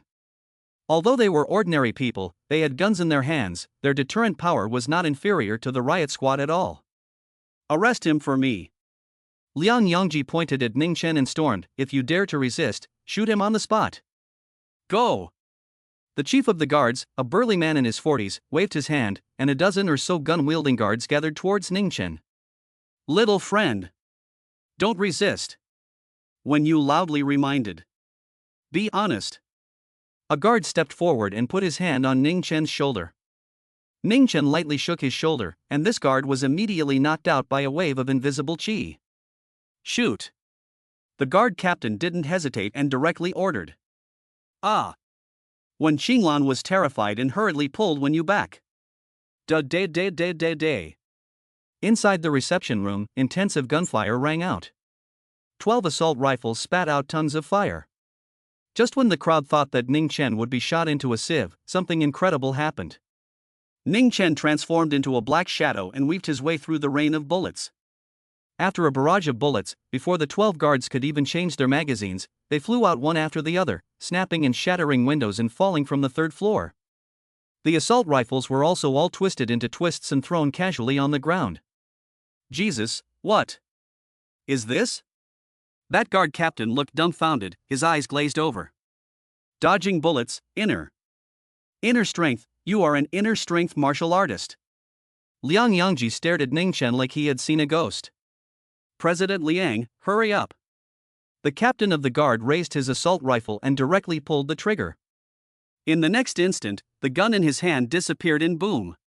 A black shadow swung down towards him in a smooth motion, smashing him unconscious. Ning Chen turned the assault rifle in his hand upside down, using it as a club, and walked over to Liang Yangji. "What do you want?" "I'm the vice president of the Qingzhou Martial Arts Association." You can't touch me." Liang Yangji's legs were soft, and he couldn't speak well. He didn't even think in his death that an 18 or 19-year-old brat was actually an internal force martial artist. There weren't many inner strength martial artists within their Qingzhou Martial Arts Association. "Little friend, don't." When you hurriedly ran over to plead, "If you move Chairman Liang, it's equivalent to going to war with the entire ancient martial arts association, there will be endless trouble." When Qinglan also helped to persuade, yes, Grandpa is right, Ning Chen, you must not be impulsive. Ancient Martial Arts Association. Ning Chen fucked over a bunch of people without blushing. "You guys don't really think that I put this stupid organization in my sights, do you?" "Honestly, I chose to come here because I was afraid of trouble. I didn't expect them to be so insensitive." Liang Yangji's mouth muscles twitched as he listened. "Grandma, what is this kid's origin? Cultivating to inner strength at such a young age, and still looking down on the Ancient Martial Arts Association so much. Could it be that he came from the 5 great families?" Snap. At this moment, Ning Chen gently slapped Liang Yangji's face with his hand and said, "Remember, I'm not afraid of you guys at all, and if you dare to bother me again, I'll exterminate all of you. Understand?" "Understand." "It." Liang Yangji, how dare he not bow his head? Although he was the vice president, he only had external strength. An internal strength martial artist could pinch him to death with a single finger. "Very good." Slap. Ning Chen ended up slapping Liang Yangji's face heavily again before he turned around and left in satisfaction. Only a few people who were dumbfounded were left behind. When Qinglan, in particular, stared blankly at Ning Chen's back, feeling like she was dreaming. Soon after he left, a team of people hurried back. Seeing the mess all over the reception room, the leader of the riot squad, Wang Qi, almost lost his temper. Where did the mad dogs come from? How dare they spread their wildness in the Qingzhou Martial Arts Association headquarters? "President, one word from you, and I'll go get him for you right now." Wang Qi gritted his teeth and roared. The headquarters of the hallowed Martial Arts Association was smashed to this state. If this kind of thing was spread out, how would they still be able to gain a foothold in the Jiangnan chapters of the Qingzhou Martial Arts Association? "No." Liang Yangji was startled, holding a cup of hot tea in his hand, his face still transmitting great gravity. "That young man's strength might be even stronger than yours. You might not be his opponent." What? Wang Qi was shocked and hurriedly sat down on the sofa. President, you're not kidding, right? A college student really has internal strength cultivation? He wondered if his own president's head was not broken. I just had someone go and investigate. Liang Yangji said word for word. That kid didn't flee in fear of his crime after making a scene at the Martial Arts Association, but went back to school. This shows that he is not afraid of the Martial Association at all, and should have a big power behind him to act so recklessly. Wang Qi frowned. What then? This matter, just let it go? Of course not. Liang Yangji shook his head. But we can't go out in a hurry. This kid has a hot temper. In case he gets pissed off and he goes on a killing spree, we'll be screwed. Wang Qi was speechless. He had been a riot squad leader for 7 years, and had arrested hundreds of vicious criminals, and had never encountered such a tricky guy that made the Wushu Association throw in the towel. Liang Yangji added, it's better to wait for the president to come back from the meeting in Binhai. I'm also eager to see what kind of big shot is behind this kid. President. Wang Qi's spirit was lifted when he heard these two words. The ancient Martial Arts Association had a rule that the president of the Municipal Martial Arts Association must have the cultivation of a patriarch. Only a patriarch could sit in a city and stabilize the hearts of the people. The president of their Qingzhou Martial Arts Association, Mr. Zhang, was a genuine grandmaster, completely different from a guy like Liang Yangji who relied on his connections to climb up the ladder. Chapter 50, Ancient Body Strengthening Technique. After leaving the headquarters of the Martial Arts Association, Ning Chen went straight back to school. The ancient Martial Arts Association was, in the eyes of ordinary martial artists, a towering behemoth, a ruler who set martial laws, and a Damocles sword hanging over their heads. But in Ning Chen's eyes, should I destroy this bullshit association? Ning Chen sat in the classroom, pondering this question. After pondering for a long time, he shook his head. This association seems to be quite big, with chapters in every city, so if we really want to exterminate it, we'd have to waste a lot of spiritual energy and effort. Forget it, let's spare their lives for now. Ning Chen thought darkly. How could the millions of martial artists in China have never imagined that the most massive force in the cultivation world would almost be wiped out because of a single thought from a student? The class was on anatomy, and most of the students listened attentively, with the exception of Ning Chuan, who looked out the window and gawked at the scenery. After class, Fang Xiaofang and Zhang Dachuan asked him to go play soccer, which he politely refused. A Yuaning stage cultivator who could move mountains and fill up the sea couldn't really be interested in a sport like basketball. Evening, how is directorly like this? The entrepreneurship fund department obviously agreed to allocate it to you, but then it changed its mind on the verge and gave it to Guan Xiaoman. I'm so angry. Several female classmates gathered around the department flower Su evening night. Guan Xiaoman's family is so rich, she started her business just for fun. Directorly is really blind. Su Rongli was fighting for her girlfriend. Su evening night shook her head and smiled. Rongli, Ying, forget it, the department should have its own considerations if they don't allocate the funding to me. Consider what? Jiang Ying snorted coldly. Guan Xiaoman is a Qingzhou local, her father is in business, her mom has a strong background, she relies on her connections to get this fund, and yesterday she was showing off in the group. Then what can be done about it? Su evening night gently sighed. It seemed that her plan to start a milk tea stand business was going to be a bust. Ning Chen passed by her expressionlessly. Su evening night looked up at him and didn't say anything more. She knew that Ning Chen didn't like himself pestering him. Ning Chen didn't mind his own business either, and after leaving the school gate, he went to the famous Diamond Club. Wang Yinhua had just called, saying that she had a good news to inform him, and asked him to make sure to come over. It was the evening, when the sun was thinning and the lights were on. The big and small stores in the Watermoon Food Street were all busy. The college students were not satisfied with the food in the cafeteria and went out in groups to look for food. Famous Diamond Club. 5th floor office. Wang Yinhua smiled as she handed a bag to Ning Chen. Brother Dust, try it. This is ghost hand green? Ning Dust took the bag and found that it was filled with lime green potato chips of varying sizes, and at first glance, it looked a bit like cucumber-flavored Pepsi chips. That's right. Wang Yinhua laughed. Brother Dust, didn't you say that you liked to eat ghost hand green last time, so I've gotten someone to make the chips for you, what do you think? Click click click click click. Ning Chen held the bag of chips and ate it on the spot. He even nodded his head as he ate. Not bad, Wang Yinhua, you've done a good job on this matter, I'll make a note of it. Thank you Brother Dust, this is all what I should do. Wang Yinhua hurriedly nodded and hailed, then put on a look of wanting to speak. Dust. Brother Dust, there is a thing I don't know when to speak or not. Then don't speak. Ning Dust said as he ate. Wang Yinhua was stunned. This gorgeous woman, gritting her teeth, said stiffly. Brother Dust, you know about the Four Seas gang, right? The Zhang Yang who came to the clubhouse to find trouble last time was someone from the Four Seas gang. Recently, the Four Seas gang came to our turf to cause trouble again. Several stores and bars were smashed, and a few of our brothers were hospitalized. Ning Chen's face was expressionless. You want me to make a move against the Four Seas gang? Wang Yinhua nodded. Ning Chen shook his head. A small underground gang in the district. What virtue and ability was there to make him, a Yuaning stage cultivator, personally deal with it? Wasn't that like blasting a mosquito with a star annihilator? No time. Ning Chen was blunt. The expression on Wang Yinhua's face stagnated for a moment. She knew that Ning Chen was studying at Qingzhou University. How could he be unavailable? 80% of them were too lazy to do it. All right. Well, Brother Dust, then I'll think of another way. She also didn't dare to force Ning Chen. But well.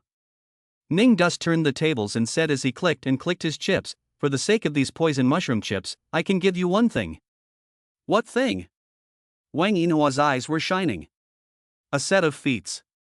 Nine Dust reclined on a chair and spoke as he ate. A gong method? Wang Yinhua froze for a moment. Are they martial arts secrets? Pretty much. Ning Chen said. In fact, there was still a big difference between gongfu and martial arts. After all, one cultivated immortality and the other practiced martial arts. They could not be mentioned in the same breath. Brother Dust. Wang Yinhua wasn't very excited. Instead, she showed a difficult face. I've heard that practicing martial arts is very hard, practicing 3 nines in the winter and 3 volts in the summer, and it's also necessary to start from a baby. Is this going to work? Don't worry.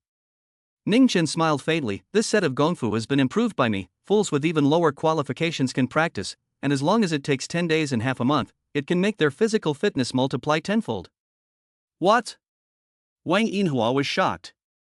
Half a month, 10 times the physical quality, are you kidding? Did Captain Magenta fight the super soldier serum? Tell you what, you call Chen Zi Bao and Chen Zi Wolf in, and I'll first impart the ancient body strengthening techniques mantra to them. Ning Dust said. Alright, Brother Dust. With a skeptical attitude, Wang Yinhua called in 2 people. Chen Zi Bao, Chen Zi Wolf, 2 gold medalists under by Snapdragon's command, now following Wang Yinhua. Sister Yinhua, Brother Dust. The 2 brothers bowed side by side. They had heard about Ning Dust's power from Wang Yinhua, and at the moment, they didn't dare to take a breath. After all, they had looked for trouble from the latter. However, Ning Chen had long forgotten about this matter. Next, he passed on the basic chapter of the ancient body strengthening technique to the Chen family brothers. This set of body forging techniques, which he had obtained from exploring an ancient secret realm, allowed one to complete the triple body quenching and advance to the qi refining stage in the shortest possible time.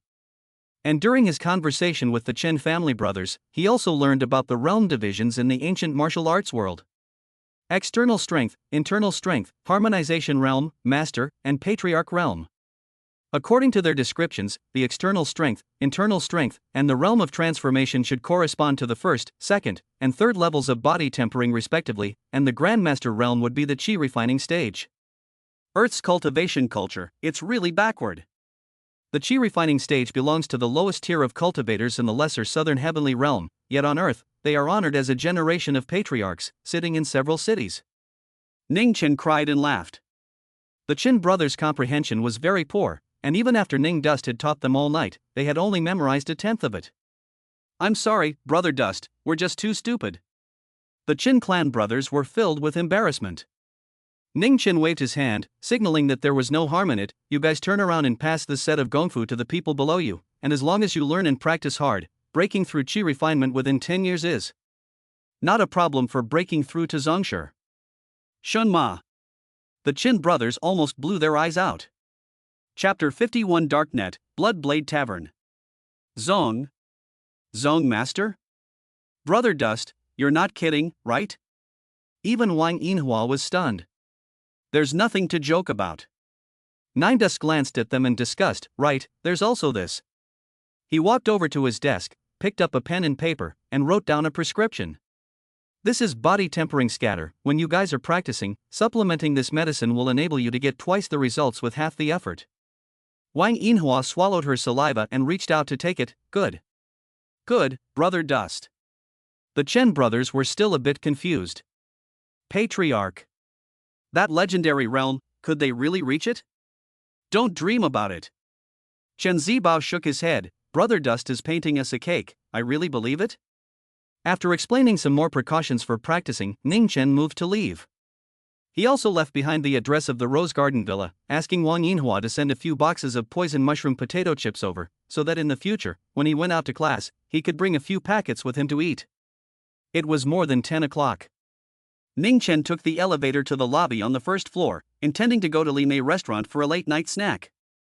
At this time, a middle-aged man in a suit and glasses, dressed quite civilized, walked out of the box and drunkenly walked towards the bathroom. Get lost. Don't have eyes? The man in the suit waved his hand and cursed when he saw Ning Chen blocking his way. How could Ning Chen spoil this kind of person? He went up and kicked him. Boom! The man in the suit's ass took a hit and directly planted a dog's shit, and his alcohol woke up most of the way. You dared to kick me? The man in the suit rubbed his ass and climbed up, looking at Ning Chen in shock. No matter how he looked at it, this young man looked like a student. The closest university to Watermoon Street was Qingzhou University. You're from Qingzhou University? The man in the suit asked viciously. None of your business. Nine Dust bristled. Mard, do you know who I am? Dare to kick me, I'll make sure you don't get out of this clubhouse. The man in the suit roared. Pa! Ning Chen turned around and rewarded him with another slap, making him dizzy, holding onto the wall and not even being able to distinguish between east and west. Ning Chen could tell at a glance that this suit man had long been emptied of his body by alcohol and sex, and was weak. And the commotion over here soon attracted the security personnel of the clubhouse. Who's fighting here? A few burly men in security uniforms walked over, carrying throwing sticks in their hands. Upon seeing Nine Dust, they unanimously shivered. Brother Dust. The four security guards bowed in unison. The man in the suit also realized that something was wrong and turned around to slip away, but he was blocked by two tall figures. It was Qin Ziwolf and Chen Zibo who had come down from the 5th floor. After Ning Chen told him what happened, Chen Zibao smacked the man in the suit in the face with a big biker pocket. Snap. Know what Brother Dust is, apologize if you don't want to die. Chen Zibao obviously recognized the suit man and made several winks at him. The man in the suit understood and turned around, ignoring a highly swollen pig's face, and kept bowing and apologizing to Ning Chen. Dust. Brother Dust, I was wrong. I had eyes and didn't recognize him to tie. Brother Dust, he's a director of Qing University, called Li Jiyan, often comes to drink with us. Today he drank himself silly and bumped into you, damn it. Chen Zibao walked over and nodded his head. Aha. Ning Chen didn't even put this kind of grifter on his mind. However, he suddenly remembered something, so he asked, do you know about Su Evening Night? Su Evening Night? Li Jiyan froze for a moment. You are talking about the Su Evening Night of the second clinical class of the medical department? Li Jiyan was recently in charge of a program to support college students' entrepreneurship. And Su Evening Night wanted to open a milk tea stand on campus to ease the burden for her family. So he was familiar with the name. Brother Dust, I have the audacity to ask, are you from Qing University? Li Jiyan asked with a swollen face. I am the clinical second class. Ning Dust said. Li Jiyan almost sprayed rice. Was this not big water rushing over the Dragon King Temple, a family not recognizing a family? But an ordinary student who dared to be so arrogant in the famous Diamond Clubhouse, I'm afraid that the power behind it wasn't small. It's probably the son of some big shot's family, Li Jiyan secretly thought. At this time, Ning Chen spoke again. I heard that a startup fund that you had intended to grant to Su one evening was cut off by another girl? How do you know? Li Jiyan froze for a moment, but quickly reacted that his sentence was nonsense. Su Evening Night was the flower of the medical department, and it was 80% likely that she had already been picked up by Ning Chen. The entrepreneurial fund has already been sent out? Ning Chen asked again. Not yet. Li Jiyan replied. How about this, return the entrepreneurial fund to Su evening night, and I'll let you off the hook tonight, how's that? Ning Chen said again. He specifically bit down on the word return, obviously knowing that the girl called Guan Xiaoman had gotten this fund through improper means. Brother Dust. Li Jiyan showed a difficult face. Guan Xiaoman's family relationship is quite hard, and Dean Kai has greeted me, I'm a director. Li Jiyan, you don't give a face. Chen Ziwolf's face sank. Know how Brother Snap abdicated? Brother Dust's methods, you can't imagine. Brother Snap? Li Jiyan's mind was stunned. Bai Snap was one of the underground bigwigs in the western district of Qingzhou, and it was recently rumored that he abdicated to a woman and disappeared himself without a trace. There were whispers that he had messed with someone he shouldn't have messed with and never dared to return to Qingzhou again. Could this person he shouldn't have messed with be the... Li Jiyan swept a glance at Ning Dust, gulped, and said, okay, Brother Dust, no problem. Having gotten the answer he wanted, Ning Chen turned to leave. Immortal cultivators did things based on fate. What a terrifying aura. Only then did Li Jiyan realize that his shirt was soaked with sweat. Is he really a student? Late at night. Duan family's private residence. Duan Rong had a bandage wrapped around his face and sat on the sofa with gritted teeth. This Ning Chen of inner strength is actually an inner strength martial artist. How is this possible? How could there be such a young inner strength martial artist in the world? His fists clenched and creaked, and the wound on the bridge of his nose ripped with a hideous expression, soaking the thick bandage red and causing him to huff and puff in pain. No wonder Tu Tao could never be contacted, presumably the person was already gone. Family master, the bounty has been taken. Suddenly, the butler pushed the door in, holding a laptop. Who is it? Duan Rong's gaze flickered, revealing a few moments of cruelty. When he returned from the city's Martial Arts Association headquarters today, he asked his butler to post a reward on the darknet, $4 million for Ning Chen's head. Unexpectedly, someone had taken the order so quickly. It's a B-ranked assassin from the Bloodshed Tavern. The butler reported. A rank B assassin is equivalent to an internal strength martial artist in the ancient martial arts world. I wonder if it'll work out this time. Duan Rong thought silently. It doesn't matter, the darknet is a fully anonymized website. Even if the assassin's mission fails, Ning Chen won't be able to find us. The butler said. Let's hope so. Duan Rong stared at Ning Chen's picture, killing intent in his eyes. He had a premonition. If this student wasn't removed, he would become the biggest obstacle to his Duan family's rise in Qingzhou. Chapter 52, Guan Xiaoman. And at the same time, far away in the cherry blossom country, a mountain full of cherry blossoms.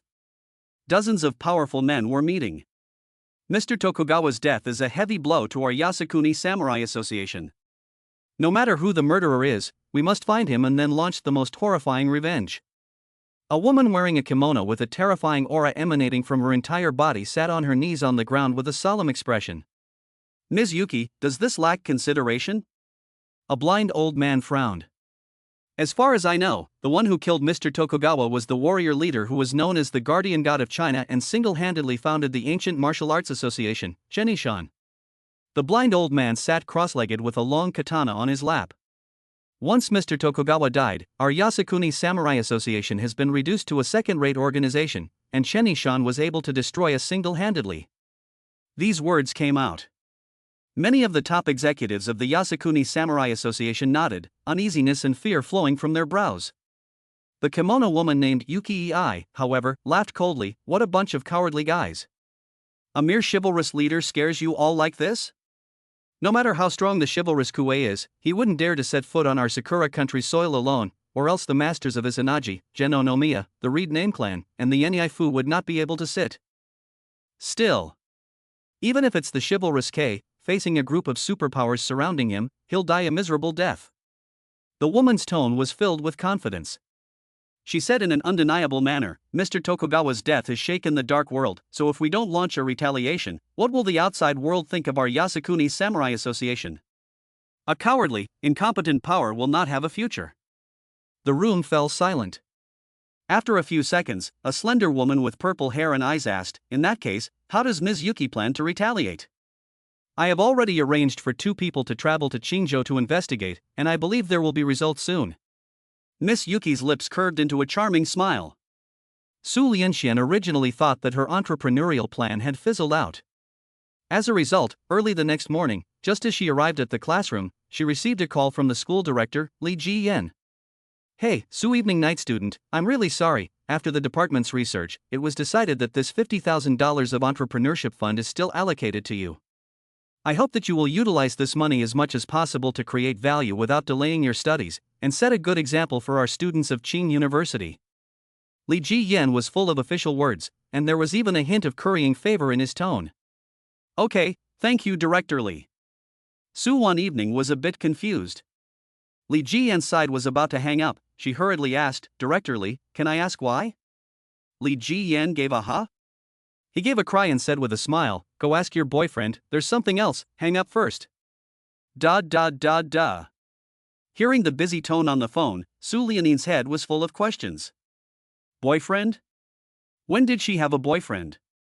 Coincidentally, Ning Chen walked into the classroom, holding a bag of potato chips in his hand. Su evening night sat in the front row, and her line of sight just happened to coincide with Ning Chen. Ning Chen.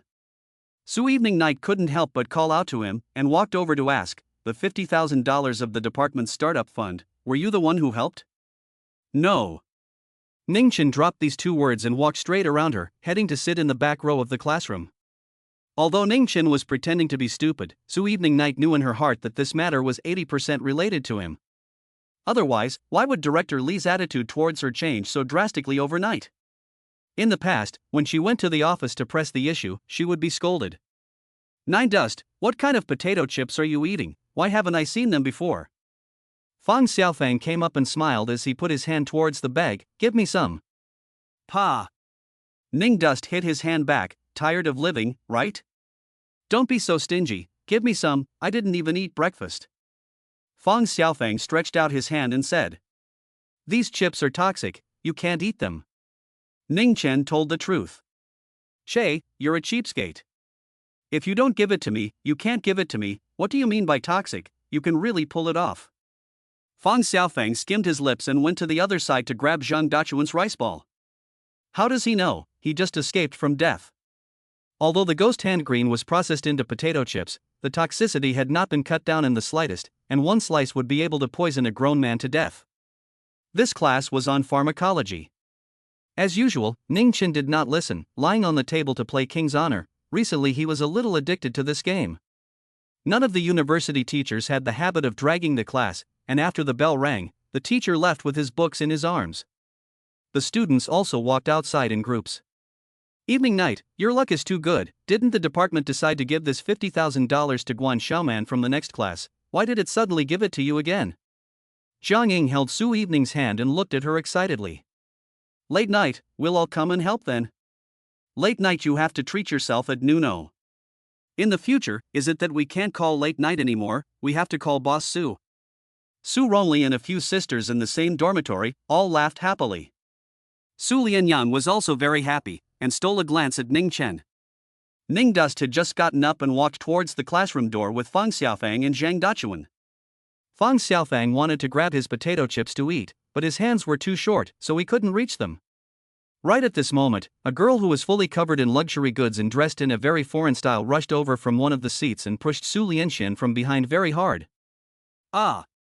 Su Evening Night was unprepared and suddenly lost her center of gravity, falling towards the ground. Ning Chen happened to pass by and reached out to help Su Lianya. Thank you.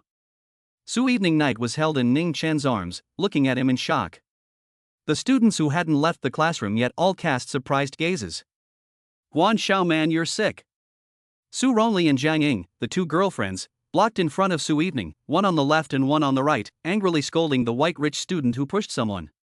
Guan Xiaoman's family was rich, loved to show off her wealth, and was pretty, so she was considered a celebrity in the medical department. Only many girls couldn't stand her. None of your business, get out.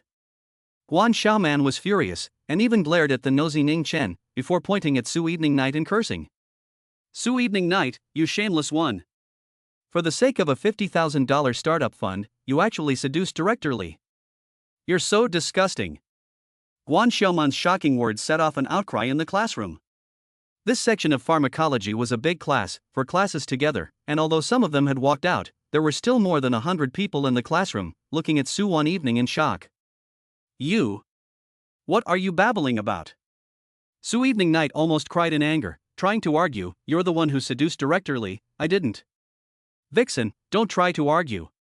Guan Xiaoman raised her hand and rushed over to slap Su Lianyang again, but Ning Chen grabbed her wrist and pushed it away. What do you want?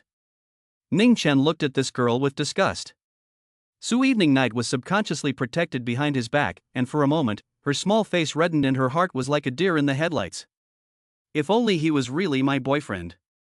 Su Evening Night secretly thought in her heart. Chapter 53 Slander in Broad Daylight. Slutty fox, just how many people have you seduced? Guan Xiaoman was pushed and stumbled, almost falling over, so angry that she cursed. Although her family was rich, $50,000 wasn't a small amount, it could buy a medium luxury bag, and it was enough for her to go to the bar for a night of dashing. To be snatched away by a wild girl just like that, she almost didn't explode with anger when she received Li Jiyan's call.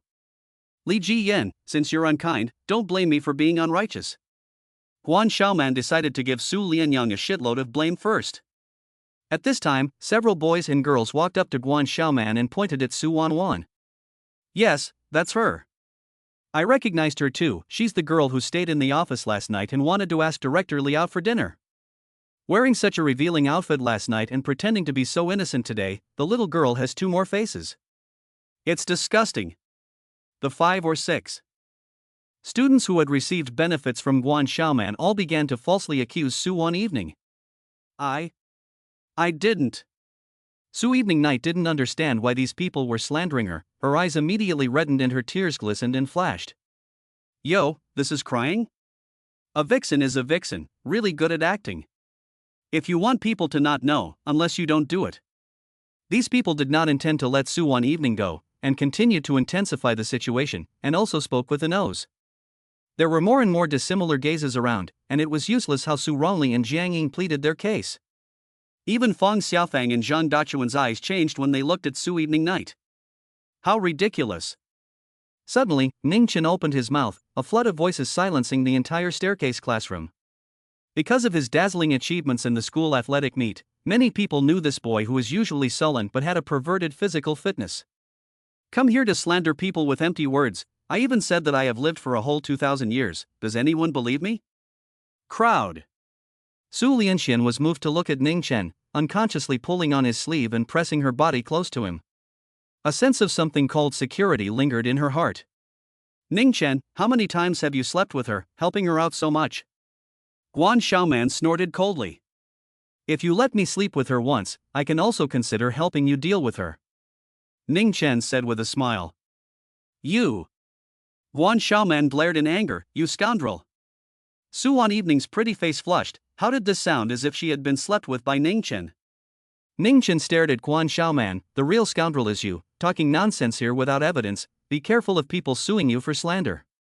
Are you blind? They can all be witnesses.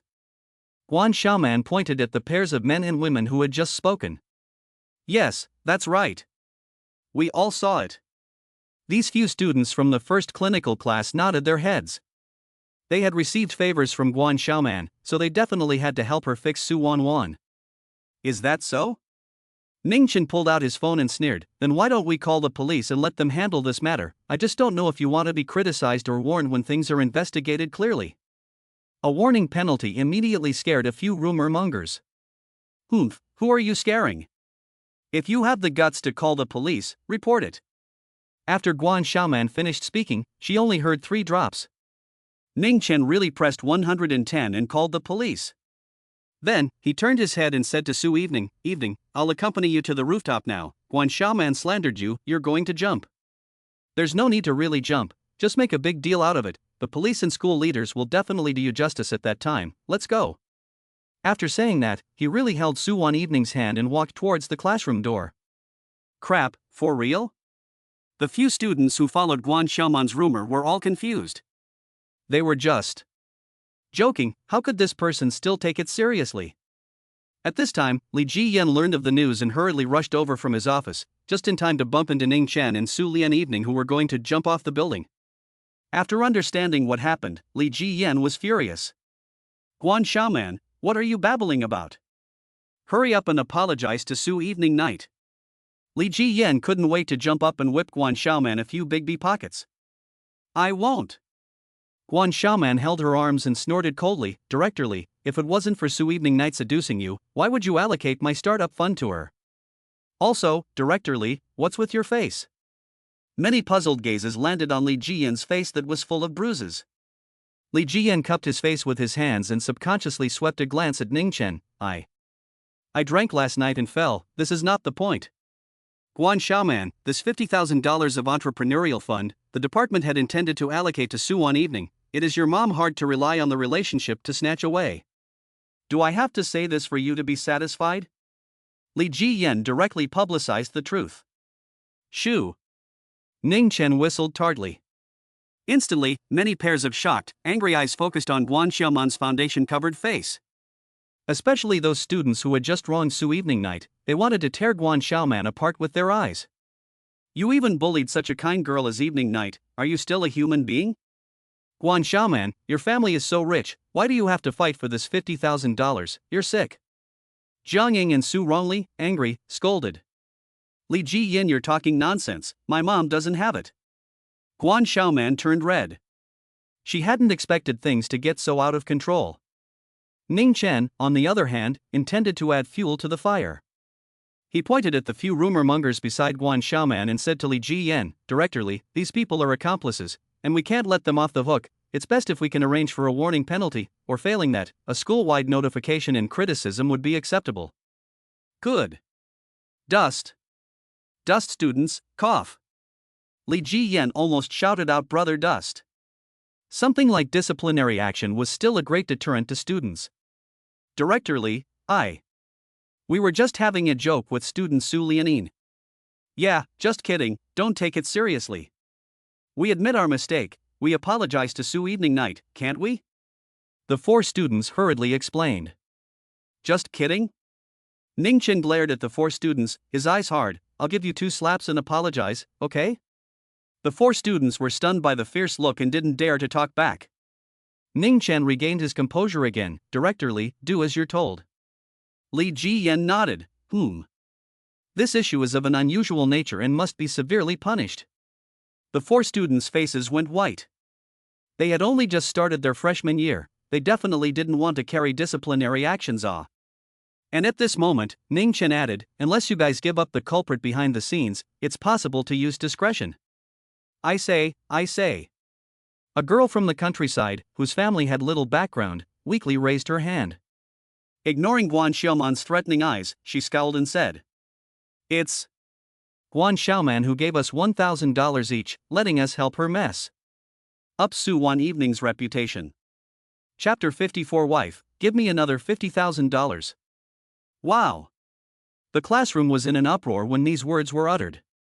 Wan Min, what are you babbling about? There's no such thing. Guan Xiaoman was still a dead duck. I have chat records and transfer information. The girl named Wan Min whispered. Wan Min, XXX. Guan Xiaoman mouthed out that the nationalist, you dare to betray me. Wan Min didn't talk back, and directly pulled out her cell phone and sunlighted the evidence. Then she looked at Li Jiyan with a scared face, directorly, I'm sorry, I was wrong, can you not give me disciplinary action? Li Jiyan hadn't even opened his mouth. Ning Chen, who was next to him, said with a serious face, no. The disciplinary action must be given, so that they all learn a lesson that rumor mongering has a price to pay. Wan Min's 4 people were so angry that they almost cursed their mother, speak of martial virtues or not Aya people. Su Lianyang was also shocked as she looked at Ning Chen. The kind-hearted her had thought that Ning Chen would let these 4 people off the hook. Well done. The 2 girlfriends, Jiang Ying and Su Rongli, were instantly impressed with Ning Chen. Ning Chen, Su Lianyan, you pair of dogs. Wait for me. Guan Xiaoman knew that the tide had turned and left a harsh sentence before trying to run. Behind her were countless tirades and accusations. This Guan Xiaoman is quite good looking, I didn't expect her heart to be so vicious. Poisonous woman, poisonous woman. Too damn disgusting. It's fortunate that Ning Chen helped out today, or else Su Wanwan might really have to go jump off a building. Yeah, I usually see Ningchen being sullen, but I didn't expect him to be so tactful. I wish I had such a boyfriend. When Guan Xiaoman heard this, the more she thought about it, the more angry she became, and her footsteps got faster and faster, so she couldn't wait to find a crack in the ground to drill into. Out of the classroom, down the stairs, her feet were not careful, Kuden rolled down the stairs, accompanied by ear-piercing screams. When Li Jiyan heard the commotion, he first froze, then hurriedly ran over. Crap! What the hell is going on here? Ambulance, call an ambulance. A large group of students rushed over to see what was going on, then cursed deservedly. Needless to say, this was naturally Ning Chen's masterpiece. With just a hint of true qi injected, ordinary people were his puppets on strings. Su Evening Night also ran out, and when she saw Guan Xiaoman fall all over her face went white with fear. Ah. Geez. This. What, you're still heartbroken for her? Ning Dust glanced at her. Horses are good at being ridden, people are good at being bullied. If your kind of character doesn't learn to be tough, you'll still have bitterness to eat when you go out into society in the future. Oh, then I'll try my best. Su Lianin's small fists clenched tightly, her eyes penetrated a fierce energy. But after maintaining it for only 2 seconds, she couldn't help but cast a worried gaze towards Guan Xiaoman.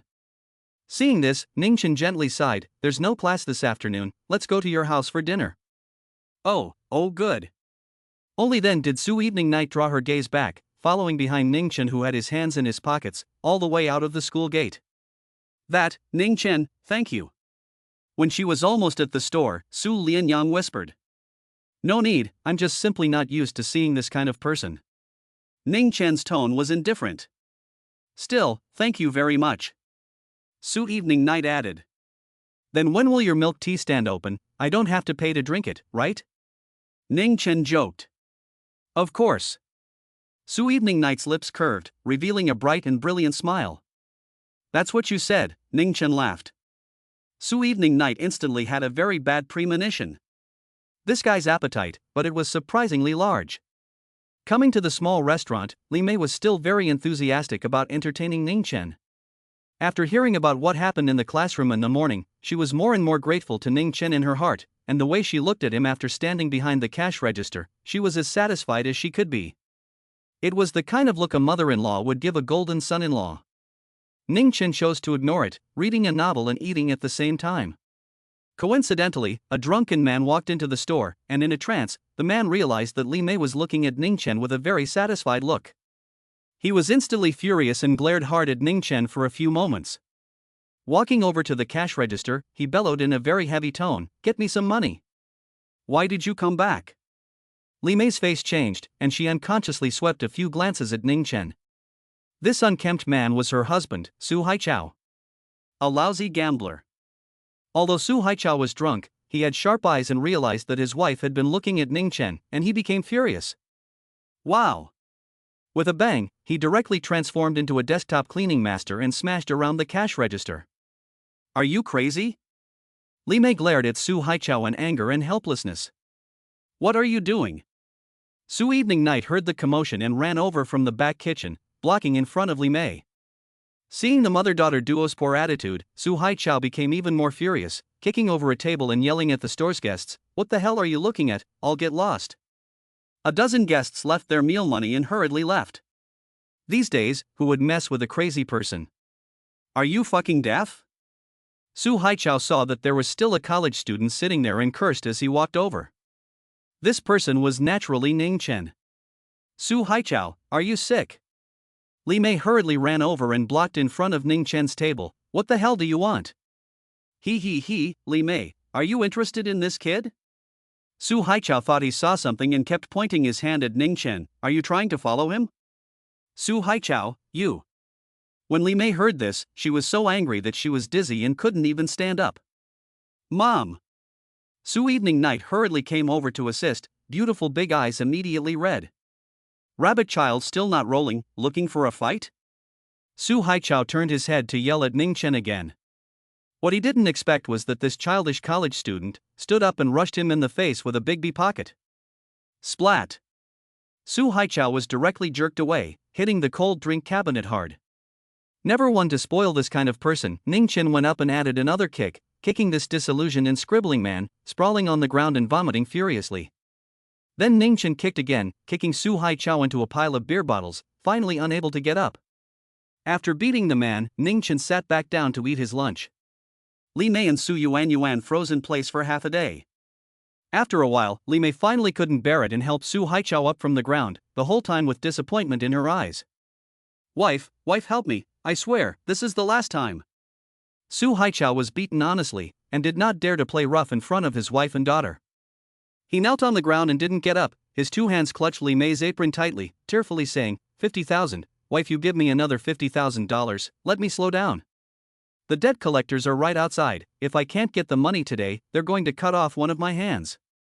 Chapter 55, let him shake people, I'll see how capable he is. Li Mei shook her head with tears in her eyes, put her hand on her husband's head and said, chop it, if I can get you to quit gambling, I'll admit to chopping off my hand. Li Mei. Su Haichao ruthlessly opened Li Mei's hand and jumped up from the ground. It's said that a husband and wife for a day are kind for 100 days, why are you so heartless? Wouldn't you rather I get my hand chopped off than pay out the money? Isn't it just $50,000? It was probably the last sentence that irritated Li Mei. She wiped her tears and slapped Su Haichao on the face, scolding bitterly, not just $50,000? You think $50,000 is easy to earn? I get up early and work hard every day for half a year to earn this much, and you gambled it away in one night. Su Haichao. The thing I, Li Mei, regret most in my life is marrying you. The near-collapsed voice echoed in the small hotel. Su Evening Night shed tears, her heart filled with mixed feelings. She felt both ashamed and hated this gambling father, and at the same time felt pity for him. There was a time when Su Haichao was also a good father with a decent job. It wasn't until later that he came into contact with gambling. Ning Chen watched this scene expressionlessly, not feeling much emotion. Having lived for 2,000 years, what hadn't he seen before? He was just wondering, after Bai Snap died, Wang Yinhua should have forgiven the Su family's debt for his sake. Su Haichao. You dog, how much longer will you make me wait? While the family was immersed in pain, a couple of roving gangsters walked into the small hotel. Leading the way was a guy wearing a black leather jacket with a shaved airplane head, full of ferocity. Brother Fine Wei, you can forgive me for one more day, my wife has money. I'll talk to her at night, she will definitely help me give it. Su Haichao ran to the airplane head punk and kept begging. Fuck you. Airplane head gangster Fine Wei kicked Su Haichao away, pointing at him and cursed, when our 4C's gang opened the orphanage, how many days of grace you have, the heart does not have a little force number. Li Mei saw this scene, hurriedly turned to protect Su one evening. Mother and daughter silently shed tears. How about this? Fine Wei's words changed, sizing up the mother and daughter with a blazing gaze, and said with a smile, let your wife or daughter accompany me, then I'll help you with another 7 days of grace, how about it?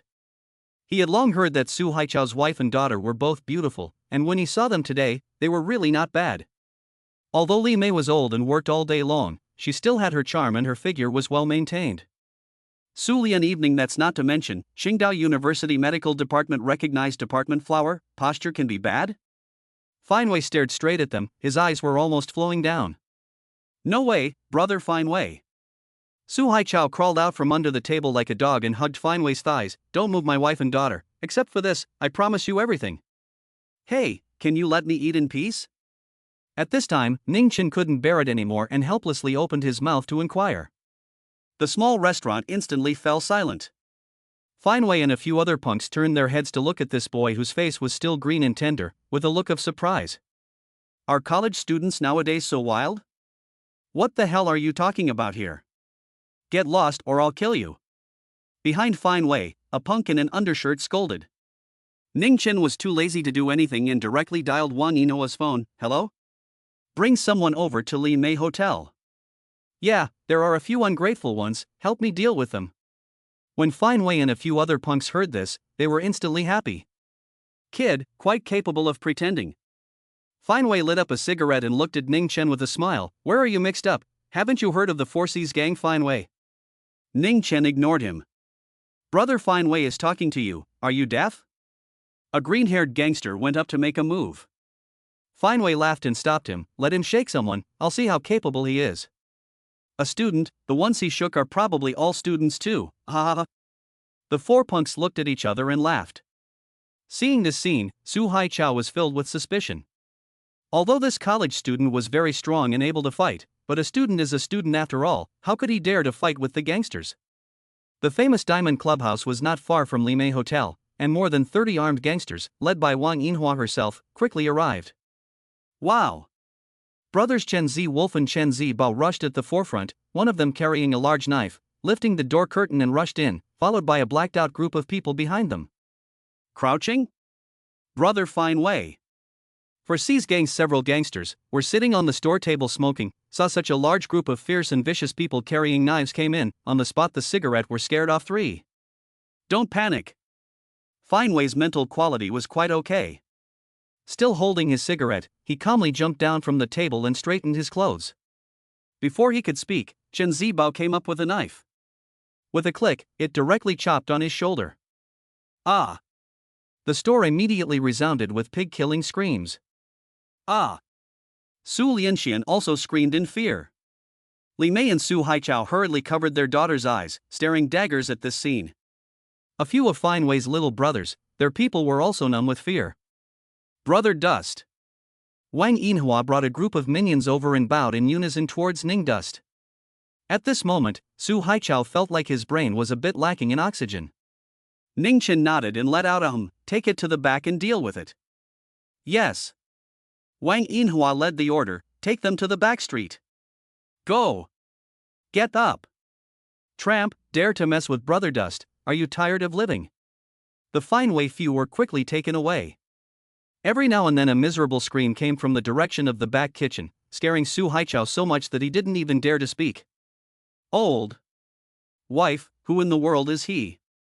Who is he? Su Haichao swallowed his saliva. He is a classmate of late night, called Ning Dust. Li Mei replied. Still really a student? Su Haichao was even more shocked. Alas, if late night can find such a boyfriend, I would be relieved even if I die. Li Mei lamented. At this time, Su Haichao hesitated and decided to go forward to apologize. Brother Dust. Dust, just now it was me who had eyes and didn't recognize him. Tai, you mustn't be ignorant of me. Ning Dust was too lazy to care about this kind of trash person. After drying his meal, he pulled out a tissue, wiped his mouth, and left. Su Haichao watched Ning Dust leave and let out a sigh of relief with a hoo-dash. As for Fine Wei and a few other 4C's gangpunks, Wang Yinhua didn't kill them in the end. After all, it wasn't the old society anymore, so one couldn't just kill people. Soon, the news that Fine Wei and the others were wasted reached the ears of the 4C's gang boss. A single phone call can bring Wang Yinhua, as well as brothers Chen Ziwolf and Chen Zibao, interesting, really interesting, ha. Check for me. I, Hu Sihai, would like to see what this person is really about. Somewhere in the Western District, an underground bar.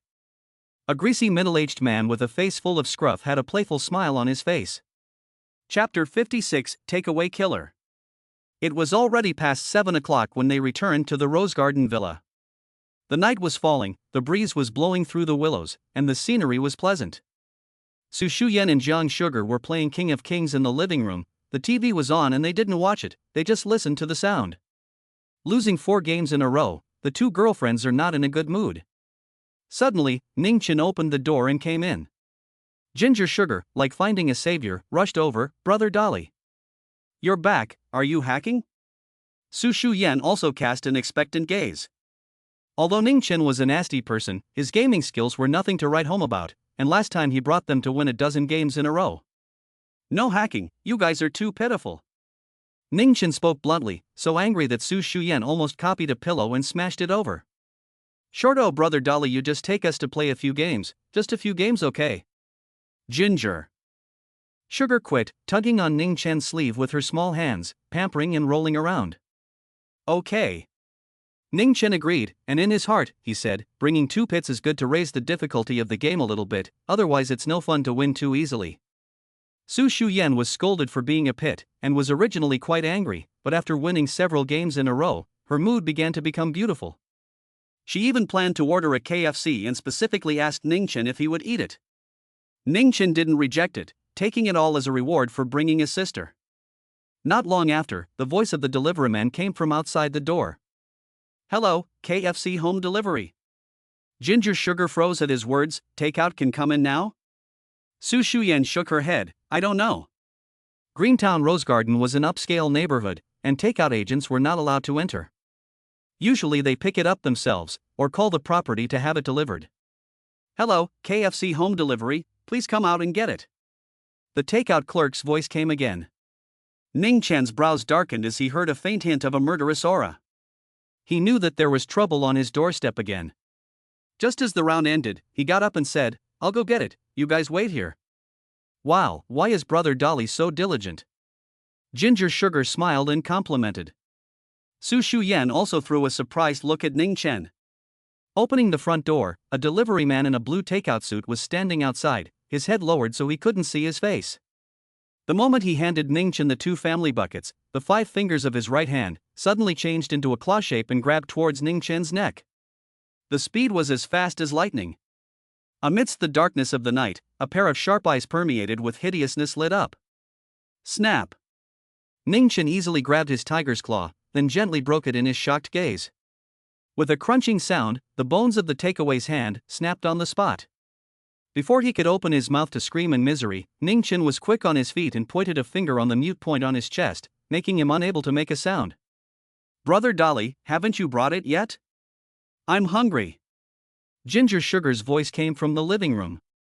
The 2 girlfriends were chatting about the battle they had just fought, not realizing that a thrilling assassination was being staged outside.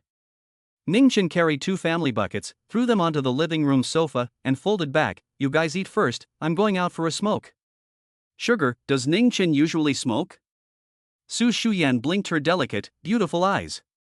The family had never smelled the odor of cigarettes before.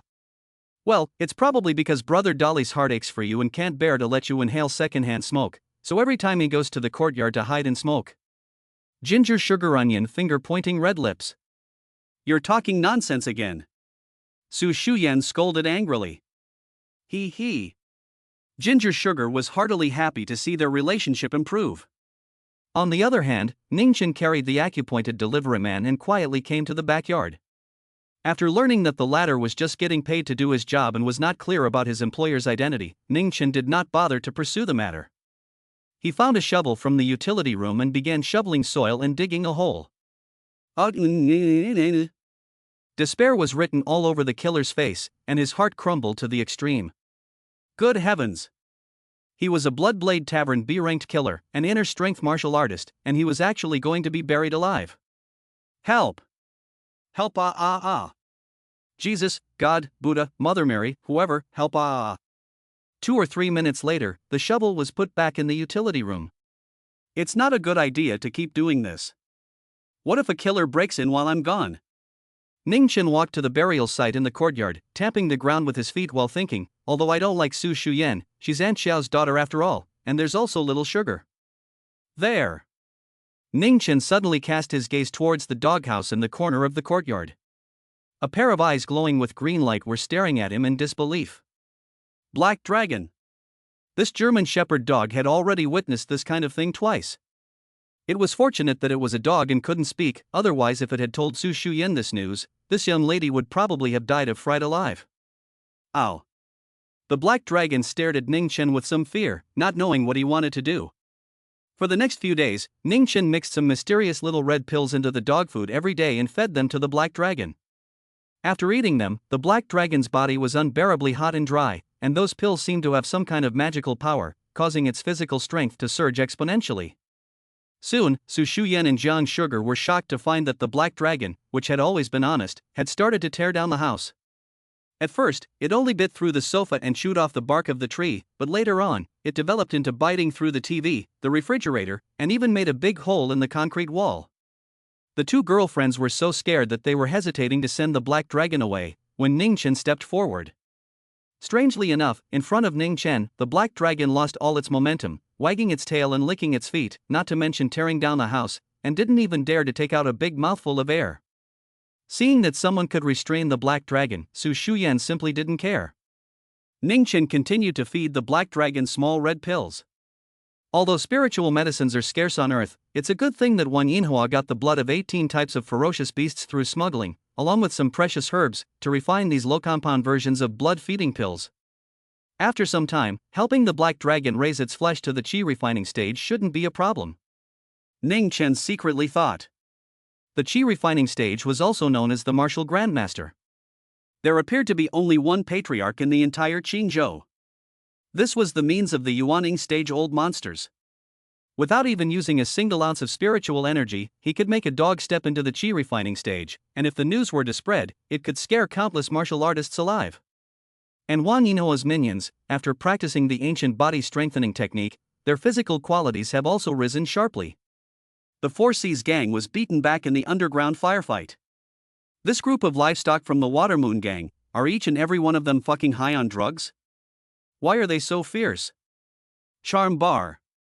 The largest bar in the southern part of the Western District was also the base camp of the Four Seas gang. As for the White Snapdragon's White Gang, it was now changed into the Water Moon Gang by Wang Yinhua. In one of the private rooms, a senior member of the Four Seas gang, with panda eyes, said to his boss Hu Sihai, "Boss, it's only been 2 months, and we already have 10 brothers hospitalized, with tens of thousands of dollars in medical bills every day."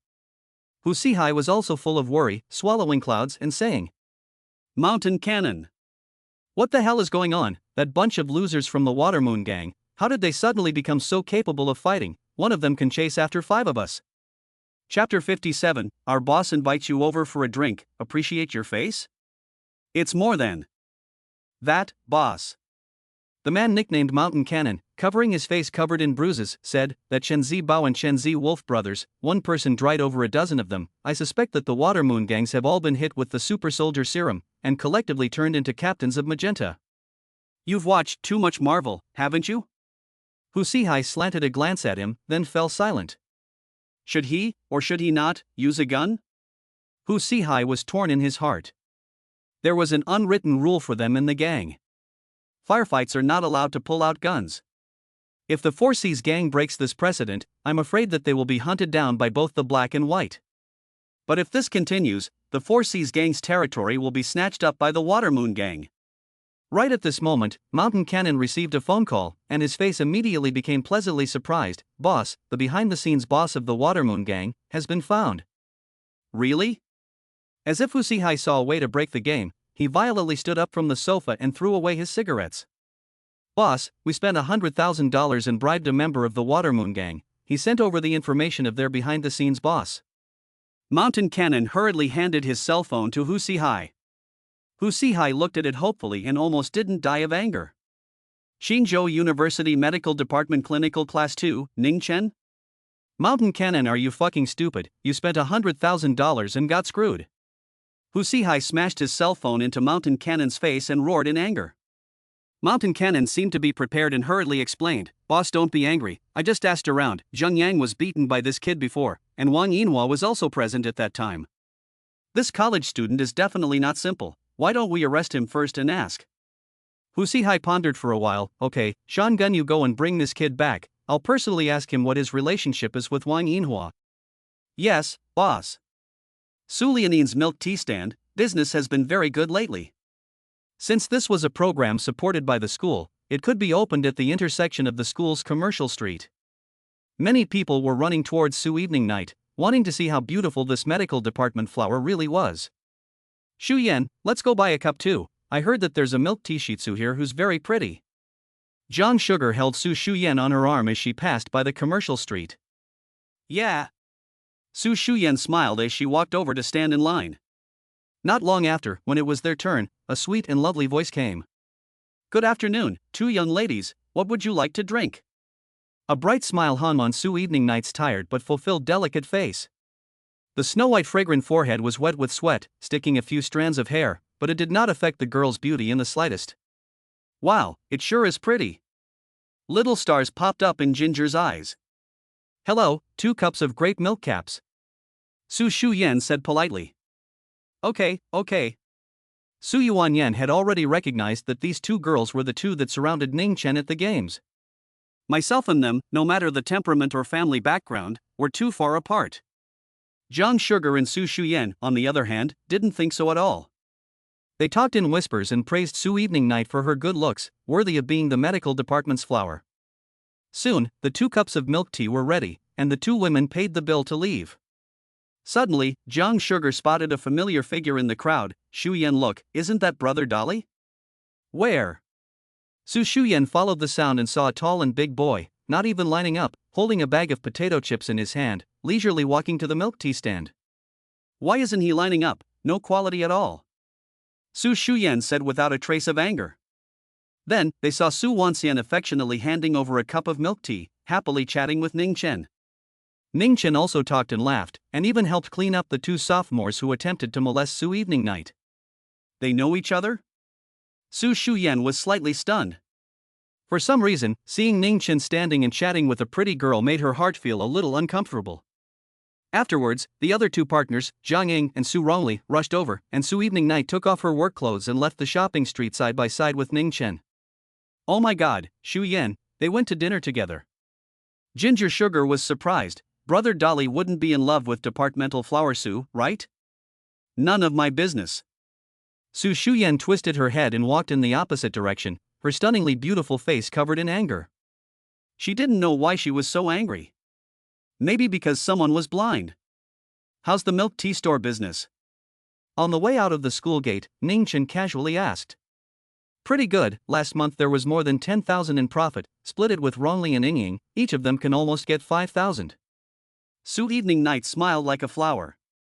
Ning Chen rarely took the initiative to ask her questions, which couldn't help but make her happier. Oh. Actually, Ning Chen was just casually asking.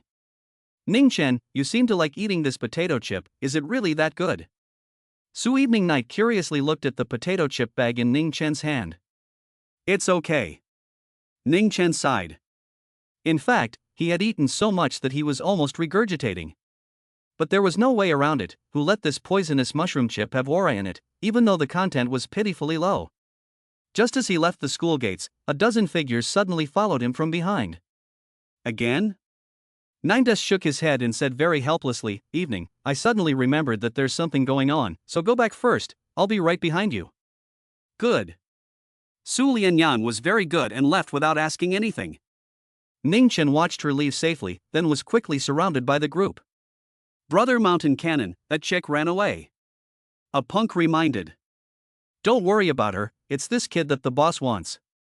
Leading the way was a young man with a body as strong as an ox, with a scar on his forehead, looking very fierce. You're Nine Dust? Mountain Cannon walked up, his 1-meter-9 height bringing a great sense of oppression. What do you want? Ning Chen raised his head indifferently. Our boss invited you over for a drink, so please show your face, student Ning Chen. Mountain Cannon grinned. Alright, lead the way. Ning Chen was straightforward. You don't even ask who our boss is? Mountain Cannon sniffed. Waste your fucking words, going or not? Ning Chen was impatient.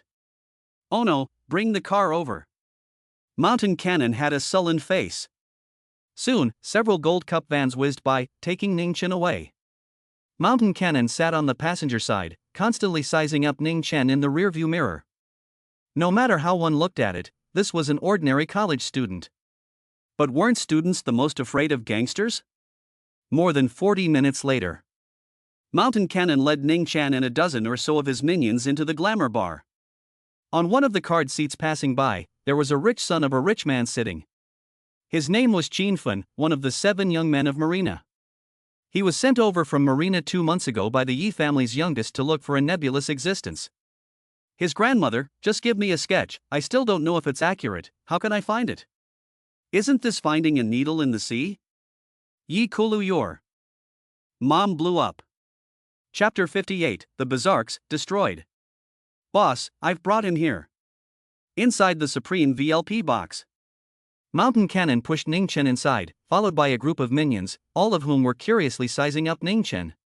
There were also some princesses with sultry makeup who cast surprised gazes towards Ning Chen. Student Ning Chen, sit. Hu Sihai was quite polite, asking one of the princesses to pour Ning Chen a drink. Looking for me, what's the matter?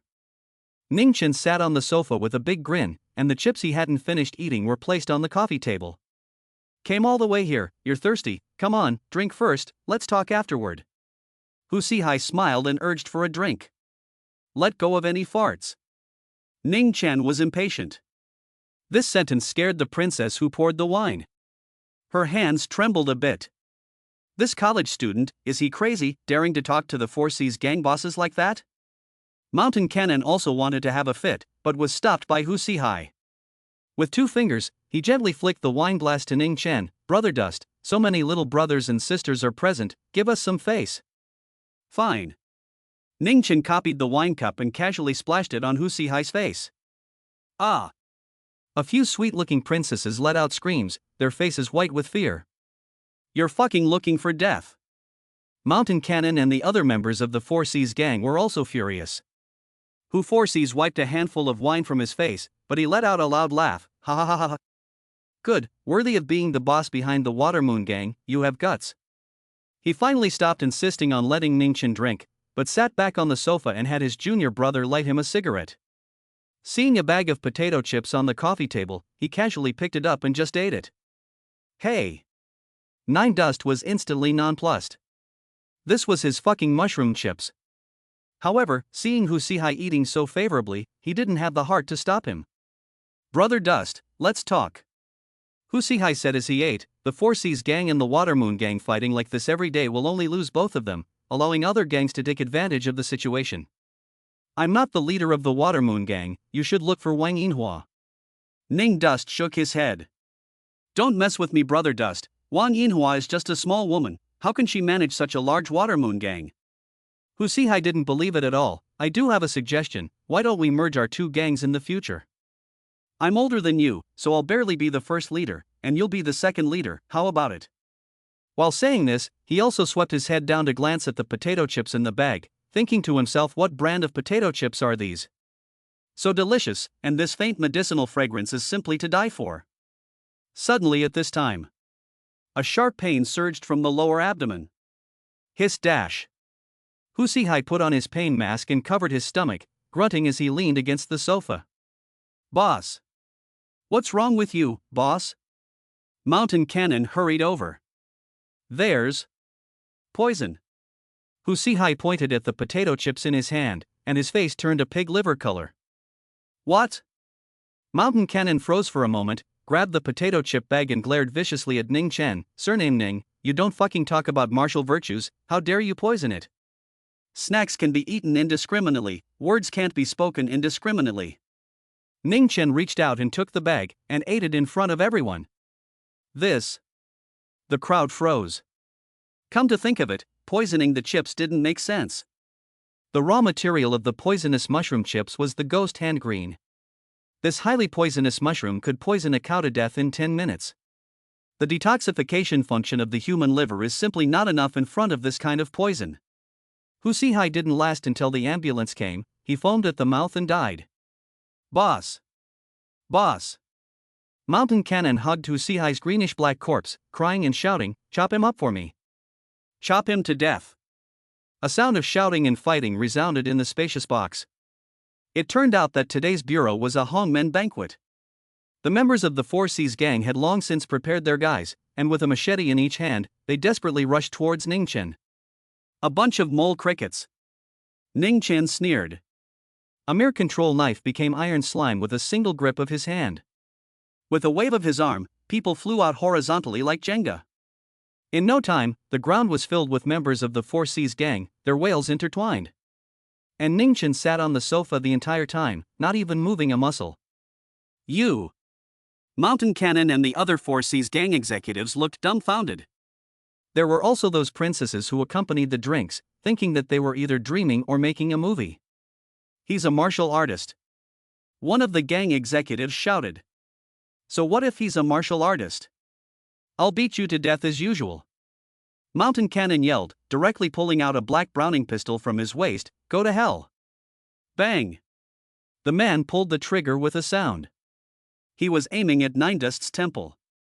However, in that split second, Ning Chen also moved, and with a wave of 2 fingers towards his temple, he was able to easily clip a bullet.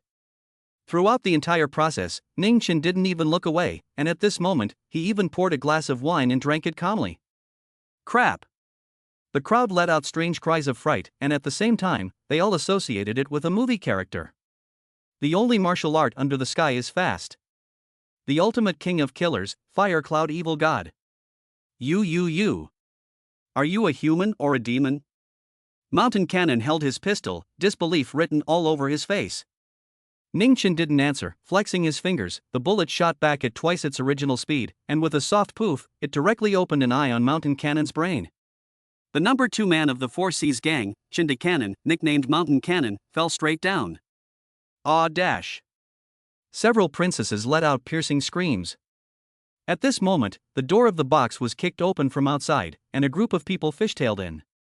After seeing the faces of Wang Yinhua, the Chen brothers, and the others, Ning Chen let out a slight sigh of relief. Fortunately, it wasn't anyone else, or else he would have had to waste his spiritual energy and cast a spell to erase his memory.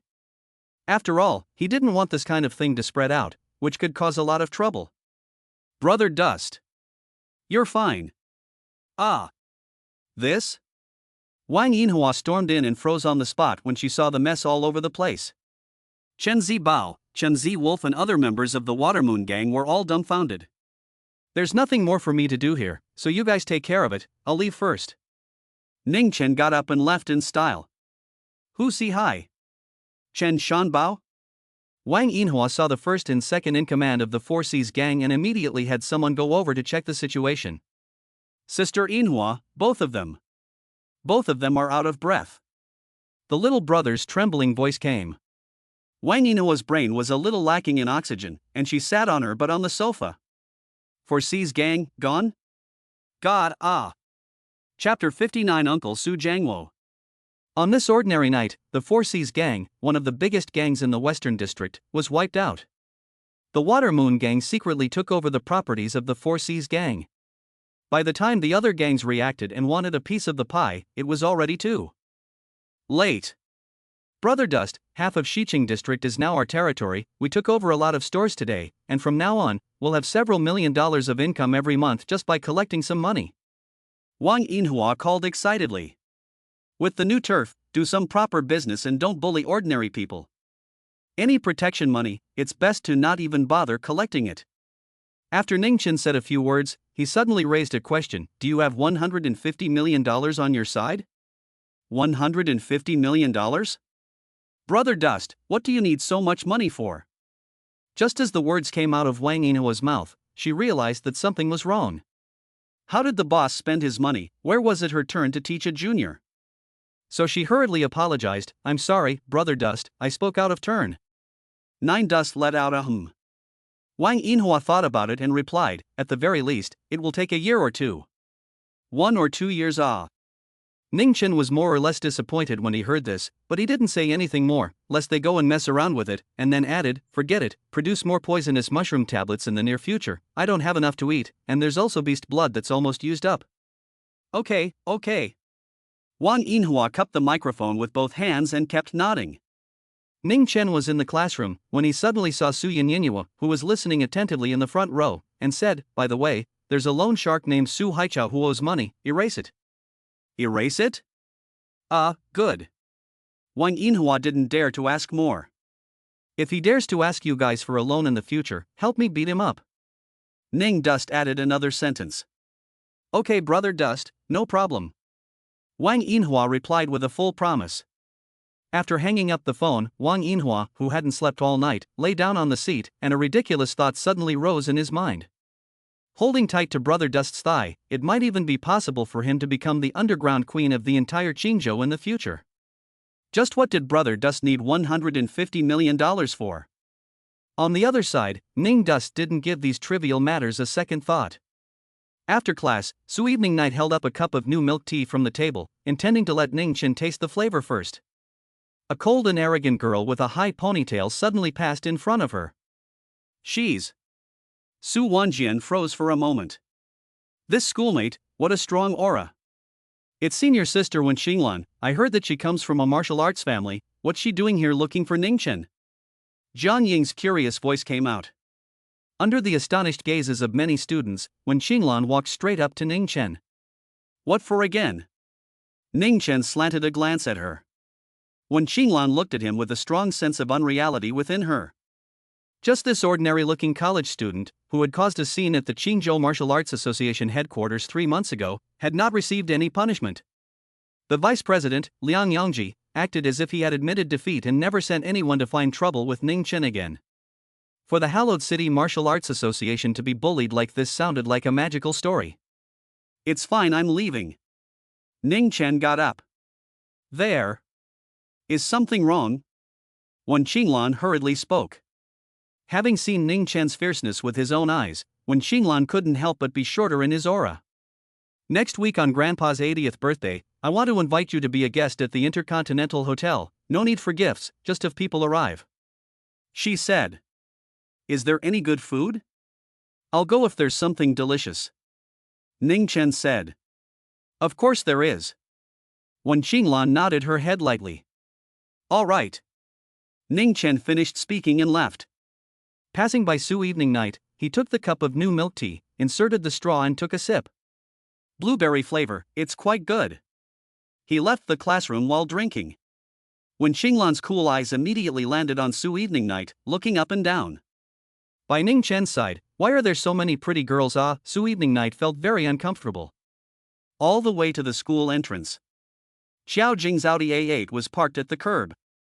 Ning Chen pulled open the car door and sat in the passenger side. Su Shuyan and Jiang Candy were chatting. Seeing him, Jiang Candy greeted him warmly, but Su Shuyan twisted her delicate face over and set her face. Ning Chen was quite puzzled, not knowing what he had done to provoke this big miss again. But a little more patience would be a relief. "Dusty, we're going to Aunt Xiao's house for dinner today. You haven't been there yet, right?" Xiao Jing drove the car. "Yeah." Ning Dust nodded.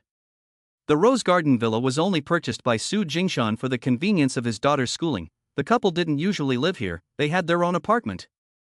"What do you want to eat? Aunt Xiao will have the nanny prepare it," Xiao Jing asked casually. "I'd like to eat Australian dragon and beef king crab, abalone sea urchin Buddha jumping wall." Ning Chen nonchalantly reported the names of the dishes. There was a silence in the car. "Really doesn't consider himself an outsider," Su Shuyan mumbled in a small voice. Xiao Jing laughed and didn't take it to heart, immediately calling the nanny to get ready. Not long after, the car circled around and arrived at the Wulin Mansion in the city center. The Wulin Mansion was one of the most luxurious apartment residences in all of Qingzhou, with Shizi Lake on its left and the Grand Canal on its right. The smallest unit could be sold for $50 to $60 million. Su Jingshan and Xiao Jing lived in a large flat of 500 square feet. The decoration was not as luxurious as expected, but instead, it was permeated with a strong flavor of life. The couple's daily life is still relatively simple. At noon, Ning Chen was having dinner with the Su family when the doorbell suddenly rang. "Hubby, you still have guests?" Xiao Jing asked. "No." Su Jingshan was also surprised. Butler Fan Yi went to open the door. A wide-bodied, middle-aged Sherpa man walked in with large strides. Smelling the aroma of rice floating in the air, he laughed loudly. "Jingshan, eating? Looks like I came at the right time. What brings you here?" Su Jingshan walked up, but a hint of unhappiness flashed between his brows. He's Shuyan's eldest uncle, called Su Jango. At the dinner table, Jiang Sugar said to Ning Chen, "But the two families don't have a good relationship. They usually don't have much to do with each other. I don't know why he suddenly came today. Probably came to rub their noses in it." Ning Chen chewed on a small black gold abalone in his mouth and analyzed. "Dilly-dally your ass." Su Shuyan slanted him a glance without a good mood and said, "My eldest uncle's family is in real estate and has more money than my family, so there must be something going on." Ning Chen was too lazy to care and continued to bury his head in dry rice. "Just know how to eat." Su Shuyan's beautiful eyes crossed. "You're sick, right? It's none of your business if I eat." Ning Chen cursed without a trace of anger. Where exactly did he recruit this big lady, who hadn't given him a good look all morning? Could it be that she had indirect schizophrenia? "You." Su Shuyan slapped the table, originally wanting to scold back, but thought of also rely on this guy to bring her to score, or temporarily endure it. At this time, only to hear boom. At this time, only to hear a loud bang. The apartment door was heavily closed. Su Shuyan's eldest uncle, Su Jango, left in a huff.